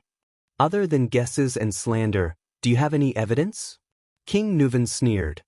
"Of course, maybe you've long lost your mind. You don't care about evidence or who the murderer is. You only want to weaken us archdukes." Pomfret raised his hands and bared his chest. He gritted his teeth and stared at the king. "Then what are you waiting for? Come kill me. Let the extensions see what kind of king they have. When we reach Hell's River, I will tell Mariah." Pomfret gritted his teeth and enunciated each word. After his death, his father went mad. The Walton family died in this generation. Asterisk thud. Asterisk upon hearing his deceased son's name, King Nuvan slammed his fist on the table. Pomfret ignored him. Pomfret turned around and swept his gaze across all the archdukes. His eyes were burning with fury.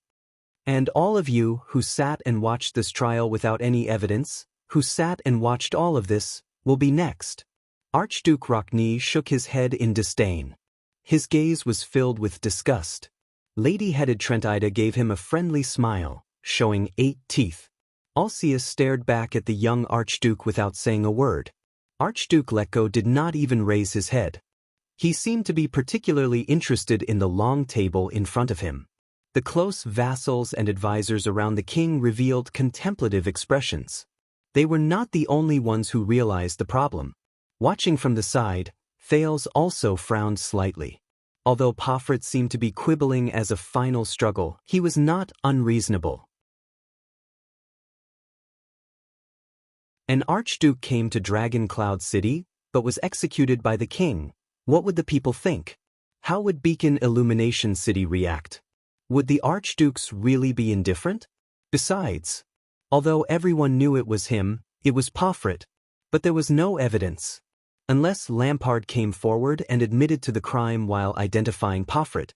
Thales' worried gaze kept shifting between the tensed Pomfret and the stern old king. What should I do? Will the king really throw caution to the wind and execute? While everyone was deep in thought, King Nuvan finally spoke. Evidence. The old king threw his head back and laughed. Haha, Pomfret was slightly startled. The archdukes also looked at him in confusion. Since when do I need evidence? Nuvan VII's tone slowly rose. I only need a reason. I only need the truth. Pomfret exhaled through his nose and sneered. Humph, a typical tyrant. Raikuru would also be ashamed of you. He narrowed his eyes. The evil habits of the Empire reappear in you. Perhaps this is Raikaru? King Nuvan did not let him continue. When Raikaru Extet was on his deathbed, the old king clenched his right fist and snorted. His nephew and heir, the later Nuvan Walton I, made a vow to the human hero as his heir in front of his bed, witnessed by the Queen of the Sky. The last sentence in his vow later became the Walton family, the Dragon Spear family's language. Yes. Under everyone's gaze, Nuvan VII lowered his voice and said solemnly, "As the son of Northland, the son of Northland, the way of Northland." Archduke Pofrit was slightly startled and puzzled. "Since we are Northlanders." King Nuvan clenched his fists tightly. His eyes were burning with anger, but he suppressed his emotions and continued to speak solemnly. "We should follow the way of Northland." Everyone's expression changed at the same time. Thales thought of a possibility. His face turned pale. King Nuvan clapped his hands. The sound of 2 footsteps slowly came from outside the hall. Everyone's gaze was attracted by the 2 newcomers. Thales saw the newcomers clearly. He frowned and looked at Putray. Putray narrowed his eyes and shook his head at him. Pofrit stared blankly at the newcomers. "Come and meet our dear Chief of Intelligence." King Nuvan raised his hand and introduced the newcomers. Madame Kalshan. Under Thales' solemn gaze, an old woman whom he had met before smiled gently and bowed slightly to the archdukes. The arrival of the Red Witch, the master of the secret room, made the archdukes frown. What does this mean? Ignoring everyone's expressions, the king pointed at a woman dressed in a silver-white robe whose face was covered by a veil. He continued in a cold voice, "And the head ritual master of Bright Moon Temple, Jewel Holm." Thales was stunned. He saw the mark on her body, a pair of moons embedded together. They were a curved crescent moon and a full, waxing moon. The head ritual master of Bright Moon Temple? High Priestess Holm did not say anything, as if everything around her had nothing to do with her. But the archdukes and the king did not show any signs of anger, as if this was how it should be. This made Thales think of Sunset Temple in Constellation and High Priestess Lycia. Gods! What kind of role did they play in this world? What does this mean? Pofrit's expression was dark as he stared at the king. What does this mean? The old King Nuvan sneered and slammed his palm on the long table. Her Excellency High Priestess Holm is naturally here to bear witness. It's nighttime now, the bright moon goddess is the best witness. Pofrit seemed to have guessed something. The young archduke felt his throat go dry. He said hoarsely, Bear witness to what? Bear witness to what? The old king flashed an angry smile and turned to the Prince of Constellation. Little Thales, watch carefully. Thales was shocked and he snapped out of his thoughts. King Nuvan said flatly, the ancient ritual of Northland cannot be proposed casually. The ancient rituals of the northern lands are not something that can be casually proposed. It requires a sufficient number of witnesses, a sufficient sacred ritual, and an arbitrator of sufficient status to witness it together. Only then can it be effective. The ancient ritual of Northland? Thales stared blankly at the old King Nuvan VII. For a moment he was extremely shocked. No way? Could it be? The archdukes and the vassals were equally shocked. Many of them even had panic in their eyes. Your Majesty? A noble who seemed to be an administrative officer next to the king asked with a frown. But Nuvan VII did not give them any chance to ask. The next moment, King Nuvan shook his right palm and slammed it on the chair. Asterisk bang. Asterisk everyone was startled. The old king of Extet, who was almost 70 years old, stood up abruptly. His face was filled with hatred and murderous intent. With an aged voice that sounded like muffled thunder, he spat out the following words. I, Nuvan Raikaru Kadyon Walton, the 7th Nuvan in the genealogy of the common elected kings. The king of dragon knights come Hero Raikaru, the successor of the hero Chara. The common ruler of the Northlanders in the Western Peninsula, the defender of the glacier defense line. The defender of the humans in the north, the conqueror of White Mountain. The arbitrator of the Golden Passage, the conqueror of Broken Dragon Fortress. the 35th common elected king of Ekstedt and Queker Glacier, the Archduke of Dragon Cloud City.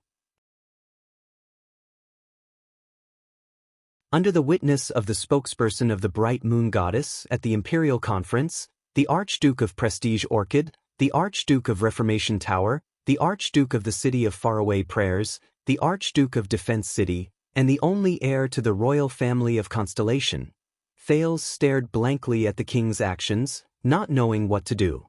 Equally shocked were the archdukes, including Poffret himself. The king continued to speak. His words were laced with chilling resentment and pain. For my son, the last heir of the Walton family and Dragon Cloud City, Maria Bertram Nuven Walton, and for the despicable assassination he suffered. Under the glorious tradition of Northland, in the name of blood vengeance, to you, Concret Poffret of Beacon Illumination City, to issue a sacred duel challenge. The old king's words were resolute.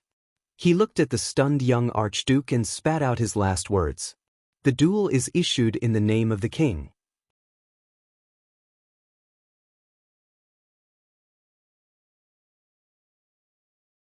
Chapter 149. The king's voice faded away. The meeting hall was silent. For a moment, only the crackling of the braziers and the people's uneven breathing could be heard. At that moment, almost everyone was shocked by the king's decision. The silence lasted for a whole 5 seconds. Then, a young male voice spoke weakly. "What's going on?" Everyone's gaze swept towards the dumbfounded prince of Constellation, Thales Jadestar. King Nuven's meaningful gaze was also included. Behind him, Putre coughed. The dumbfounded Thales only reacted then. He curled his lips awkwardly and flashed an apologetic smile. But at that moment, no one cared about the foreign prince's loss of composure. "Your Majesty!" The tall Archduke Rockne stood up abruptly. With a stern expression, he said what most people were thinking: "You must reconsider your decision. This does not only concern your family's revenge, but also the future of all of Ekstedt." The members of the Imperial Conference beside the king looked panicked. The expression of the administrator behind him, Lord Merk, changed several times. He tried to whisper something into King Nuven's ear, but the latter just waved his hand casually. The words of the close vassal and Merk were stuck in their throats. "This is my decision," the king said softly to his close vassal. At that moment, Thales suddenly felt that King Nuven's aged figure overlapped with the robust figure in Renaissance Palace. Thales noticed that among the people present, only 2 people's expressions did not change. The leader of the White Blade Guards, the Star Killer, remained expressionless, while the master of the secret room, the Red Witch, Kalshan, still had a kind and amiable smile on her face. As for the High Priestess of Bright Moon Temple, Jewel Holm, Thales could not see her face behind the veil.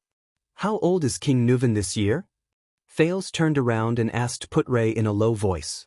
69, if I remember correctly." The one who replied was Marquis Shiles Bamra, who was next to Putre. This guest from Camus Union also furrowed his brows deeply and looked worried. "And Archduke Poffret has just turned 33 this year. He is in the prime of his life. Damn it, we have just signed the contract for the mines. The situation has developed beyond our imagination.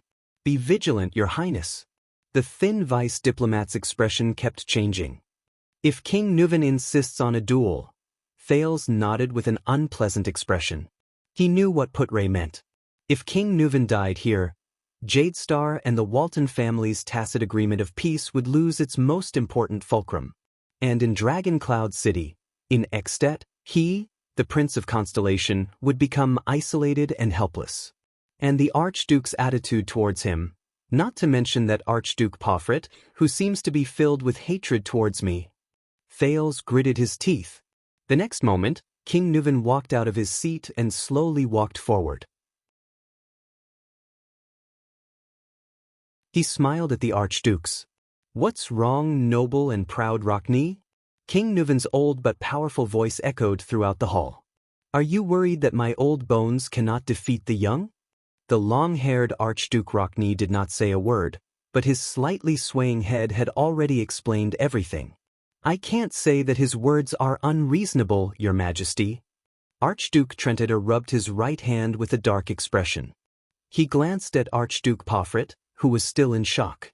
It's one thing to snatch a woman from a young man, but to fight to the death in a duel. You know your age, don't you, your majesty? Archduke Alcius' words were even more direct. Even if you directly order for him to be detained, it would be 100 times better than what you're doing now. Do you know the consequences of doing this? This is the consequence. Nuven suddenly raised his voice and bellowed angrily under the gazes of the entire hall. This is the unavoidable consequence when the Walton family is invaded. Everyone in the hall was instantly shocked. Not good. Thales watched their interaction worriedly. Has Nuven VII been dominated by hatred and impulsiveness? The old king's furious gaze swept across the three archdukes. You know, if you provoke the Dragonspear family, you have to pay the price. You are willing to bet everything for revenge. This is how the Walton family is. The three archdukes were momentarily speechless. Their expressions changed. Under the king's threatening gaze, they turned their heads away and did not speak. They were like lionesses in a pride of lions who lowered their heads to show their submission to the leader. That's not right. Thales came to a realization. He thought to himself, this is not as simple as an irrational revenge. This is a warning. From the king, from Dragoncloud City, from the Walton family. Archduke Letko, who was sitting further away, laughed awkwardly. Our king likes to joke, doesn't he? King Nuven turned his head and glanced at him. Archduke Letko's smile froze on his face. Joke? King Nuven snorted softly and slowly walked up to Pofret. His eyes seemed to burn with endless flames. You tell me, Concret Pofret, do I look like I'm joking? Everyone looked at Archduke Pofret, who was being challenged. You're crazy. A duel? The young Archduke's face was filled with disbelief. His lips trembled as he sized up King Nuven's frail body. He murmured, for the sake of even your own family's life. But King Nuven quickly interrupted him. Then why are you so surprised? The old king said coldly, this is also your best chance. Kill me and you won't have to face all of this. All of your crimes will be erased. Pofret was shocked. He raised his head and looked straight at King Nuven. Of course. Nuven sneered. His eyes were full of hatred. You can also admit defeat at the beginning of the duel and then admit your crimes. Without waiting for Pofret's response, the king turned around and looked at the remaining four archdukes. And isn't this also the result that you've been hoping for the most? King Nuven was like an angry dragon. He said loudly, if I die here, the expressions of the archdukes froze. Then you can save those overt and covert tricks, right? King Nuven looked around and laughed. And it'll be time for Extet to hold another king selection congress. It might be a little rushed. The old king narrowed his eyes slightly. But isn't the chance for you to ascend to the common elected throne and command the entire kingdom right in front of you? The archdukes did not speak. Almost everyone was motionless. Only their breathing grew heavier. Of course, you're the king. Archduke Rockney sighed. It's your choice. King Nuven responded with a vigorous laugh. He then turned around and looked at the High Priestess of Bright Moon Temple. High Priestess Holm? Under the veil, the High Priestess nodded slightly. She raised her arms in a dignified manner. Her left hand supported her right elbow, while her right palm faced up, as if she was holding a plate. High Priestess Holm closed her eyes and lowered her head. Everyone shut their mouths and watched the High Priestess movements solemnly. At this moment, a strange ringing sound rang in Thales' ears. Thales was shocked. He had experienced this feeling before. It was in the Hall of Stars, in front of Lycia, the High Priestess of Sunset Temple, before the bloodline ceremony. But this time, it felt much better. At least, he did not have a violent reaction like the last time. Could it be that prayers and rituals related to God's will affect me? But just as he maintained his composure and secretly rejoiced in the faint ringing sound in his ears, I'm watching you. Thales raised his head abruptly. But he only saw an empty ceiling. What? He turned his head in surprise and looked around. Everyone was solemnly waiting for the High Priestess ceremony to end. Behind him, Putray and Shiles also had solemn expressions. No one spoke. Then just now, Thales scratched his head in confusion and looked around. Unable to find anything, he could only exhale helplessly. All right, tinnitus is an illness. It has to be treated, I warned you. Thales shuddered. He subconsciously turned his head again and looked around nervously. Again. Who is it? That's right. He was sure that someone was talking to him, like whispering in his ear. Thales could not remember the characteristics of the voice, but the words were extremely clear. Could it be? Thales thought nervously, is it Yodel? The masked protector who's invisible? No, impossible. That voice is completely different from Yodel's hoarse voice. Thales panicked a little. After making sure that no one spoke, he stared in disbelief at the high priestess of Bright Moon Temple, whose eyes were closed. It can't be. Thales' actions attracted the attention of others. Shiles cast him a curious glance, while Putray frowned and stared at him, as if reprimanding him for losing his composure. Thales, who snapped out of his daze, was shocked. He quickly turned around and stood properly in a dignified manner. Finally, the strange tinnitus disappeared. But the doubts and panic in Thales' heart only continued to rise. The bright moon has responded. High Priestess Holm opened her eyes. There was no fluctuation in her clear eyes. The gods did not object. In the hall, many people sighed. The archdukes remained silent. In that case, the duel is inevitable, the High Priestess said flatly in a deep voice, and I will bear witness on behalf of the gods. No one had any objections. The old king revealed a satisfied expression and his gaze returned to his opponent. In the silence, Archduke Pofrit gradually calmed his emotions and eased his rapid breathing. Then he stared at King Nuven with a strange look in his eyes. Very good. The young Archduke revealed a strange smile. You said it yourself, didn't you? The duel is issued in the name of the king. I cannot and have no right to refuse. Pofrit raised his head and revealed a sinister gaze. Then what are we waiting for? King Nuven also revealed a smile. His eyes shone brightly. But Thales' mind was in a mess. I'm watching you. I warned you. What does this mean? Thales forcibly suppressed his thoughts and stopped thinking about the abnormality he just heard. He shook his head, as if he could shake these words out of his head. He had enough troubles. He had to deal with them one by one. Thales raised his head and watched in a daze as the white blade guards personally moved the heavy long table in the center of the hall. The crowd retreated and spread out, leaving enough space for the duel.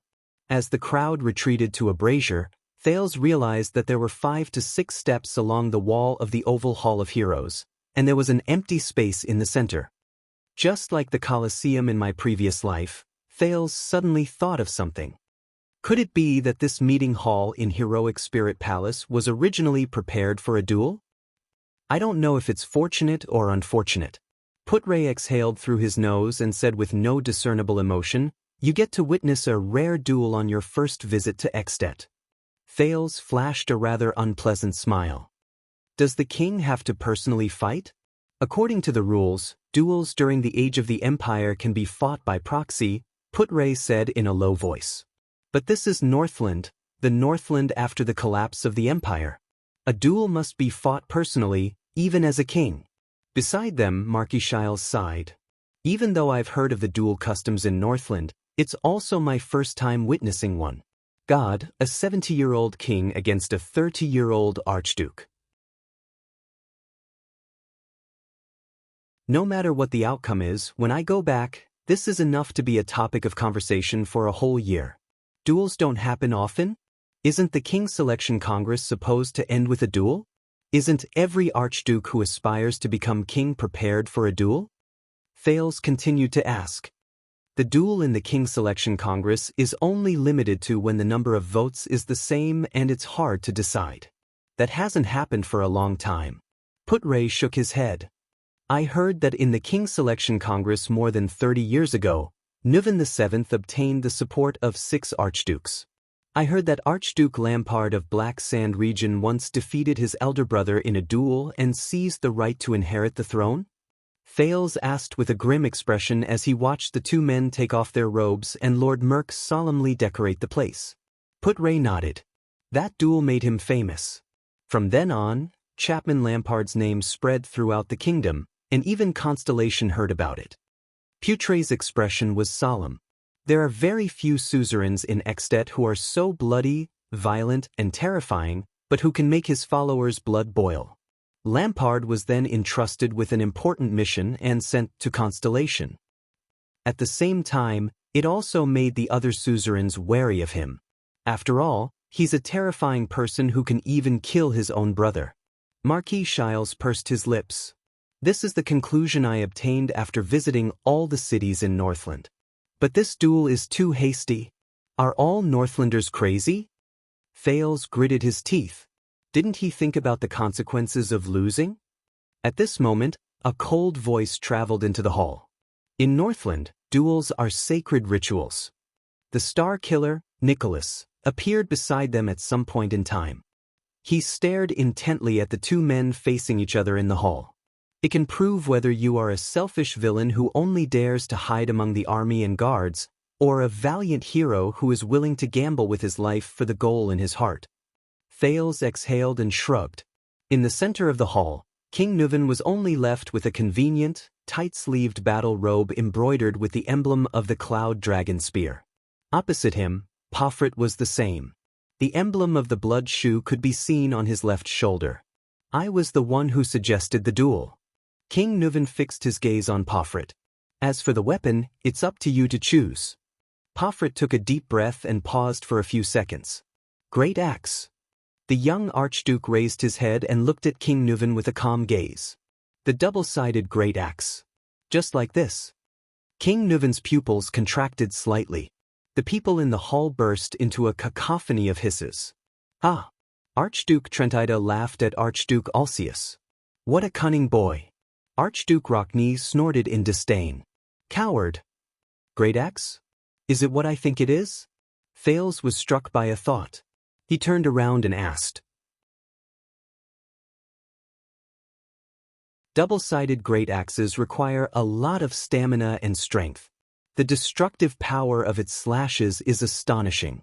It was once very popular during the war against the orcs, Nicholas said calmly. But nowadays, this kind of cumbersome weapon is rarely seen on the battlefield. Even the axemen in Northland are more inclined towards the lightweight single-edged battle axes. A wise choice. Putre narrowed his eyes and shook his head. He's taking advantage of King Nuven's age. Soon, the weapons were brought up. Thales stared in disbelief at the two large weapons carried up by the guards. The thick and heavy two-handed handles were almost half a person's length, and the two half-moon-shaped blades of the axe were as big as a man's chest. They reflected a ferocious metallic luster, and there were sharp spikes extending from the top of the axe's head. It was a clear indication of its power and fearsomeness. Thales gulped. The weight of this great axe is probably twice as heavy as my body. He remembered that on the battlefield at Broken Dragon Fortress, one of the opponents Araka faced used a great axe like this. However, in the end, the kingdom's wrath snatched away his weapon and even slashed his opponent's face with the great axe. Pofrit shifted his gaze and glanced at King Nuven opposite him. He chuckled. He grabbed the great axe handed to him by the guard with one arm and tested its weight. Immediately, the young Archduke's arm muscles trembled and he raised the great axe. Pofrit smiled in satisfaction. He turned around and swung the great axe back and forth. The sound of the axe blade slicing through the air could be heard clearly. It seemed to be quite easy. Thales stared at his relaxed posture and was speechless. This thing is terrible. Pofrit rested the great axe on his shoulder. He raised his head and stared sharply at King Nuven, who was also standing in front of the weapon. Be careful not to sprain your waist, Your Majesty. King Nuven ignored him. The old king only extended one hand and pressed it gently on the axe's handle. He pinched a few spots, then took a deep breath and grabbed the handle with both hands. Thales furrowed his brows. His thoughts were similar to Pofrit's. After all, King Nuven is already 7. Before he could finish his train of thought, he saw the old king clench his teeth and raise his giant axe steadily. King Nuvan even gently tossed the axe. The blade flipped in the air and returned to his hand along with the handle. Thales stared at the old but vigorous King Nuvan. His jaw dropped in shock. Like Pofrit, King Nuvan placed the great axe on his shoulder. It seemed to be the standard posture of holding an axe. He let out a long sigh. His gaze seemed to be brewing a storm. "Don't worry about it. When I was fighting with the orcs on the battlefield, your father was still suckling in your grandmother's arms." King Nuvan lifted the great axe onto his shoulder like Pofrit. King Nuvan flashed a sinister smile. "Brat." Pofrit's expression darkened. "It seems that our king is still as graceful as ever." The bald Archduke Leko sighed. "If it were me, that axe would have. Don't celebrate too early." Archduke Trentida shook his head with a strange expression. "In case something happens to our beloved king, isn't that what you want?" Archduke Rockney unceremoniously mocked them. "That damned king selection." Trentida turned his head away, inviting a rebuff. Archduke Alcius combed his beard and furrowed his brows tightly. He recalled the Black Sand region succession duel 12 years ago. While Thales was still worrying about what if King Nuvan lost, High Priestess Holmes slowly walked to the center of the arena and attracted the attention of the entire hall. Everyone's mood became tense at this moment. High Priestess Holmes stood between the two men. Behind her veil, she glanced at the two dueling men with her clear eyes. She raised her right hand and extended it towards King Nuvan. The priestess's cold voice rang out slowly.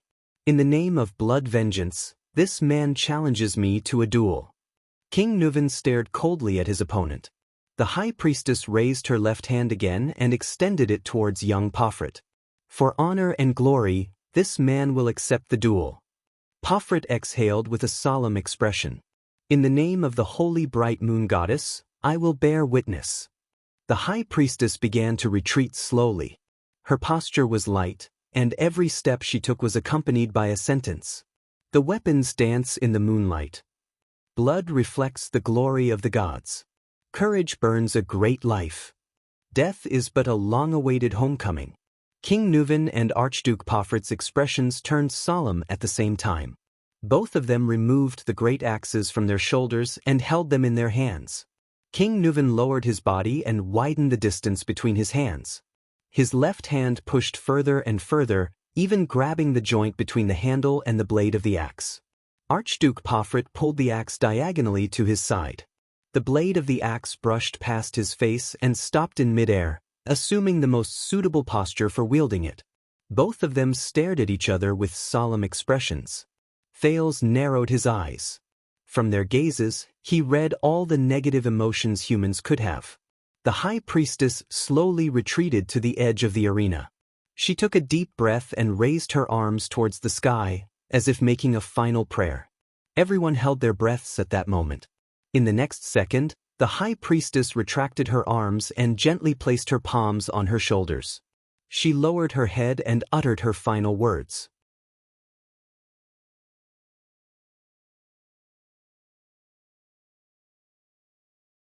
Chapter 150. In the next second, without any delay, Archduke Pofrit's figure moved. He attacked head-on, roaring as he swung his great axe at King Nuvan. Asterisk bang. Asterisk, the two great axes clashed against each other without any fancy moves.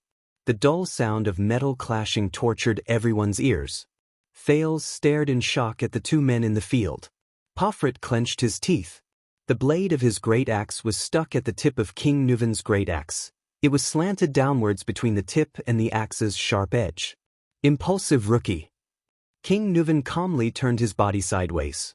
His left hand grabbed the joint between the axe handle and the blade, and his right hand grabbed the far end of the axe handle. Like holding a spear, he used the axe to block Pofrit's slash. The old king blocked his opponent's axe. His tone was cold. "On the battlefield, with your weapon stuck, you would have been beheaded by now." As the two wrestled, King Nuvan used all his strength to push away his opponent's great axe. "You know this is not a good idea, old man." Pofrit solemnly took a step back. He withdrew his great axe and moved to look for an opportunity to strike again. This is not a battlefield, this is a duel. The young archduke circled around the old king. His expression was indifferent. There are no white blade guards by your side to protect your noble head. Like an experienced warrior, King Nuvan followed Pofrit's movements and turned, the tip of his axe always pointed at his enemy. Only you and me. As he spoke, Pofrit's second strike came. This time, Pofrit's great axe drew an arc and slashed horizontally from the side, smashing towards King Nuvan's waist. Asterisk clang. Asterisk the sound of metal clashing rang again. King Nuvan turned his axe handle at the right time. Holding the axe in his left hand, he once again blocked Pofrit's horizontal slash. Yes, only you and me. King Nuvan clenched his teeth and deflected the enemy's axe. He panted slightly. This is much more exciting than the battlefield. Thales asked in a low voice, puzzled, are they all so familiar with swinging their axes? His Majesty is not a child who has never touched a weapon before. The Star Killer's expression was solemn. While explaining, he did not forget to jab at Thales. As the king of Ekstedt, he once stood at the far north 38th century ground and personally fought against the invasion of the orcs from the north of the glacier. The skull of Syra Darkthunder, the human slaughterer, is still hanging high up at the first lookout point, intimidating the glacier beastmen. He also led his troops out of the Golden Passage and broke through the elves' defensive line in the White Mountain. Wherever his troops went, Camus Union, the White Elves, and the Alliance of Freedom were subdued. A brilliant light shone in the Star Killer's eyes. He was also the first northern sovereign in 300 years to conquer Broken Dragon Fortress and cross the border between Ekstedt and Constellation. When it comes to battle experience, he won't lose to any of the battle-hardened warriors in the White Blade Guards. Putray raised his eyebrows, and Thales stuck out his tongue. In the arena, Pofrit swung his great axe again and collided with King Nuvan's weapon in the air. Bang! The axes collided and sparks flew everywhere. King Nuvan did not seem to be able to do as he wished. He gritted his teeth and braced himself against the great axe. His arms trembled slightly. Are you tired? Pofrit seized the opportunity when King Nuvan took a breather. He roared and shook his arms. Men. King Nuvan was forced to take a step back.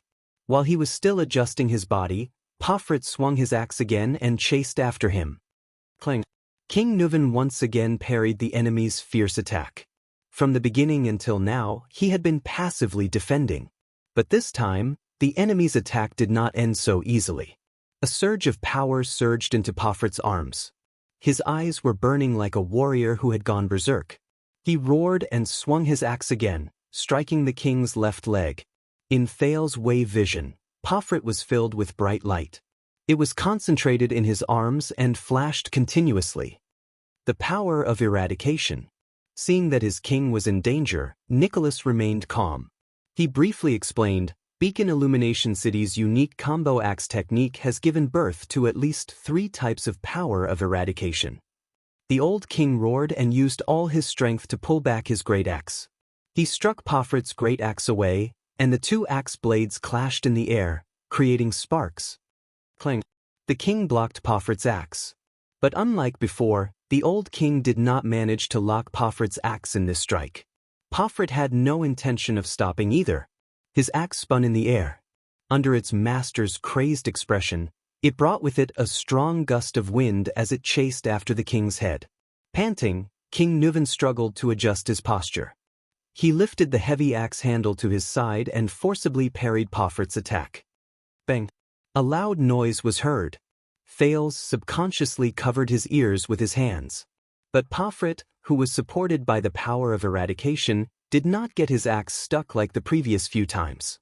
He reacted quickly and reversed the axe. It slipped away from Nuvan's block in an instant.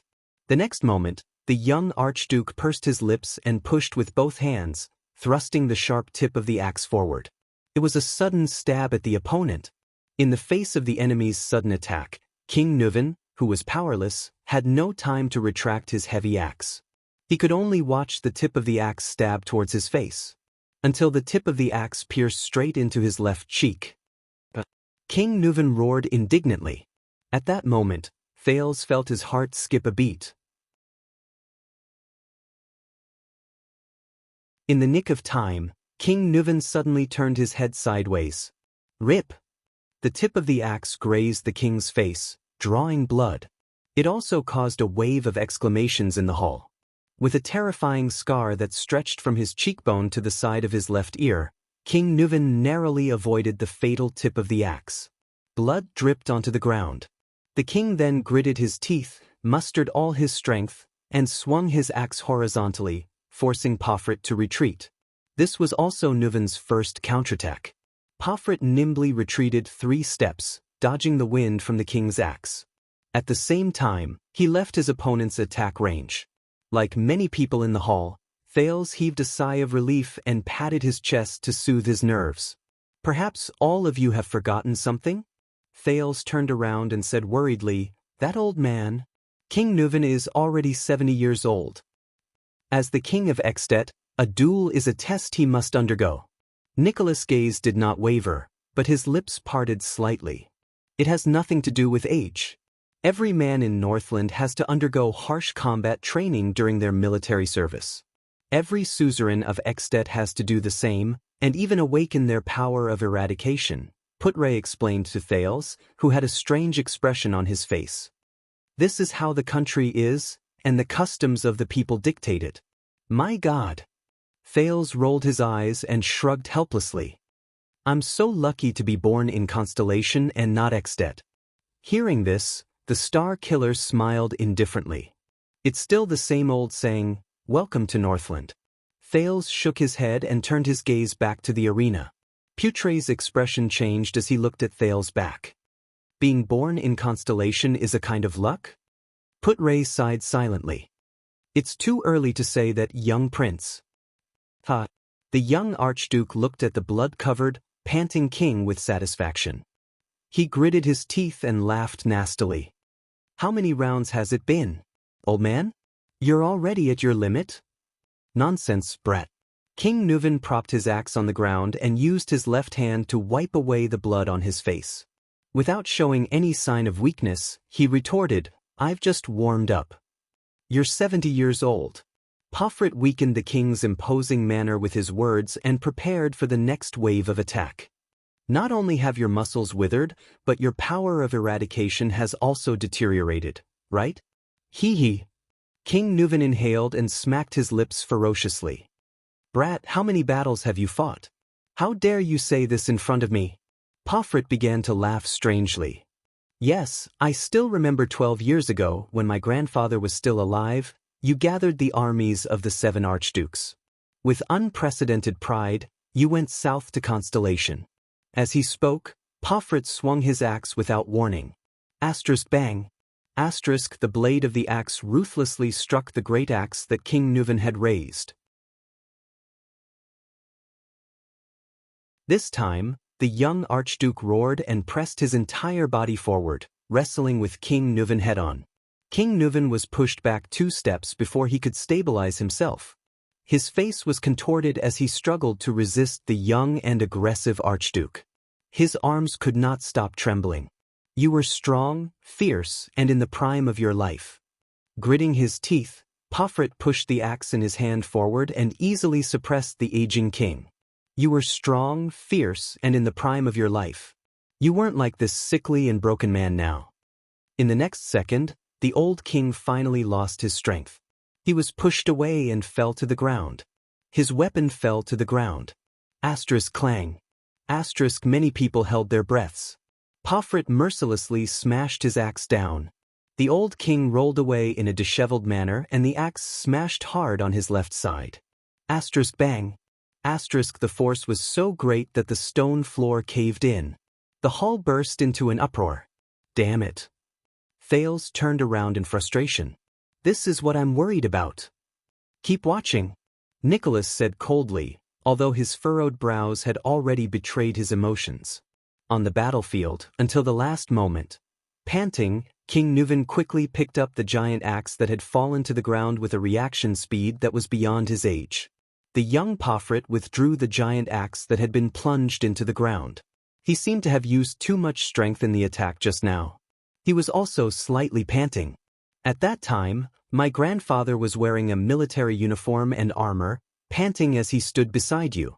He was like a toothless tiger, old and ugly. Pofrit's expression was calm as he carefully observed King Nuven's movements. Your grandfather and father were much better than you. King Nuven spat on the ground and slowly stood up. But you just can't nurture them, can you? Pofrit's gaze shifted. The moment King Nuven stood up, he swung his axe with all his might.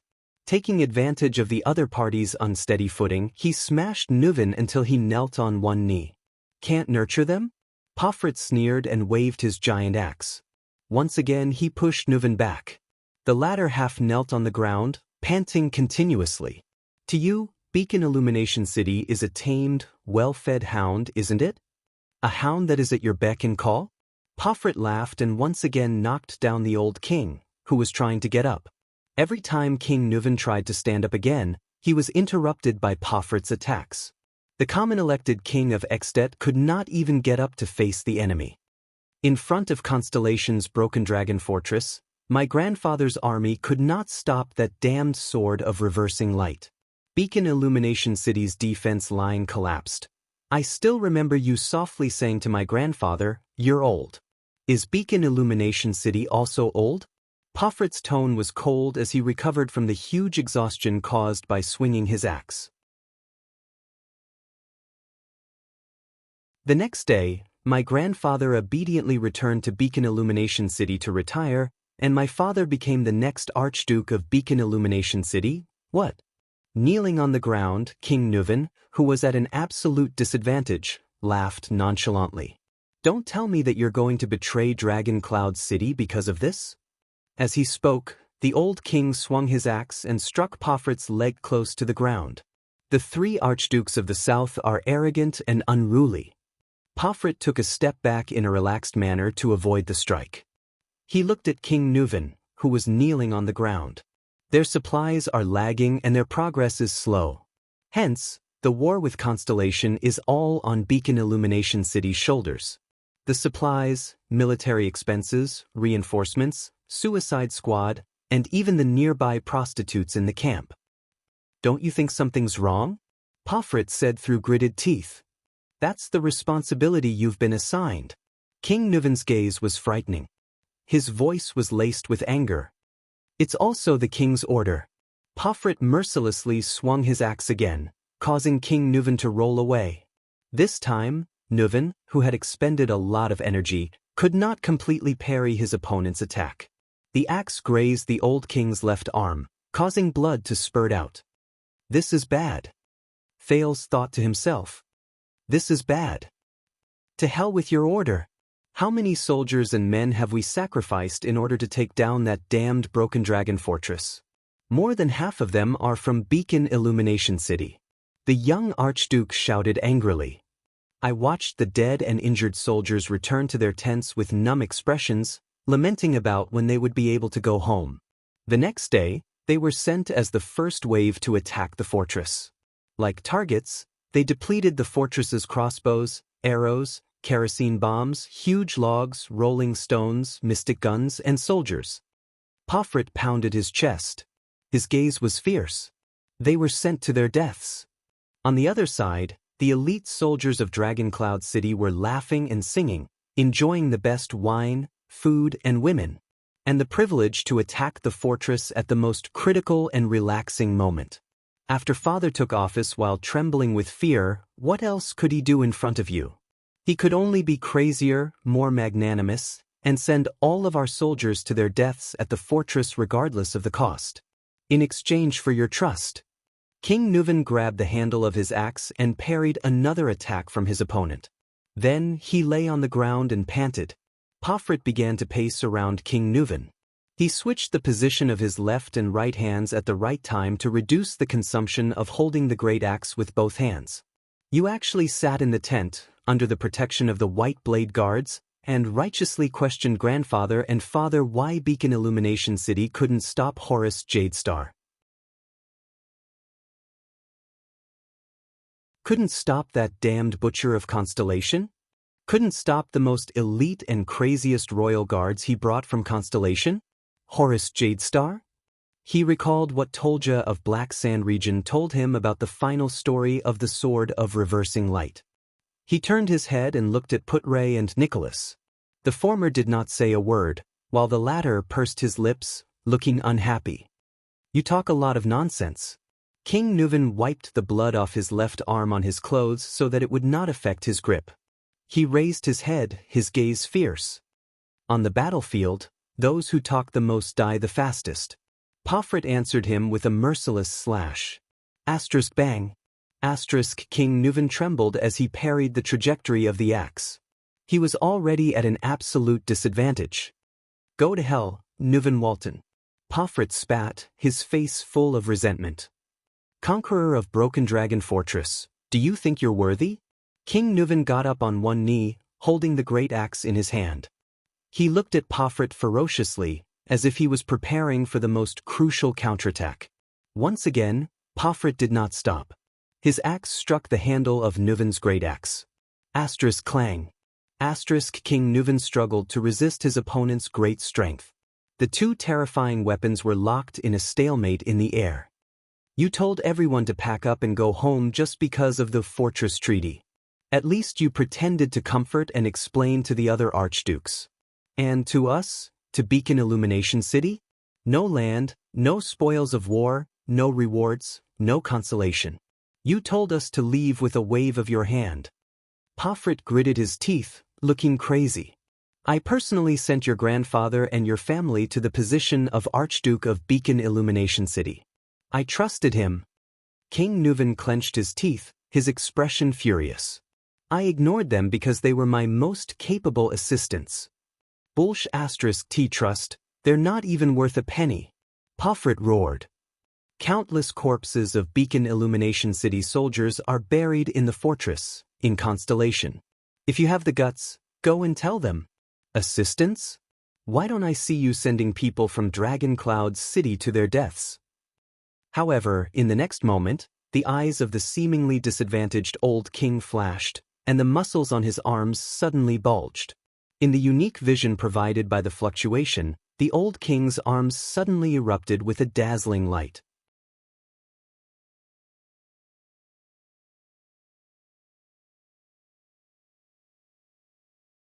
Chapter 151. Pofrit's expression froze and his pupils constricted. King Nuvan, who had activated his power of eradication, raised his arms and forcefully pushed his great axe to the side. Pofrit held onto his great axe with all his might and stared in disbelief at the old king who had suddenly attacked. Within a second, King Nuvan's movements became swift and powerful. He decisively let go of the great axe in his hand and pounced on Pofrit like an eagle. The old king ruthlessly struck Pofrit's chest with his right elbow. Caught off guard, Pofrit grunted in pain and took a step back. Clang. Two great axes fell to the ground.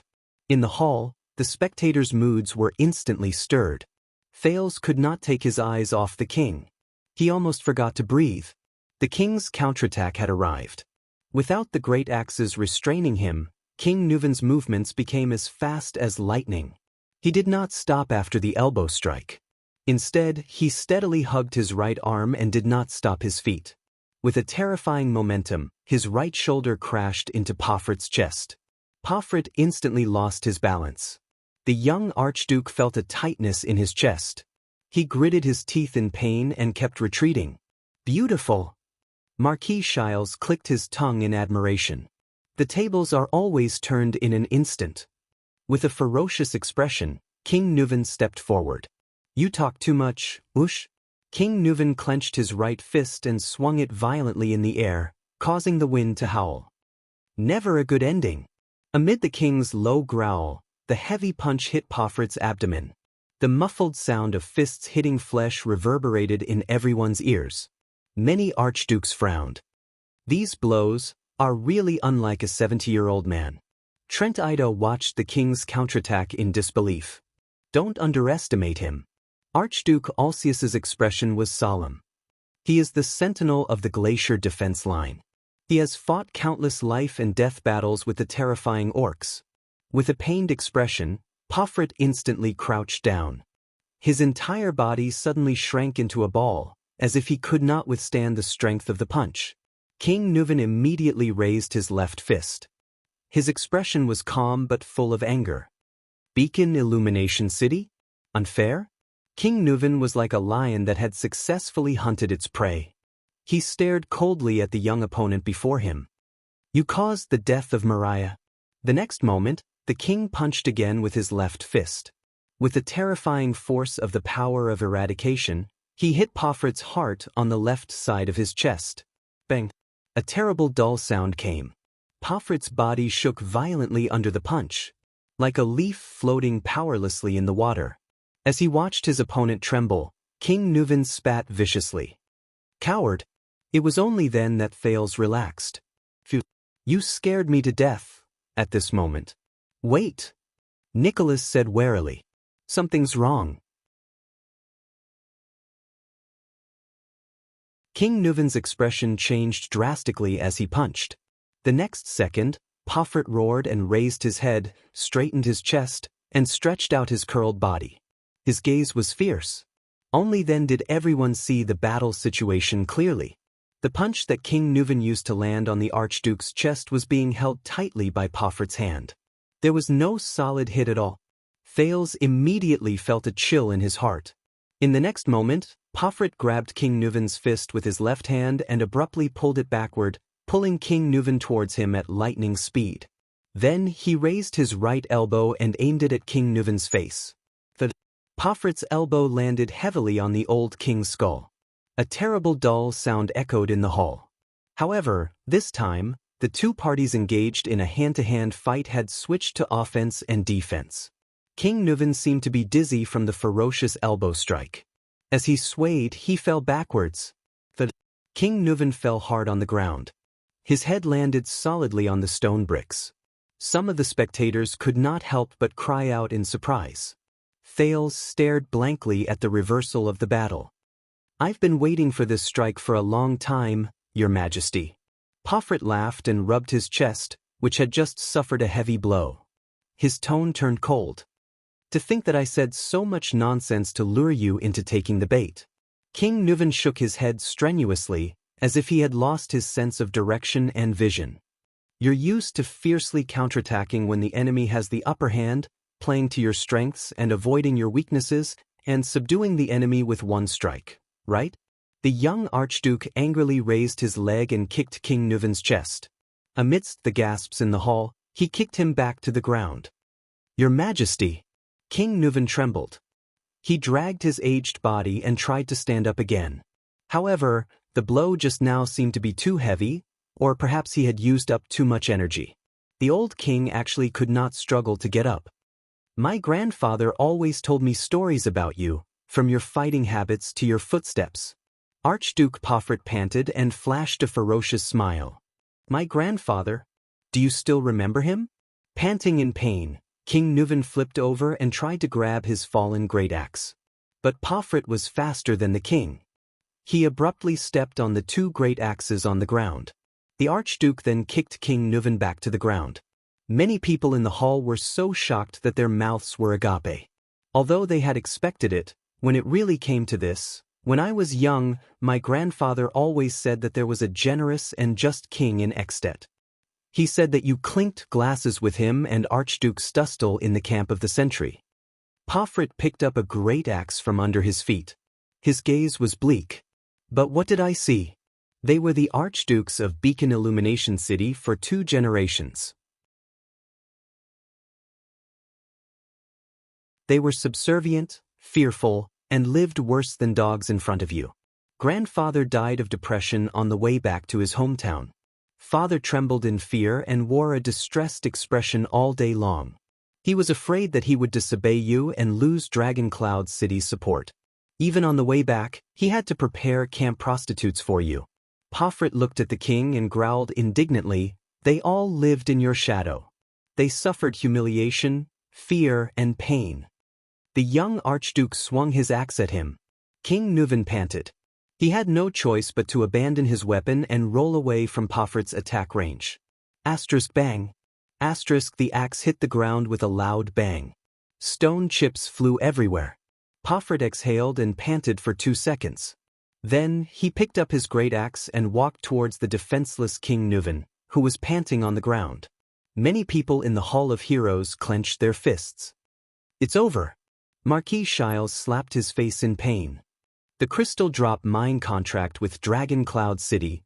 Putre narrowed his eyes. No one knew what he was thinking. Thales did not speak. His heart was heavy. Now, he truly began to think about what would happen after Nuvan's death. Shiles only had to worry about his contract. What he had to worry about was his own life. Pofrit walked towards the king step by step with the footsteps of death. "Hey!" Archduke Letko, who was watching the battle, sighed. "Is this the end?" Archduke Rockney pursed his lips tightly. Alceus had a complicated expression on his face. Trent Ida rolled his eyes, deep in thought. No one answered him. At this moment, to everyone's surprise, King Nuvan suddenly laughed strangely. "Haha, I've figured it out."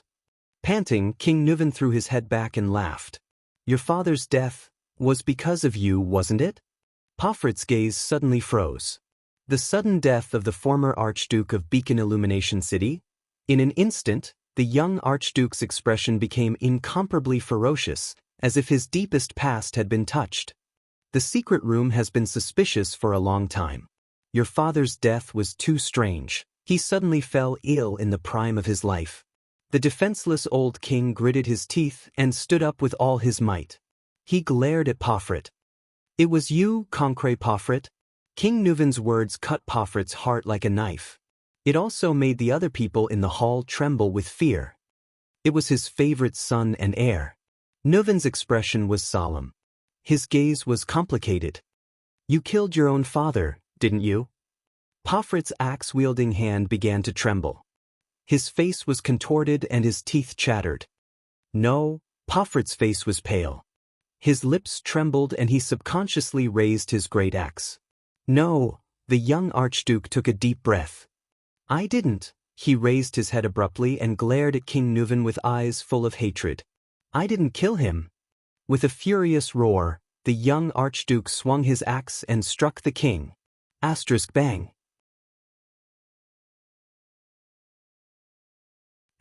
King Nuvan dodged the fatal blow in a flustered manner. As he retreated, he fell to the ground again. Pofrit's power of eradication once again increased his arm's strength and speed. The Archduke roared and instantly pulled back his axe. In a frenzy, he raised the great axe with both hands and stabbed the tip of the axe at King Nuvan, who was lying on the ground. Under everyone's nervous and fearful gazes, King Nuvan roared and reached out with both hands to grab the handle of the axe that was stabbing towards him. The old king dangerously blocked the blade and the tip of the axe in front of his chest. Another gasp could be heard in the hall. Thales was dumbfounded as he stared at the king, who was forced into a corner. "My father was accidentally injured. It was bad, very serious?" Pofrit murmured with a sorrowful expression. "I did nothing. I just let him sleep in peace. He didn't live a happy life anyway." From then on, there was no more anxiety, no more fear, no more anxiety. At the same time, the Archduke who was wrestling with King Nuvan did not stop. He pushed the blade of the axe towards the king with all his might. He roared madly, "No more nightmares from Dragon Cloud City." King Nuvan gripped the handle of his opponent's axe tightly and moaned in pain. But his face was flushed and his arms trembled more and more violently. After roaring, Pofrit came back to his senses. His gaze gradually focused, becoming firm and numb. "From that moment on, I will bear the humiliation and pain of Beacon Illumination City. I will end it." Watching the tip of the axe getting closer and closer to his chest, King Nuvan's old face contorted in pain and suffocation. "Ha, even if you kill me, you are still a coward." The powerless old king refused to show weakness. He gritted his teeth and said, "Ha, even if you kill me, you are still a coward." Pofrit shuddered. He raised his head sluggishly and looked at King Nuvan. He slowly narrowed his eyes. "Yes." Pofrit continued to exert more force, causing the old king to moan again. "This is all our fault. We are too weak." The muscles on Pofrit's arms swelled to the limit. His eyes burned with indignation. Look at the 3 archdukes in the south. None of them are obedient. Trent Ida of Reformation Tower always obeys your orders and cuts corners. Alceus of Prestige Orchid Region has a special identity given to him by Riker. He ignores you. Lampard of Black Sand Region is a thorn in your side. The spectators tensed up, especially the 2 archdukes whose names were called. Their expressions froze. But they have gained respect. Pofrit gritted his teeth and spat out words at the exhausted king. You treat them as worthy opponents, while we, Pofrit of Beacon Illumination City, a dog that crawls under the dragon's shadow, wags its tail and begs for pity, are the weakest targets to be bullied. You do whatever you want to us just because you support grandfather and Pofrit to become an archduke.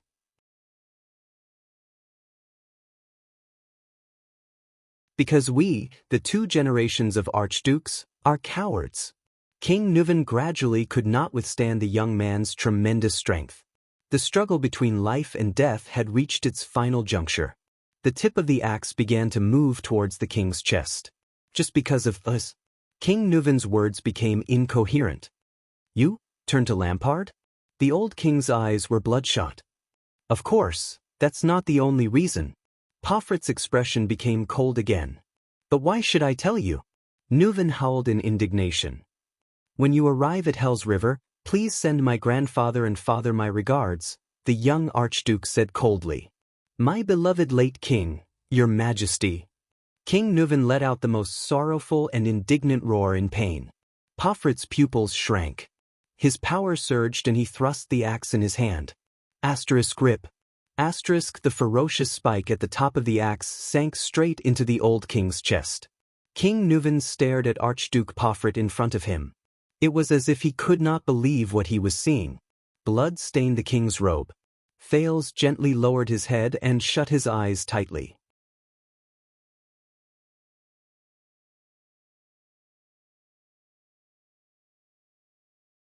Chapter 152. King Nuvan lay quietly on the ground. His hand was still tightly wrapped around the handle of the great axe, as if it was his lover. The 2 sharp spikes in the middle of the axe blade sunk deep into his chest. Everyone in the Hall of Heroes watched the scene unfold before their eyes. Shock, doubt, sorrow and grief. Countless emotions intertwined. The victor of the duel, Archduke Pofrit, was sweating profusely. His hand on the handle of the axe slowly slid down. As his body relaxed, he knelt beside King Nuvan and panted violently. Pofrit's eyes were lifeless and his chest was heaving, as if he had just experienced a nightmare. Archduke Alceus, who was watching the duel, widened his eyes. He looked at the motionless king, and his complicated emotions instantly turned into indescribable sorrow. Archduke Rockney's expression was sorrowful. Archduke Letko's brow seemed to be laden with a heavy burden. Trent Ida shook his head, as if expressing his disdain for the duel. Thales lowered his head and stared at the ground in a daze. He did not know what kind of expressions Nicholas and Putray had on their faces behind him. Damn it. How could this be? He slowly clenched his fists. King Nuvan died here. Who will control Dragon Cloud City? Who will control Dragon Cloud City? Who will control Dragon Cloud City? His thoughts became a jumbled mess. Freed from the duel, Archduke Pofrit half knelt in front of the king's body in a daze. Nuvan, the born king. Nuvan Walton, the monarch who ruled Extet for nearly 30 years. Already felt it. The young archduke suddenly let out a low laugh. Ha! He raised his head, and his laughter grew louder and stranger, as if he was a morbid lunatic. Ha! Then, the young archduke laughed maniacally and suddenly turned to look at the witness of the duel, High Priestess Holm, who represented the bright moon goddess. Ha! His body trembled as he laughed. The female priestess stared straight back at Pofrit. Behind her veil, her beautiful eyes were calm and unruffled. Under her gaze, Pofrit felt an invisible pressure quietly bearing down on him. His smile gradually faded. The priestess remained calm and did not show any expression. Pofrit stopped laughing. His face slowly darkened as he furrowed his brows in confusion. Thales was in a daze, desperately thinking about his future. At this moment, I see. Nicholas, the star killer, suddenly said softly from behind Thales. In the next moment, two loud sounds of collision resounded. Bang! Clang. What followed was the clang of metal falling to the ground. Thales shuddered and snapped out of his thoughts. At the same time, many people in the Hall of Heroes exclaimed in disbelief. Thales raised his head swiftly. Then his eyes widened and he frowned. He saw the most unbelievable scene. It couldn't be. The shocked Thales even forgot to breathe at that moment. King Nuven, who was supposed to be lying dead on the ground, had somehow struggled to his feet. Instead, he pinned Pofret face down onto the ground. The great axe which had pierced through the king's chest lay at their feet, still trembling. Like the others, Thales stared fixedly at the scene before him in bewilderment and confusion. The old king of Extet had a fierce and aggressive expression on his face. His left arm was in the shape of a ring, tightly gripping Pofret's right forearm from behind. His right hand was firmly pressed against Pofret's upper right arm, and his left knee was pressed against Pofret's back. King Nuven had locked Pofret's right arm and pinned him to the ground. Thales widened his eyes in disbelief and shook his head subconsciously. How could it be? That injury? Thales was not the only one who thought so.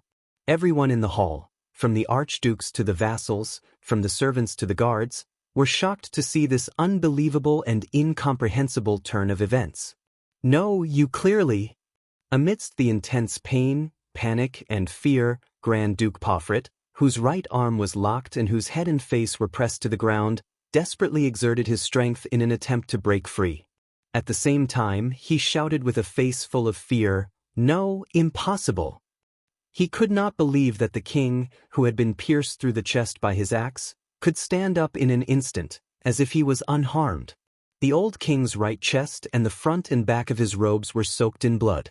It looked extremely terrifying. But at this moment, it was as if the injury did not exist. It did not affect the king's movements at all.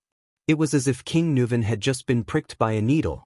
Thales turned his head abruptly and anxiously asked the only supreme class elite here, "How could—" Silence. Nicholas interrupted him in a hurried tone. The Star Killer stared at the scene, unwilling to let go of any detail. Finish looking at it? It's not over yet. Putre, on the other hand, was astonished, as if he could not accept this fact. Impossible? Nuven VII's face was flushed after being resurrected from the dead. The king pressed down with his right hand and retracted his left. His muscles trembled as he slowly exerted force and tightened. Using Pofret's elbow as a fulcrum, he began to pry Pofret's locked forearm in reverse. The old king gritted his teeth and his face was ferocious. On the battlefield, you'd better believe in impossible. As King Nuven exerted force, Pofret's locked right arm began to slowly deform. His forearm moved in the opposite direction of his elbow joint in a frightening manner. The distinct sound of muscles snapping rang out in the field. Pofret's face contorted in pain as he let out a heart-wrenching howl. The Archduke's left arm desperately reached behind him towards the crazed King Nuven, but it could only scrape the air in vain. He kept scratching in the air.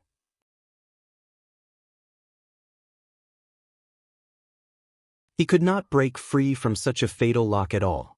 "I killed you, I clearly killed you." Pofret's neck was pressed against the floor, and he could not stop twisting in inhuman pain. He screamed in pain, "You're dead." Is that so? King Nuven, who was firmly suppressing his opponent, revealed a ferocious expression mixed with hatred and madness. His words were as piercingly cold as the wind. "Perhaps I'm not completely dead enough?" As he spoke, Nuven VII continued to exert force with his hands methodically. The frightening cracking sound from Pofret's forearm continued to ring out. It sent a chill down Thales's spine. The young Archduke struggled frantically. He could not reach his enemy's left hand, so he desperately slapped the ground. But under King Nuven's experienced and ruthless strangulation, all of Pofret's struggles seemed to be in vain. He could not exert the strength in his young body at all. He could only frantically twist the other parts of his body that could still move. He was like a fish waiting to be slaughtered on the chopping board. The next second, A crisp sound rang out from Pofrit's arm. Pofrit's head, which was pressed against the ground, could not be raised any higher. His face was contorted, and tears flowed uncontrollably from his eyes. His mouth was widened to its limit in pain, and he let out an unprecedented, frenzied howl.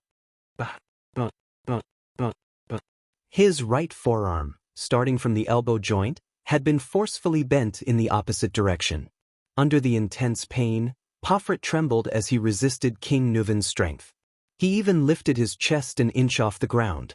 But Pofrit's nightmare was not over yet. King Nuvin suddenly raised his right hand, which was pressing against Pofrit's upper right arm. He abruptly clenched his right fist and hammered the back of Pofrit's head.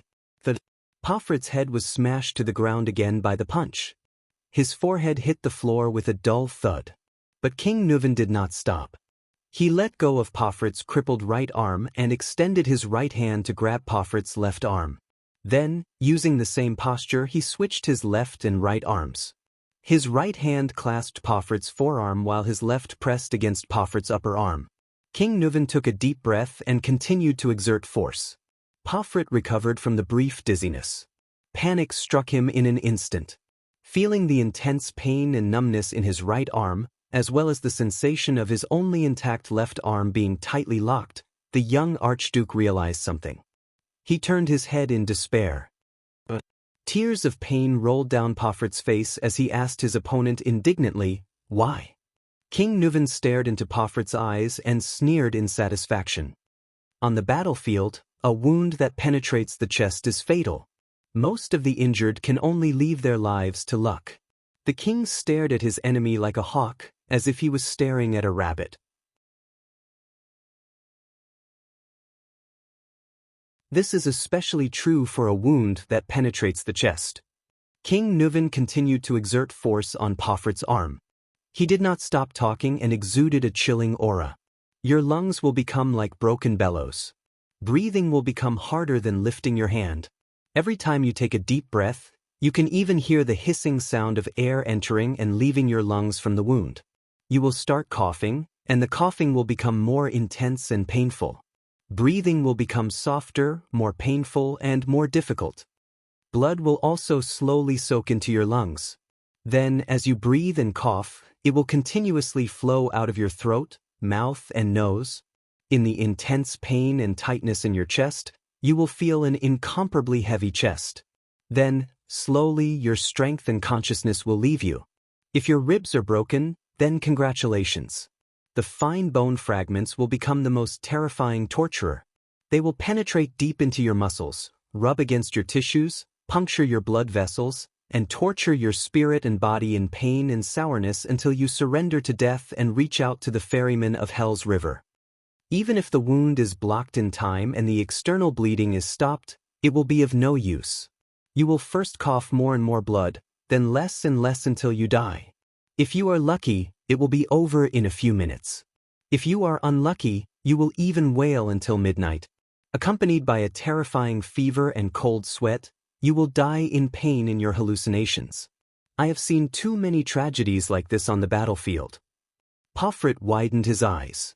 Cold sweat continuously seeped out of his forehead along with the pain. The king smiled and changed the topic of the conversation. But King Nuvin moved his head closer to Pofrit's ear and said ferociously, "You know, a person's chest has a range. Not the entire chest is where the rib cage is located. If the pierced part does not hurt your chest and avoids the fatal artery, such as the muscle between your right shoulder and right chest, and penetrates forward and backward, and perfectly grazes your rib cage and bones, then use the power of eradication to expand the wound muscles and stop the bleeding. How is this possible?" Pofrit gritted his teeth. The veins on his face bulged as he stared at King Nuvin behind him in despair. "I told you, brat." The power of eradication surged into King Nuvin's arms. He laughed contentedly. On the battlefield, you better believe in impossible. Finally, a bone-chilling sound, accompanied by Pofrit's screams, rang in everyone's ears. Crack! Pofrit writhed madly on the ground, screaming out the pain and despair he felt at the moment. His only arm was also bent by King Nuvin. The young Archduke had lost both his hands. A few seconds later, Pofrit's struggles and screams began to subside. His body twitched continuously and he let out miserable moans. The archdukes stared at the scene before them in disbelief. What does this mean? Archduke Trentida tried his best to regulate his breathing. The one who answered him was Archduke Rockne, who had not spoken for a long time. The latter said coldly, "It means the end." Thales watched in a daze as the king completed his counterattack in an instant. It was quick, violent, and effective. It was a counterattack that ended things once and for all. He did not even have time to see how the king's reversal began. His Majesty was lying on the ground and was pierced by the axe. Nicholas sighed behind him. Whether it was us or Pofrit, we only knew that His Majesty's chest was pierced, but we could not clearly see the penetrating position on his back. There was no way to tell if it was a fatal wound. And that was exactly what the king calculated. Calculated? Thales stared at King Neuvin's chest, especially at the area on the right that was soaked in blood. King Neuvin panted. He flung away his enemy's useless arm and stood up. At that moment, Thales felt that this valiant figure was incomparably tall. King Neuvin looked around at the people in the hall. He was greeted by different gazes and breaths, ranging from excitement, surprise, and doubt. What? King Neuvin suddenly roared loudly, "Strong rye wine." Thales was momentarily stunned.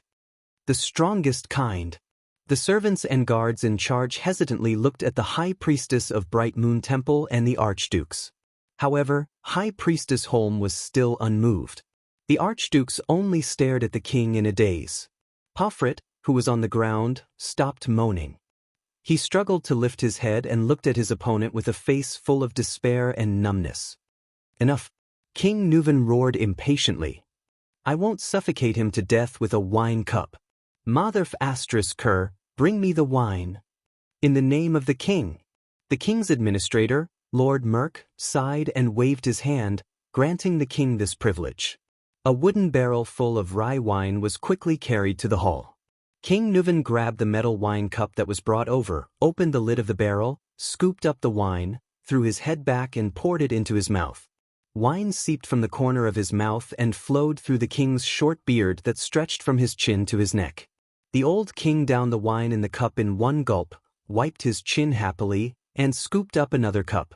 This time, King Neuvin tore off the clothes on his right shoulder, revealing his aged but still firm muscles.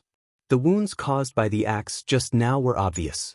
There was one on his chest and one on his back, but they were all away from the center of his chest and even close to his shoulders. The wounds had already been filled up by the compression of his muscles. Gritting his teeth, King Neuvin raised the wine cup and poured the wine on his wounds. The muscles on his right shoulder trembled and shivered under the strong wine.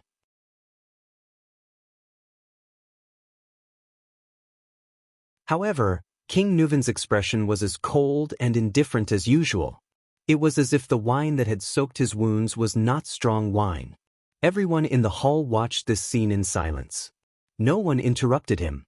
On the ground beside him, Archduke Pofrit, whose arms were broken, growled in a low voice. Once again, his eyes were filled with indignation and hatred. He used his head to prop up his upper body and tried to get up with the help of his knees. What welcomed him was a heavy, merciless kick from King Neuvin on the Archduke's back, forcing Pofrit back to the ground. Pofrit first let out a painful groan, then his groan turned into an indignant roar. "No, how did you do it?" The young Archduke's face was gloomy. He glared at King Neuvin as if he wanted to dig a piece of flesh out of him. "Did you think you could pierce my chest with the axe so easily?" King Neuvin's expression remained the same. He scooped up another cup of wine and drank it in one gulp. "Brat, I lured you to stab me. My strength is not as good as yours, neither is my endurance. In a battle with a great axe, I would lose sooner or later." King Neuvin stepped on Pofrit's back and spat at him in disdain. But even a supreme-class elite, once he lets down his guard, King Neuvin's eyes shone brightly. "You're useless." Pofrit's eyes widened. He pressed his face against the ground and his lips trembled. Once again, he let out an indecipherable roar. It was filled with desolation and pain. I'll give you a piece of advice. Before you break your enemy's neck, don't relax. King Nuvan slowly exhaled. Feeling his exhaustion and fatigue, he said in a cold tone, "This is the most valuable experience we've gained in thousands of years of bloody battles with the orcs." King Nuvan raised his head again and drank the third cup of wine in one gulp. Behind Thales, Putre asked faintly, "Is this what the army often talks about, the so-called fighting instinct of a warrior?" "Instinct?" Nicholas, the star killer, replied with a cold chuckle. "This is a battle tactic. From the beginning to the end, the duel went according to His Majesty's calculations and rhythm. It went according to the pace he planned." Putre revealed a puzzled expression. From the beginning, His Majesty lured Pofrit to stab him with the tip of his axe instead of slashing him with the blade. The star killer crossed his arms. There seemed to be a smile in his eyes. His Majesty seemed to be passively defending with his axe, unable to counterattack, and retreating step by step. In fact, with every blow they exchanged, the distance between them unknowingly shortened. When His Majesty fell in the end, the distance between him and Pofrit was so close that they were face to face. It no longer allowed Pofrit to slash him with the blade of his axe. Thales thought of something. He looked at the distance between the two men in the field and the position of the two great axes.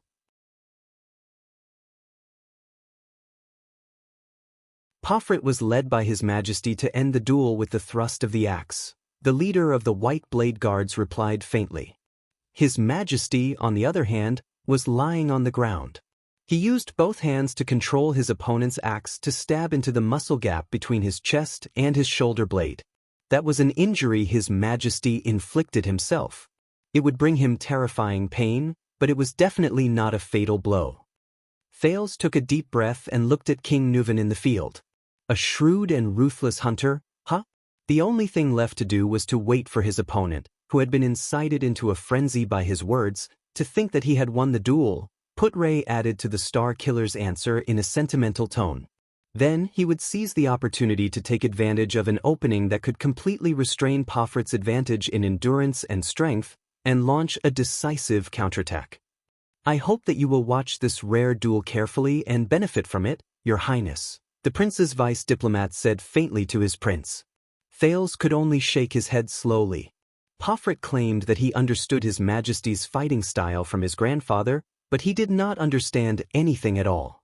Nicholas' pale face shone in the firelight. This is the real, fierce counterattack, subduing the enemy with one strike. Deep impression, the Marquis of Camus Union exclaimed by the side. "You are not surprised by this, are you?" Nicholas nodded slowly. Yes, every step Pofrit took was within His Majesty's expectations. There is a saying in Constellation's Western Frontline. Putre sighed. On the battlefield, even a dying veteran is 10,000 times stronger than a rookie with boundless strength. A veteran meets a rookie. The leader of the king's personal guards snorted coldly. The outcome of this duel, from the beginning.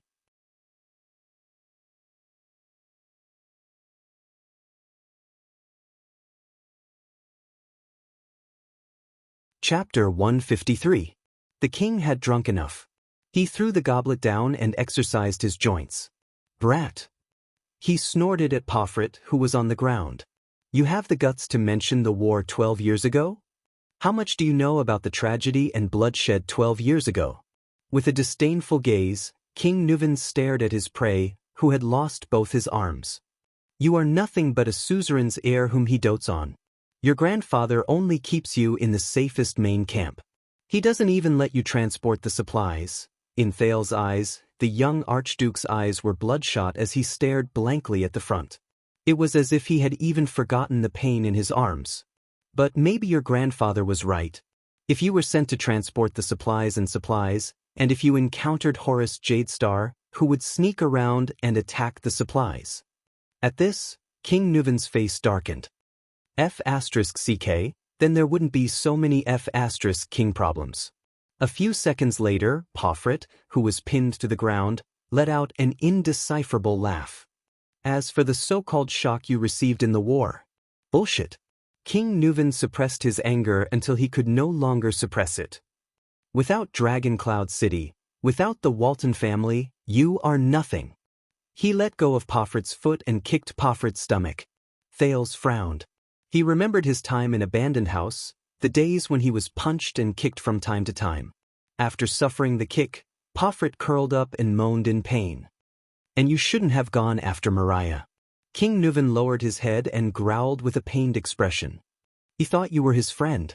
Despicable traitor. Hypocritical coward.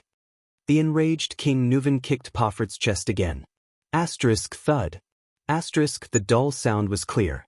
Pofrit curled up again. Under the heavy blow, he could not help but cough. Pofrit's cough gradually eased. Then his curled-up body stretched out again. His two folded arms looked extremely hideous. The Archduke laughed strangely, as if he was crying. Ha ha. Pofrit suppressed his laughter, but in Thales' ears, it sounded so miserable and tragic. King Nuvan's expression became increasingly hostile.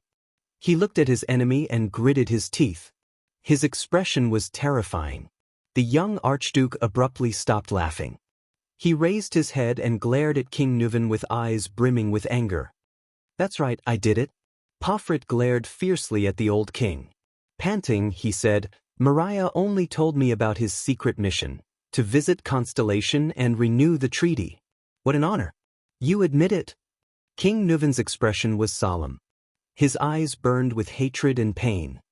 You only have the guts to be a man when you're facing death, don't you? Yes, I don't have to waste any effort at all. I can use his trust in me to deceive him into going to Constellation. Pofrit responded to the king with a mocking smile.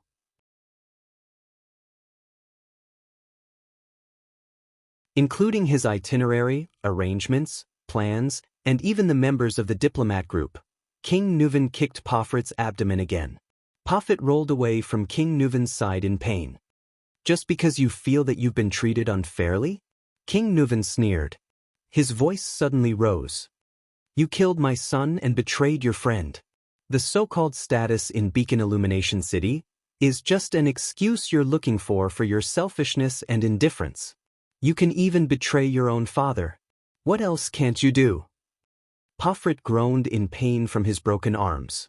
His forehead was drenched in cold sweat, but when he heard the king's words, he lifted his head from the ground with difficulty and chuckled.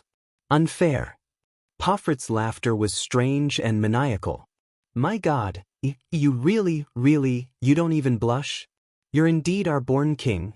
Unfair? The next moment, Pofrit's expression changed. He looked at the four archdukes. Stop pretending. All of you. The young archduke's words were filled with anger. Alcius, Trentida, Rockne, Letko, do you dare to swear to your ancestors that you're not grateful or happy for what I've done? Do you dare to slap your chest and say that you're not glad or happy about Mariah's death and the Walton family's loss of power and decline? The archdukes chose to respond with silence. Even the craftiest Trentida did not make a sound at this moment. Thales felt that the atmosphere in the hall had become very tense, as if the scope of the duel had expanded beyond the two of them. King Nuvan did not say a word. Step by step he slowly walked towards Pofrit. Panting, Pofrit shrugged his shoulders and struggled to crawl on the ground. Thales looked at the struggling archduke on the ground. He did not feel the slightest relief from the truth being revealed or the vengeance being avenged. All that was left was an indescribable sorrow. The 10 archdukes, Pofrit gritted his teeth and said as he struggled to crawl, the 10 archdukes, after your death, will fairly and justly choose the king, right? King Nuvan stopped in his tracks. With his back facing King Nuvan, Pofrit crawled to the center of the hall. He tried his best to turn over and face King Nuvan. To the south, you promised Reformation Tower a long time ago that you would arbitrate on behalf of Trentida and obtain the disputed territory at the border of Elifure City in exchange for his support. In your hands, you have little Alcius, who fled to Dragon Cloud City after losing the fight for the throne. You have the bargaining chip to interfere with the inheritance of Prestige Orchid Region. No matter how dissatisfied Archduke Alcius is, he does not dare to voice his anger. Since your father, you have relied on Dragon Cloud City's position to forcibly re-establish the trade route to the Glacier Sea in the northeast. You have threatened the Cameron family to cut it off unless they choose you as king.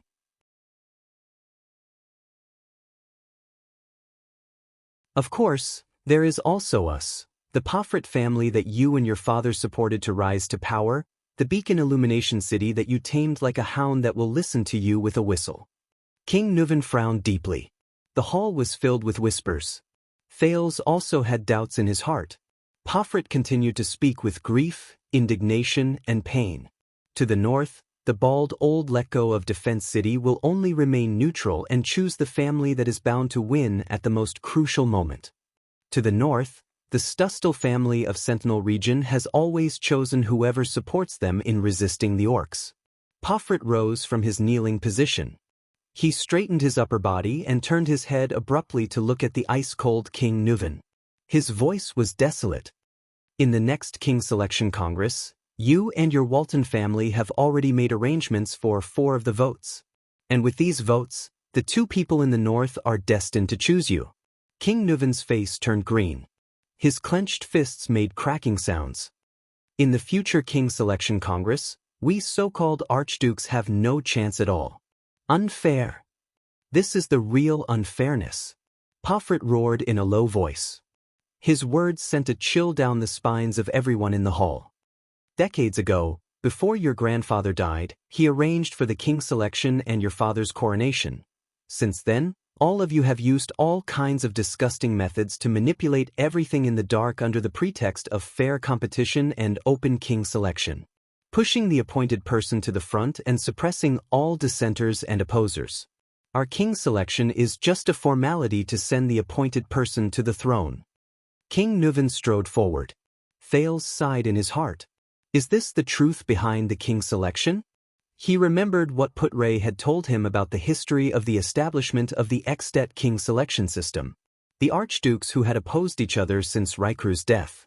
Pofrit's face was filled with disgust as he stared at his livid opponent. From then on, the Archduke Walton of Dragon Cloud City disappeared. There was only King Walton of Extet.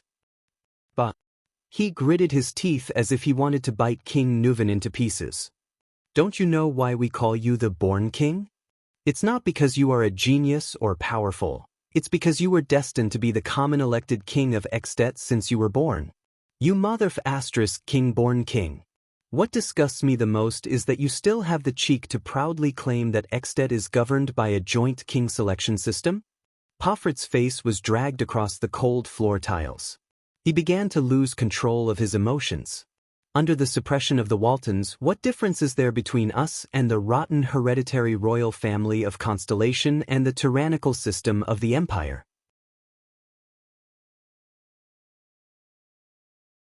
Sooner or later, a madman like Constellation's 82nd will appear and drag his entire country to hell. Hearing this familiar name, Thales' heart sank. That's my grandfather. Drag his entire country to hell? Suddenly, he felt someone pat his shoulder lightly. It was Putray behind him. Thales exhaled through his nose with difficulty and shifted his attention back to the scene. King Nuvan stepped forward with a cold gaze and mercilessly tripped him. Thud. The young archduke, whose arms were crippled and who could not even maintain his balance, was swept to the ground again. Pofrit fell back to the ground, but he continued to shout. Verbally praising the greatness of the joint ruling pledge, hypocritically claiming that we have the freedom and right to choose our king, but secretly monopolizing all power and fixing the throne and interests. In this world, where else would a ruler be so shameless, despicable, hypocritical, sanctimonious, and disgusting? You have long turned Extet into the Walton family's hereditary kingdom. The Walton royal family. How ironic! Rykru's joint ruling pledge has long been ruined by this shameless family left behind by his nephew. Thales sensed his erratic breathing. Everything that happened before his eyes was like a mirror to him. At that moment, as he listened to Pofrit's accusations, he did not think of Extet. Instead, he thought of Constellation. It was Kessel's cold expression and the one-eyed dragon Koster's solemn gaze. It was the hall of Star's 6 great clans and 13 distinguished families, each harboring their own ulterior motives. Thales sighed softly in his heart and unconsciously clenched his fists. That's not all. Pofrit used all his strength, swaying as he struggled to get up from the ground. Your father married his daughter to the previous Archduke of Black Sand Region a long time ago, trying to meddle in Black Sand Region's affairs by controlling the Lampard family's bloodline. You maliciously purchased crystal drop ores from Camus Union and transported them to Elifure City in the east at a low price. Nominally, it was to guard against the threat from the Eastern Peninsula, but in reality, it was to cut off the supply at a critical moment and force the Gadro family to submit. God knows what other tricks you prepared for the West, for Rockney of the City of Faraway Prayers. I'm guessing it's that Camion whose territory is close to the City of Faraway Prayers, the hypocrite Marquis of Good Flow City, right? What is it this time? A contract that looks gorgeous but is actually full of traps? Hearing this, Thales could not help but turn his head and look behind him. Marquis Shiles of Camus Union felt everyone's gaze. He coughed awkwardly and turned his head away. Pofrit's face had long lost all color. He no longer tried to get up, but lay on the ground as if he had accepted his fate. His tone was sorrowful and low. That's not all. You also wanted to learn from Constellation in the south. You wanted to set up tax collectors who reported directly to the king throughout the territory. You wanted to take back the suzerain's jurisdiction in their own territories, and you wanted to send the king's officials throughout the country, starting from Beacon Illumination City. This humiliation, this oppression, this injustice?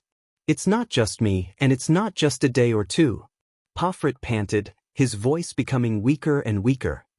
How could we not fight back? Fight back? So you caused Mariah's death? To take revenge on the Walton family? King Nuven's gaze flickered slightly. By betraying a friend? Only a coward like you? Pofrit paused for a moment. His gaze became complicated and subtle. Yes, Mariah, Pofrit panted, his voice low. We used to be friends. I've also told myself that everything will be fine, but... Li Yundong's eyes widened. Nuven Walton. The young Archduke's expression changed, as if he had painfully made up his mind about something. He lay on the ground, raised his head, closed his eyes, and let out a desolate laugh. This is all your fault. You forced me to do this. Me. King Nuven's voice was like the muffled thunder before a storm, deep and terrifying. Pofrit's voice rose. He trembled as he raised his head. His gaze was vicious. 5 years ago, after I rejected your appointment as an official in Beacon Illumination City, immediately, someone among my vassals strangely jumped out to question my legitimacy. Trent Ida began to provoke me arrogantly at the borders. The people in my territory began to talk about my abilities. Soon, my vassals began to rebel, the people began to resist taxes, and the territory was in chaos. When I was in a terrible predicament and at a loss for what to do, you sent Mariah with a letter from you to mediate. As I read your hypocritical and pretentious letter of comfort, I raised my head and looked at Mariah, who was standing in front of me. I listened to him mention our past with a silly smile on his face. Only then did I understand that we were never friends. I'm just a dog of Dragon Cloud City. And don't you know what kind of person Mariah is? The veins on Pofrit's face bulged. His brown hair stuck to his forehead, making him look ferocious and pathetic. I've had enough of the silly smile on that good-for-nothing's face. In his mind, the whole world is so beautiful. Pofrit's eyes were bloodshot. He struggled to get up with all his might and roared madly at everyone in the Hall of Heroes. That's a naive, weak, hesitant, incompetent, short-sighted, and unambitious good-for-nothing. Ha! Under King Nuven's gloomy face, Pofrit's upper body shook and he laughed wildly. He laughed so hard that tears almost came out of his eyes. Did you know, that fellow, that good-for-nothing Mariah? His biggest dream was actually to become an adventurous mercenary, to travel the world. Ha! Mercenary, adventurous. Ha! Right, he even fell in love with a prostitute. A coquettish slut. And he even said that he wanted to marry her. Thales shook his head. Thales shook his head. He remembered what King Nuvan had said about Prince Moriah when he first met King Nuvan and the archdukes. Pofrit laughed so hard that tears almost came out of his eyes. King Nuvan furrowed his eyebrows tightly.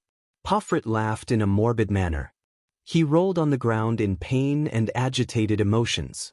Snot and tears streamed down his face. The Honorable Prince Moriah, the future Archduke of Dragoncloud City, wants to marry a lowly whore who has been f***ed by tens of thousands of people. Ha, and he's also the appointed king of Extet. Think about it, the great Extet has a prostitute queen. All the subjects have to bow to a whore. Ha. Everyone in the hall looked at him. Many of them lowered their heads and sighed. King Nuvan did not interrupt him. He only continued to stare at Pofrit with that terrifying gaze. This fellow, this piece of trash, this shameful existence without self-awareness or responsibility, is actually the heir of the Walton family. Pofrit had laughed enough. He raised his indignant and hateful eyes. And I still have to swear loyalty to him against my will and worship him as king, not because of his ability, but because of his family name and father. And you still ask me why I chose Lampard? Why the Archduke of Black Sand region, who is as black as the name of his territory? That beast who killed his own family? Archduke Pofrit's eyes were filled with fire. His roar was like thunder. I did not choose Lampard. I chose a future without the Walton family. A future without the appointed king of Extet. I am very happy that I have finally destroyed the last of your bloodline. He glared at King Nuvan with gritted teeth. The next common elected king of Extet will no longer have the surname Walton. Pofrit was answered by a vicious blow from King Nuvan that landed squarely on his face. King Nuvan grabbed Pofrit's collar and said coldly, "Before that, I will destroy you first." The young Archduke laughed miserably. He shook his head, turned around, and looked to the side. Thales Jadestar. Thales' heart immediately tightened. What's going on? Hey, Constellation's little brat. Pofrit shouted, attracting everyone's attention to Thales. You, the wounded Archduke uttered with difficulty and laughed shrilly. You are very pleased with yourself, aren't you?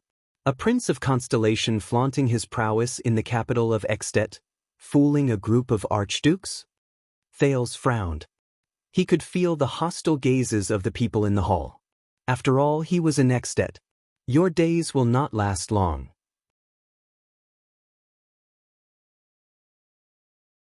Pofrit said resentfully. Did you think that assassinating you was just an act of self-preservation? Thales could not help but be stunned by the Archduke's next words. You don't know how much they want your life. Enduring the pain in his arm, Pofrit panted. When I hired them, I figured out their motives. It's not just for money. Thales felt his breathing quicken. The young Grand Duke continued, that's right. Even in their dreams, they want to kill the entire Jadestar family and take over Renaissance Palace. They are wanted criminals that everyone in Constellation wants to kill. Of course, they can't do it. But here, in Extet, when they accepted my money, they did not react at all. Pofrit's eyes were like fire. But those killers, when they heard that the target was you, the heir to the Jadestar royal family of Constellation, the expressions on their faces, how excited they were. What? What killers? Thales stared at him in a daze. A few seconds later, he reacted. Poor they. Who else? Pofrit yelled with a delighted expression. Of course, it's those sneaky assassins. Those pitch-black assassins. They were the ones who infiltrated Lampard's army and used his mystic gun unit to assassinate you under the fortress. They are the Jadestar family's greatest enemy. Thales stared at him in disbelief. Jadestar family's greatest enemy? The next moment, Pofrit laughed maniacally and called out a name that made everyone frown. You're tuning in to the Passion Pages YouTube channel. We're so grateful for your support, and don't forget to subscribe to join us on this incredible journey through captivating stories. Your generosity through donations truly makes a world of difference, as it's the primary source of revenue that allows me to expand and enhance this channel for you. Thank you from the bottom of my heart for being a part of this adventure.